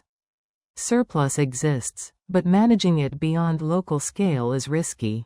Trust breaks down. Memory cannot substitute for accounting indefinitely. This creates a ceiling. Farming without writing can sustain villages, networks, even regions, but only up to a point. Complexity presses against the limits of human recall. People feel this pressure even if they cannot name it. Disputes take longer to resolve. Elders argue. Younger members question authority. Stories conflict. The past feels uncertain. At first, the strain was subtle. People began repeating themselves more often. Elders corrected younger members more sharply. Disputes that once resolved quickly lingered longer. Meetings stretched into evenings. Decisions were postponed because no one felt fully certain anymore. Memory was still working. But it was working harder. As villages grew larger and older, memory had to stretch across events no one alive had witnessed.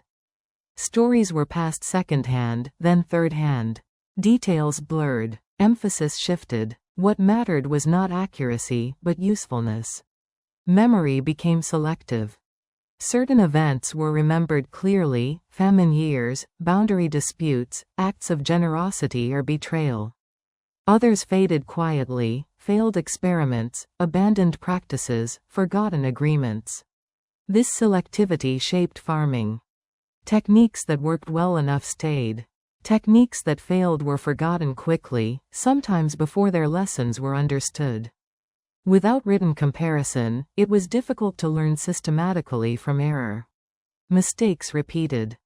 Fields were planted the same way even when yields declined. Soil exhaustion was noticed but poorly explained. Weather anomalies were remembered as singular events rather than patterns. Memory favored stories over trends.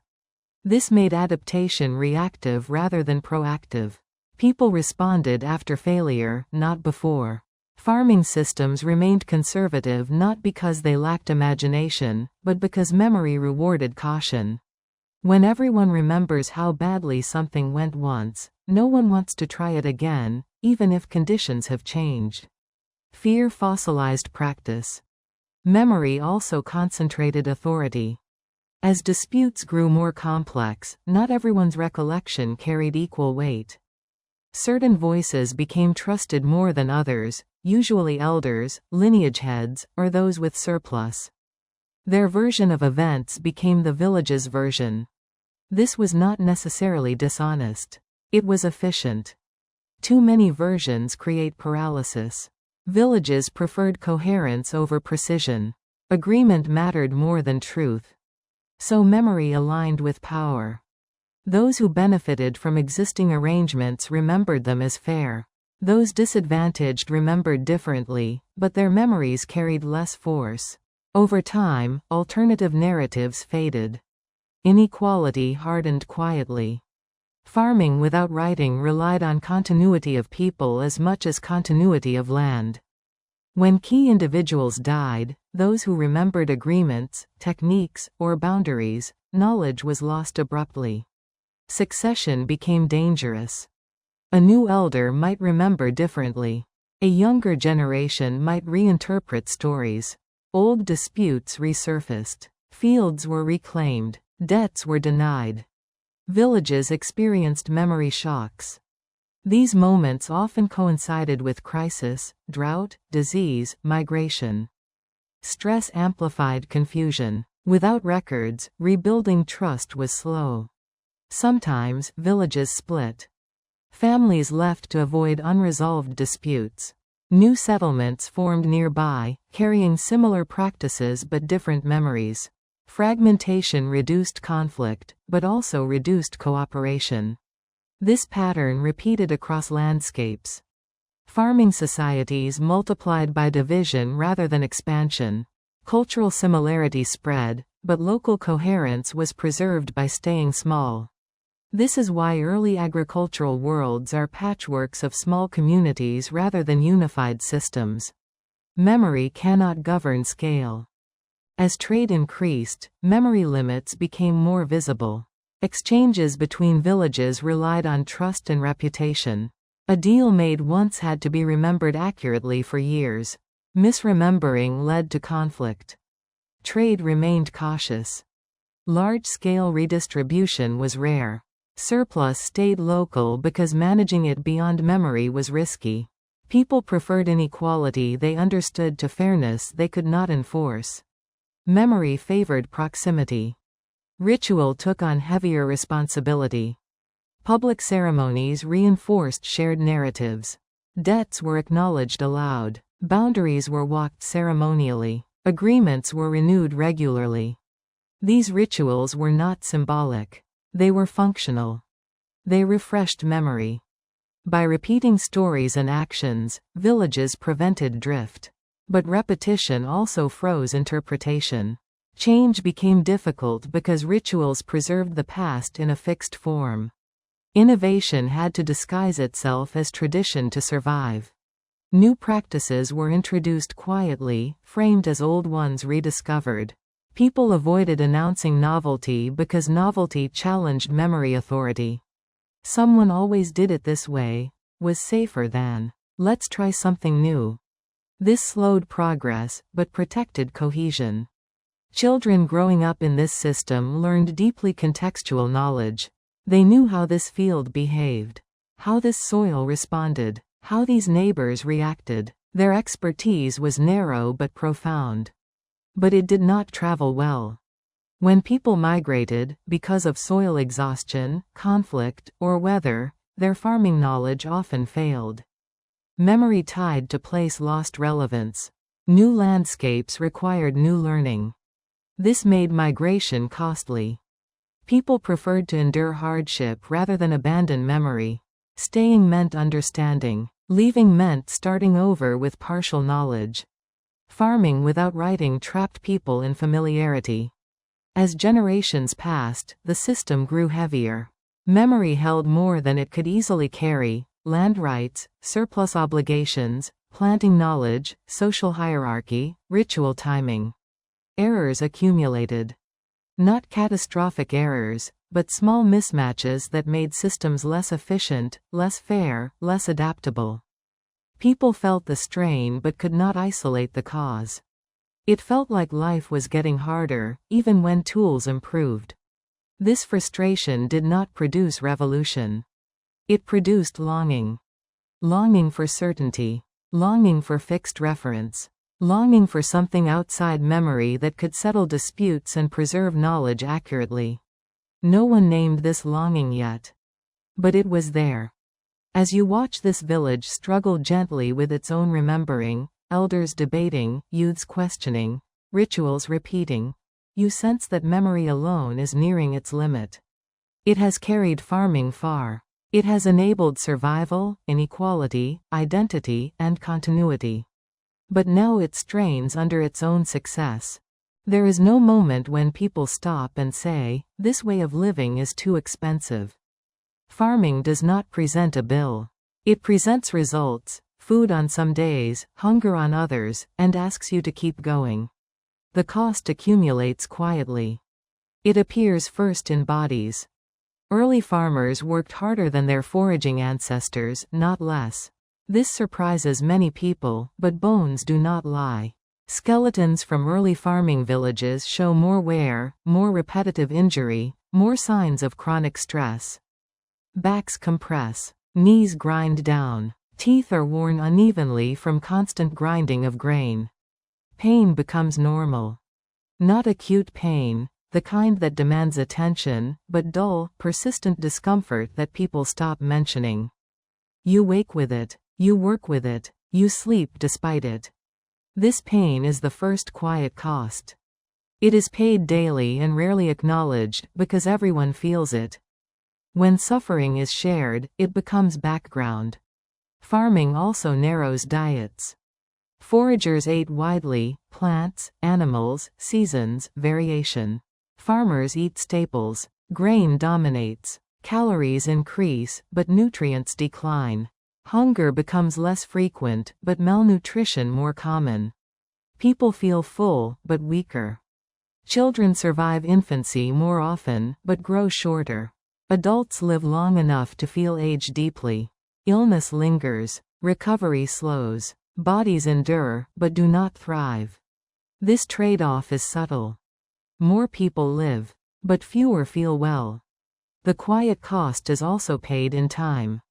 Farming absorbs hours invisibly. Grinding alone can take several hours a day. Repairing tools, maintaining fields, tending animals, guarding storage, none of this produces immediate food, but all of it is required.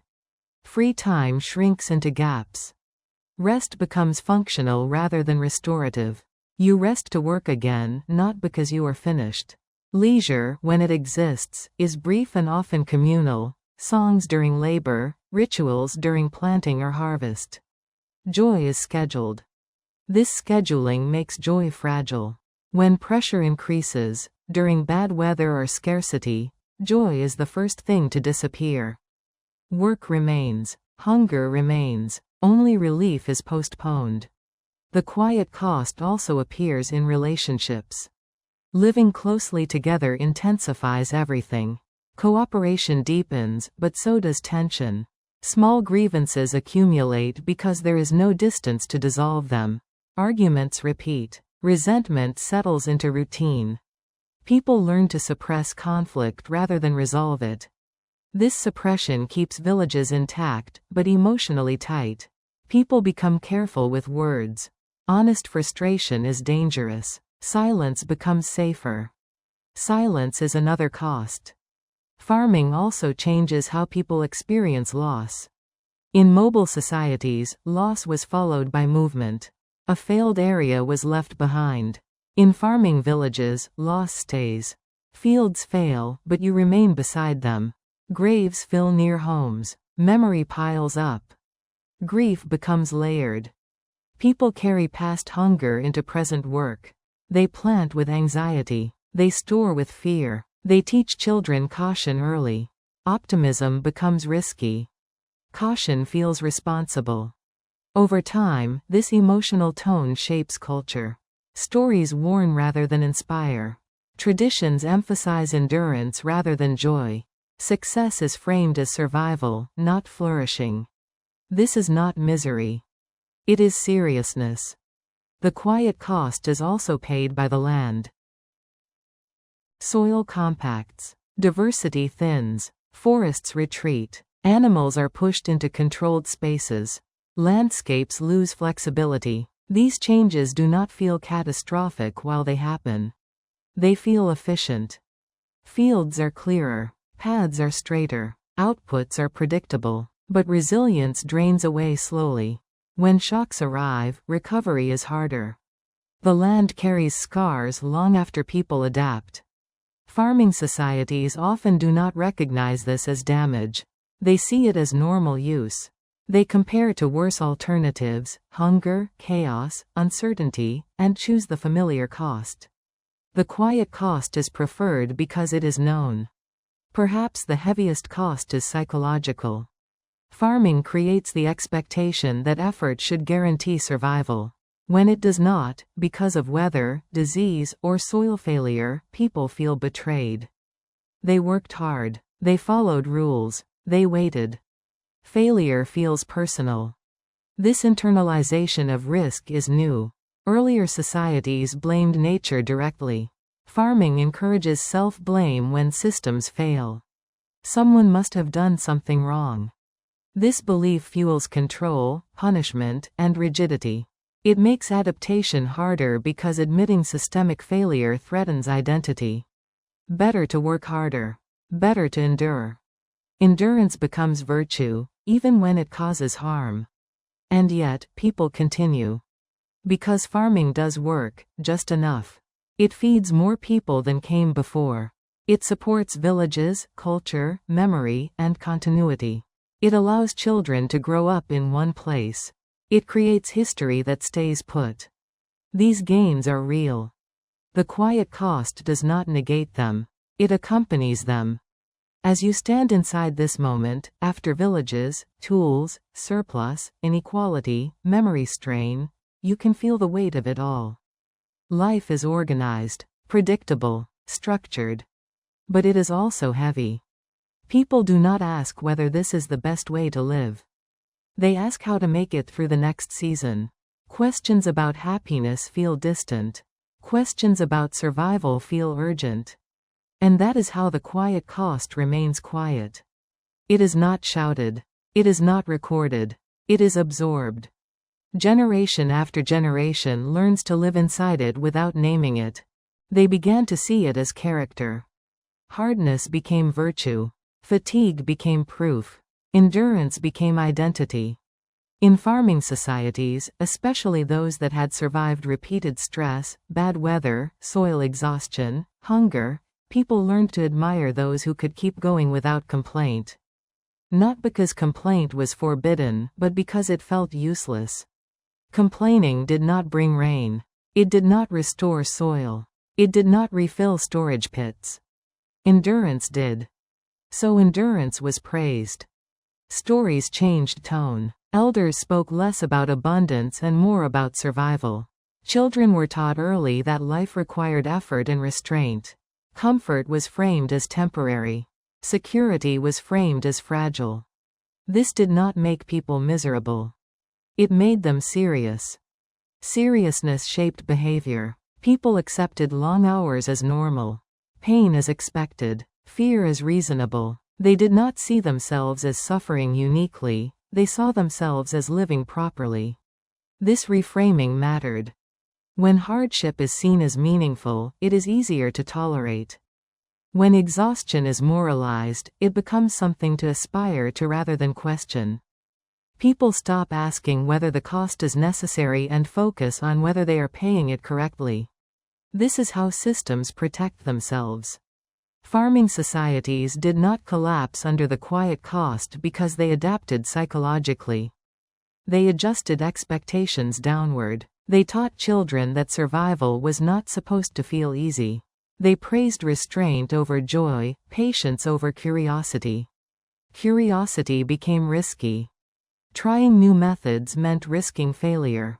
Failure meant hunger. Hunger meant shame. So people stuck to what was known, even if it was costly, because it was survivable. The quiet cost hardened into tradition. Work rhythms became ritualized. Long hours were sanctified. Certain forms of labor were seen as noble regardless of their toll.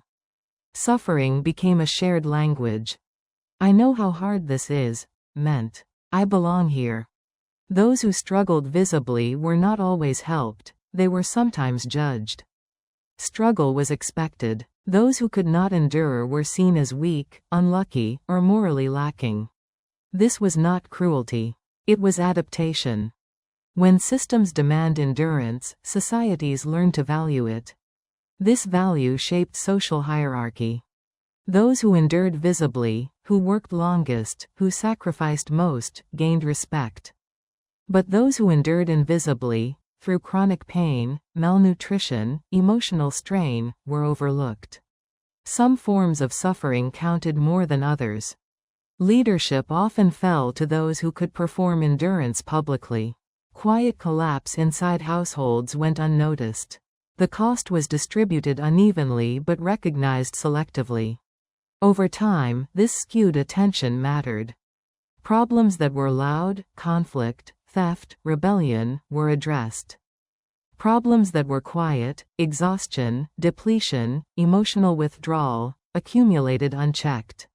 Villages remained functional but increasingly brittle. The land mirrored this brittleness. Soil still produced crops, but with less margin. Animals still worked, but with shorter lifespans. Tools still functioned, but required constant repair. Nothing broke outright, but everything required more effort to maintain. Maintenance consumed life. This maintenance left little space for reflection. People were too busy keeping things from falling apart to ask whether the structure itself was sound. The quiet cost fed on urgency. Another adaptation followed: narrowing of imagination.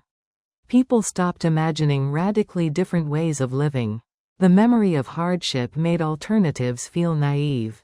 Stories of easier lives were dismissed as myths or dangerous fantasies. This is how life is. This is how it has always been. These statements were rarely true, but they were stabilizing. They reduced anxiety by closing off comparison. Farming societies survived by convincing themselves that the quiet cost was inevitable. Yet, cracks appeared.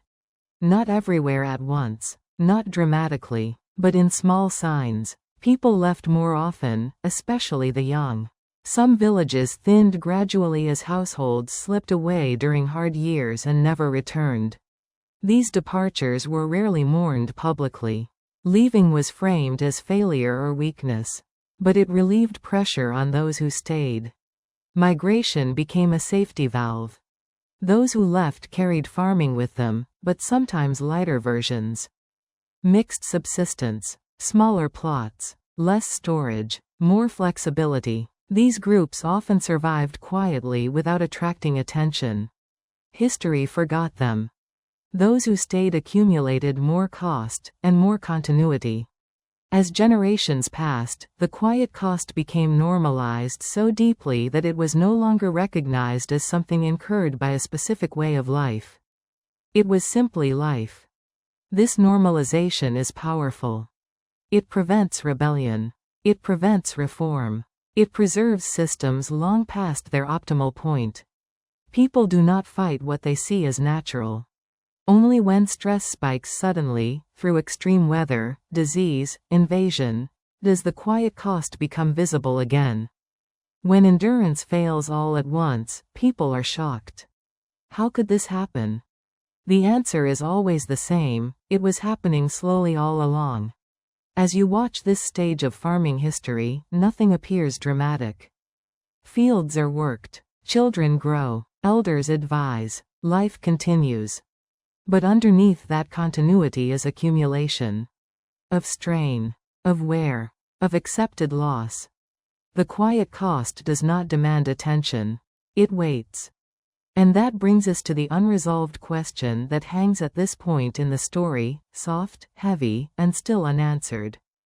There is a moment when you realize this year is different. Not dramatic. Not sudden. The plants come up, but unevenly. Some patches look thin. Others look fine, but not strong. You tell yourself it will even out. It usually does. You wait. Waiting is what farming teaches best. Weeks pass. Rain comes when it shouldn't, or not at all. The soil crusts. Leaves yellow too early. Nothing fails completely. That is what makes it dangerous. This is a failure season. Failure seasons are not disasters. They are years that almost work. Enough grows to keep hope alive. Enough fails to make storage calculations uncomfortable. People argue quietly about whether this is bad luck or something worse. No one wants to say the word famine. That word belongs to later, louder years. Failure seasons arrive first. In a failure season, routines continue. Fields are tended. Animals are fed. Tools are repaired. Work does not stop because stopping would make things worse. Effort increases precisely when returns decrease. This is exhausting, but familiar. People have seen this before. Elders remember similar years. They recall how it turned out last time. Sometimes things recovered. Sometimes they didn't. Memory offers examples, not answers. So people hedge. They harvest earlier than ideal. They store more carefully. They ration quietly. Meals get smaller without announcement. Children notice first. Adults pretend not to.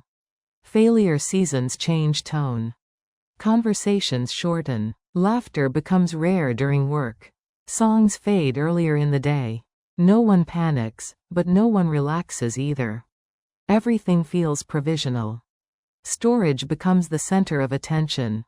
Pits are checked repeatedly. Grain is counted by feel rather than number. People argue about mold that might not spread. About rodents that might come later. Suspicion increases. Not because people are unkind, but because uncertainty makes everyone vigilant. A missing scoop of grain feels significant. A neighbor's full store feels unsettling.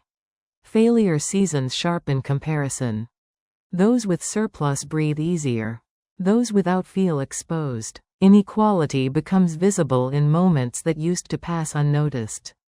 Help is still given, but cautiously. Just this once. Until next harvest.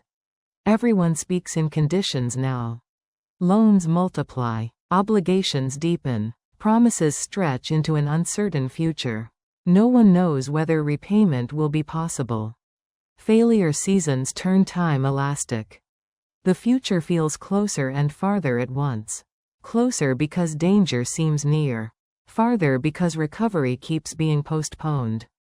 People delay decisions. Marriages wait. New buildings pause. Field expansions stop. Everything unnecessary is suspended. Life contracts.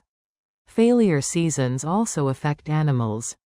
Feed is scarcer. Pasture weaker. Animals lose weight slowly. Some are slaughtered earlier than planned, not because people want meat, but because they cannot afford to carry them through winter.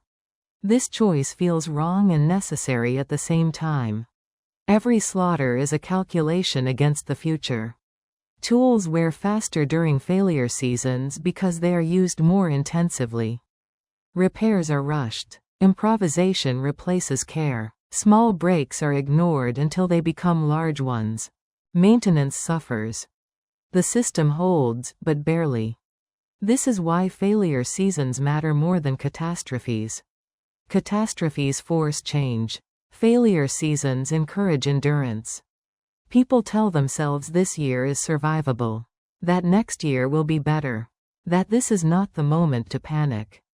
Often, they are right. Sometimes, they are not. The most dangerous part of a failure season is that it trains people to accept less as normal. Smaller harvests become expected, reduced meals become routine, lower health becomes background. Thresholds shift. What once would have been called failure becomes difficult but manageable.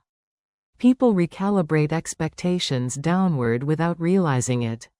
This makes the next failure season easier to tolerate and harder to escape. Failure seasons stack. 1 bad year is survivable. 2 strain systems. 3 reshape them. By the 4th, people are not waiting for recovery anymore. They are waiting for collapse, or for a reason to leave. But no one announces that moment either. Leaving is gradual. A household disappears between seasons. A field is left unplanted. A house is not repaired. These absences are noticed, but not discussed. Silence returns. Failure seasons also change belief. People pray more, but more narrowly. Rituals focus on protection rather than gratitude. Rules tighten. Deviance feels dangerous. When systems wobble, conformity feels like safety. Innovation slows further. Trying something new during a failure season feels reckless. Even necessary changes are postponed. Tradition becomes a shield. This is how systems endure past their limits. As you stand inside this year, the one that almost works, you feel the weight of all that effort balancing on uncertainty. Nothing has collapsed. Nothing has been solved.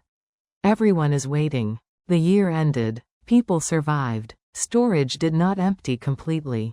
Children lived through winter. The village did not collapse. By every visible measure, the system worked. That success mattered. It taught a dangerous lesson: this level of strain is survivable. When the next season began, people did not return to earlier expectations. They planted cautiously. They planned for less. They prepared emotionally for disappointment. Hope shrank, not into despair, but into restraint. Restraint felt wise. Fields were planted with conservative assumptions. Riskier plots were abandoned. Marginal land was still used, but with lower expectation. People stopped aiming for abundance and aimed for adequacy. Adequacy became the goal. This shift reduced anxiety in the short term. When you expect little, disappointment hurts less. But it also reduced resilience. Systems built for adequacy have no buffer when conditions worsen. Villages grew thinner without shrinking. Houses remained occupied. Fields were still worked, but energy drained. People moved more slowly. Tasks took longer. Recovery from illness stretched. Children matured into smaller adults. No one pointed to a cause. Life simply felt heavier. Failure seasons also changed how people remembered the past. Years of abundance faded from memory. They felt distant, unrealistic.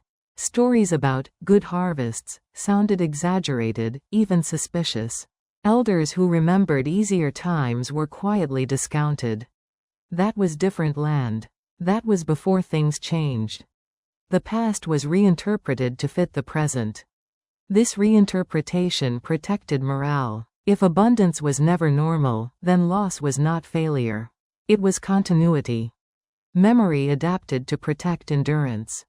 Social behavior adapted too.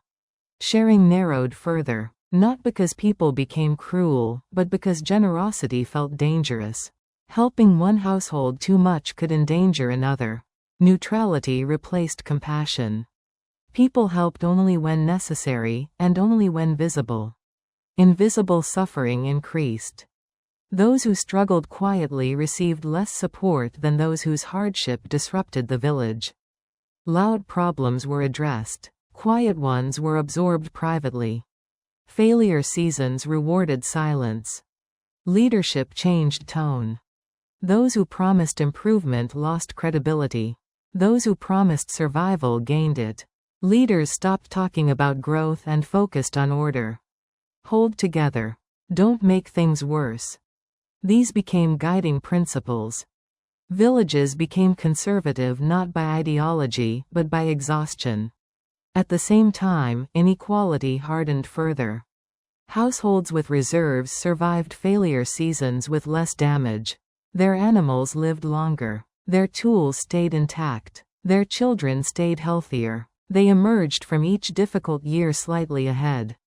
Households without reserves fell slightly behind. The gap widened invisibly. This widening mattered because it shaped who could leave. Migration during failure seasons is not dramatic. It is selective. Those with the least to lose leave first, often young adults, sometimes entire households. They do not announce departure. They simply stop planting. The village notices, but adapts. Fewer mouths to feed reduces pressure. Fewer workers slows tasks. Balance is restored temporarily. Departure feels like relief rather than loss. This masks decline. Each departure lowers the village's capacity slightly. Fields shrink. Knowledge narrows. Labor pools thin. But because pressure also reduces, collapse is delayed. Failure seasons hollow villages without destroying them. Rituals persist, but change tone. Celebrations shrink. Feasts become symbolic rather than abundant. Songs focus on endurance, patience, hope deferred rather than realized. Culture adapts to scarcity. This adaptation feels mature, responsible, realistic. It is praised. It is taught. Children grow up learning that life is hard, resources limited, expectations modest. They do not mourn abundance because they never experienced it. This is how scarcity becomes cultural. By now, people are no longer waiting for recovery. They are waiting for stability. A stable low yield is preferable to unpredictable swings. Predictability matters more than prosperity. Farming systems respond accordingly. Diversity declines. Risk is avoided. Crops that sometimes fail but sometimes excel are replaced with crops that always produce something, even if little. Animal herds shrink but stabilize. Systems become dull and durable. But durability has limits. Soil continues to tire. Weather continues to shift. External shocks, disease, conflict, climate fluctuation, do not respect adjusted expectations. When a truly bad year arrives after several failure seasons, the system has little left to give. Storage is shallow. Bodies are worn. Social goodwill is thin. Collapse, when it comes, feels sudden, but it has been prepared for quietly over years. People respond in familiar ways. Some leave en masse. Some turn inward. Some fight over what remains. But these responses are constrained by the habits failure seasons have taught. Caution overrides imagination. Survival overrides change. As you look across this village now, fields smaller, stores modest, faces serious, you see a community that has learned how to live with less without breaking. That achievement is real. You plant the same way each year. You begin on the same day. You pause at the same moment. You say the same words, not because you think they change the soil, but because this is how planting has always begun. Ritual enters farming quietly, disguised as habit. Early farmers do not separate work from meaning. There is no line between what functions and what matters. If something has been done before and survival followed, it is repeated. Over time, repetition thickens. It gains weight. That weight becomes ritual. At first, rituals are small. A shared meal before planting. A moment of silence before the first seed is placed. A gesture made by the eldest person present. These acts do not interrupt work. They frame it. Framing matters.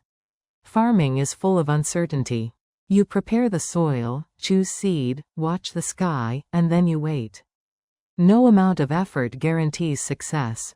This gap between action and outcome is uncomfortable. Ritual fills the gap. It gives people something to do when nothing else can be done. When the seed is in the ground and waiting begins, ritual offers agency.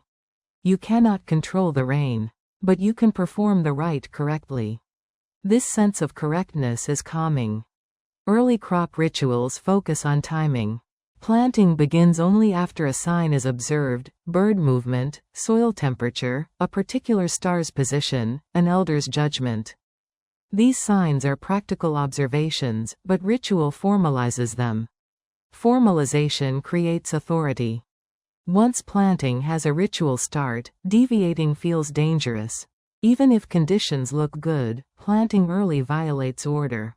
People wait, not because they are ignorant, but because collective timing matters more than individual judgment. Ritual protects coordination.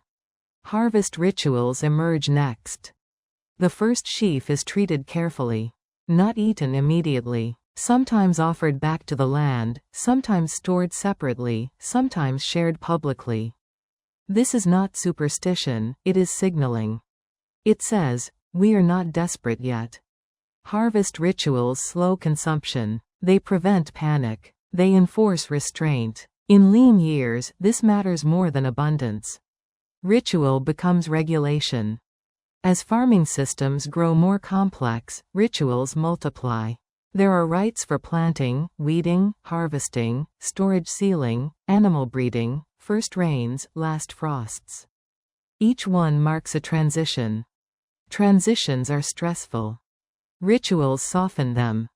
They tell people when it is acceptable to switch tasks, to hope, to rest, to worry. Without these markers, anxiety would spill everywhere. With them, fear is contained within moments. This containment is crucial. Failure seasons have already taught people to endure quietly. Ritual gives that endurance shape. It says, you are not suffering randomly. You are participating correctly. Correct participation feels meaningful, even when outcomes are poor. Over time, rituals attach stories. People explain why the first seed must be placed by a certain person. Why a certain gesture matters. Why silence is required at a particular moment. These explanations vary, but they converge on the same function: reinforcing order. Order matters more than belief. Villages with strong crop rituals coordinate better. They plant together, harvest together, store together. Even when yields are low, cohesion remains higher. Ritual creates predictability where nature does not. Predictability reduces conflict. This is why rituals persist even when they appear ineffective. Their success is social, not agricultural. Rituals also distribute responsibility. If crops fail, blame does not fall on a single person. The ritual was performed correctly, or it was not.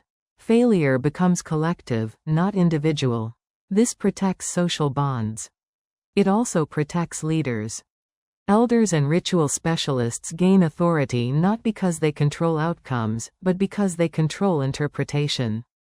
They decide whether rites were properly observed. Their judgment shapes emotional response. This power is subtle. They do not command rain. They command meaning.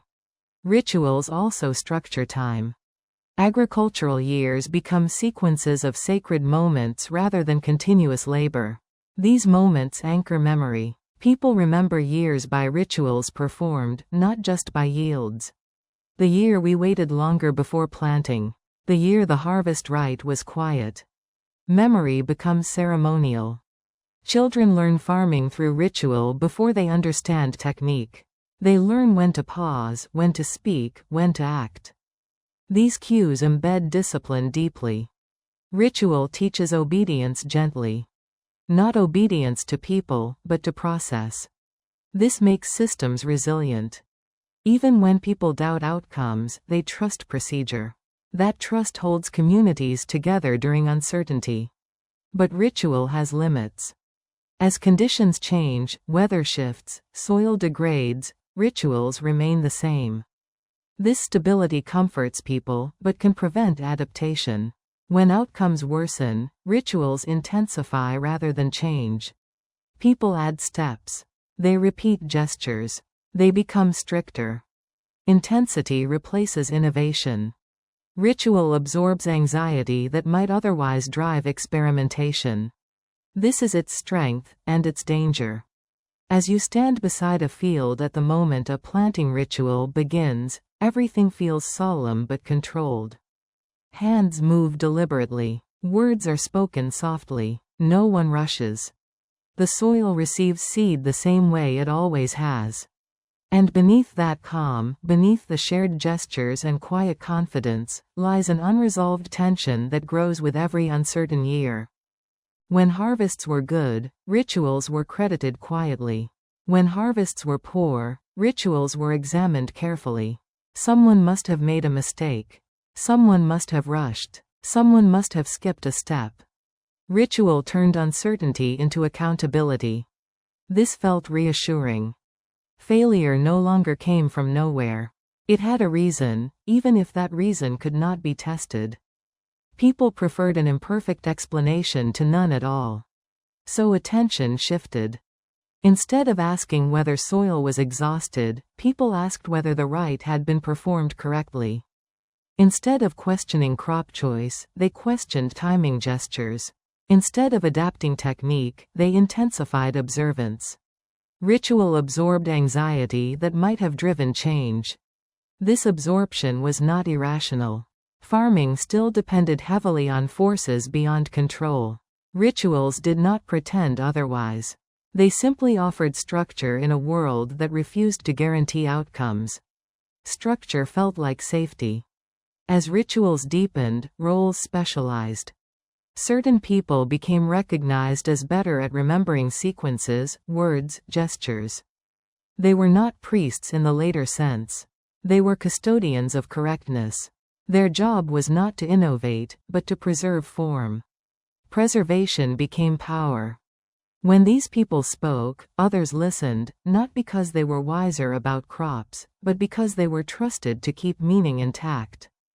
Deviating from ritual without their approval felt reckless.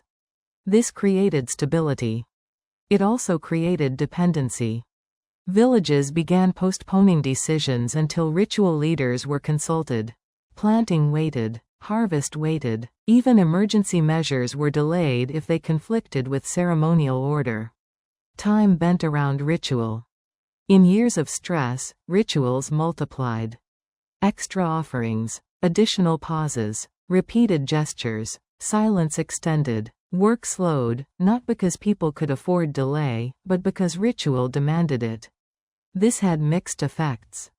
Sometimes, delay saved crops. Waiting avoided frost or pests. These successes reinforced ritual authority.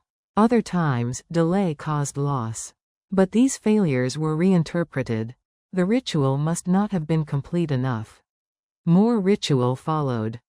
This escalation trapped communities in a feedback loop. Poor outcomes led to stronger ritual adherence, which reduced experimentation, which reduced adaptability. Still, cohesion remained high. Villages with strong rituals fractured less during failure seasons. People endured together. Conflict was redirected inward, toward interpretation rather than accusation. Something was done wrong. Felt safer than, the system no longer works. Ritual protected identity. It said, we are still doing this correctly, even when results suggested otherwise. Rituals also became tools of inclusion and exclusion. Those who knew the words, the timing, the gestures belonged fully. Outsiders struggled. Migrants learned slowly or were kept at the margins. Knowledge became guarded, not because people were secretive, but because mistakes were dangerous. Correctness mattered. Children were trained meticulously. They learned sequences by heart before understanding purpose. Precision was praised. Creativity discouraged. Ritual disciplined imagination. Over generations, ritual knowledge became lineage-bound. Certain families were associated with certain rites. Their authority persisted even when their farming success did not. meaning outlived performance. This separation mattered. When ritual authority and practical success diverged, tension grew quietly. People followed rites that no longer aligned with conditions because abandoning them felt like abandoning protection itself. Ritual had become a shield. But shields can block vision. Some communities broke away gently. They carried simplified rituals, fewer steps, more flexibility. These groups often adapted better to new environments, but they lost continuity. Their practices were less stable, more fragile. History rarely records them. Communities that stayed ritual-heavy left clearer traces, monuments, patterns, continuity. Archaeology favors those who stayed, not those who adapted quietly. So ritual appears dominant in the record, not necessarily because it was always optimal, but because it preserved form long enough to be noticed. As you watch this stage of farming life, ritual fills the air. Words are spoken carefully. Movements are deliberate. People feel protected, not by certainty, but by correctness. They do not feel in control. They feel aligned. And alignment is powerful. This does not happen because life becomes easy. It happens because survival becomes predictable enough that people begin to notice everything else that comes with it. You wake. You work. You eat. You sleep. And then you wake again. This repetition, sustained over years, creates something new. Not comfort, structure. And structure invites comparison. Who works more? Who eats better? Who decides? Who waits? Survival continues, but attention shifts. Early farming began as a solution to uncertainty. It promised food in exchange for labor. Over time, it delivered, unevenly, imperfectly, but reliably enough to allow people to stay in one place. Staying changes priorities. When survival is immediate, there is no space for abstraction. You respond. You adapt. You move. But when survival is delayed, when storage exists, when rituals regulate seasons, when memory carries knowledge, people begin to think beyond the next meal. They begin to think about order. Order answers new questions. Who decides planting time? Who resolves disputes? Who speaks for the village? These questions were once unnecessary. Now they are unavoidable. Society emerges not from ambition, but from accumulation. Accumulation of people. Accumulation of memory. Accumulation of surplus. Accumulation of rules. No single invention creates society. It forms when systems overlap enough that coordination becomes permanent. At first, coordination is practical.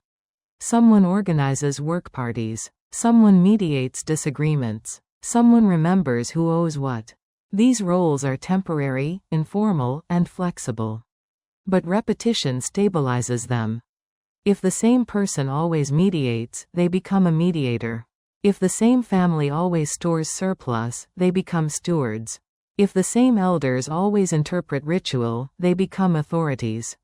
Function becomes role. Role becomes expectation. Expectation becomes structure.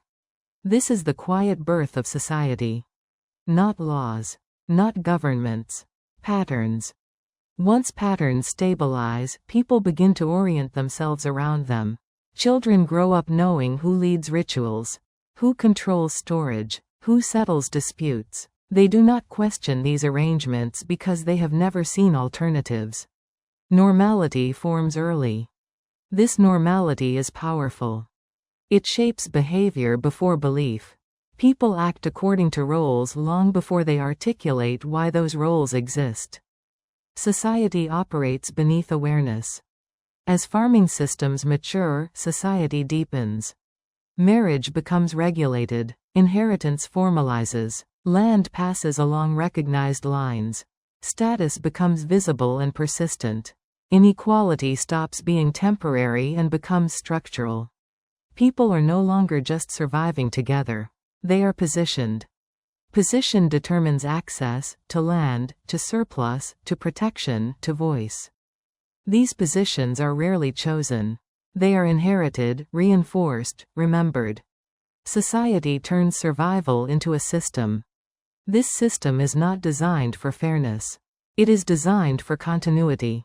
Whatever preserves order is favored, even if it disadvantages some. Continuity feels safe. People trade flexibility for predictability. They accept hierarchy because it reduces conflict. They accept inequality because it stabilizes expectations.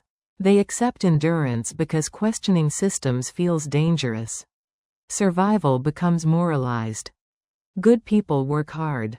Good people obey ritual. Good people accept their place. These values do not arise from cruelty. They arise from fear of collapse. Society teaches people how not to break what keeps them alive. At the same time, society creates distance. Not physical distance, social distance. Leaders stop doing the hardest labor. Laborers stop deciding. Ritual specialists stop farming full-time. Knowledge fragments. Fragmentation increases efficiency. It also reduces empathy. People begin to experience life differently within the same village. One person worries about storage. Another worries about rules. Another worries about hunger. These worries do not align. Shared survival no longer means shared experience. This misalignment matters. When stress arrives, failure seasons, disease, conflict, society responds unevenly. Some are protected. Others are exposed. Responses prioritize preserving structure over alleviating suffering. This is not because society is heartless. It is because society is invested in itself. Systems protect themselves. And yet, society also creates meaning. Stories become richer. Identity deepens. Art, ritual, and memory flourish. People know who they are and where they belong. They feel connected across generations. This connection is real. Society gives people a past and a future, not just a present. This is its greatest gift. It is also its heaviest weight. Because once survival becomes society, leaving is no longer just movement. It is betrayal. Collapse is no longer just hunger. It is loss of identity. People defend society fiercely, even when it hurts them, because it holds everything they know. As you watch this transition unfold, nothing dramatic happens. No proclamation. No invention. Just a gradual thickening of roles, rules, expectations, and memory. Life becomes organized enough that survival alone no longer defines it. The earliest structures existed to solve problems. Who plants when, who stores what, who decides disputes, who remembers agreements. These structures were useful because they reduced uncertainty. They kept people alive.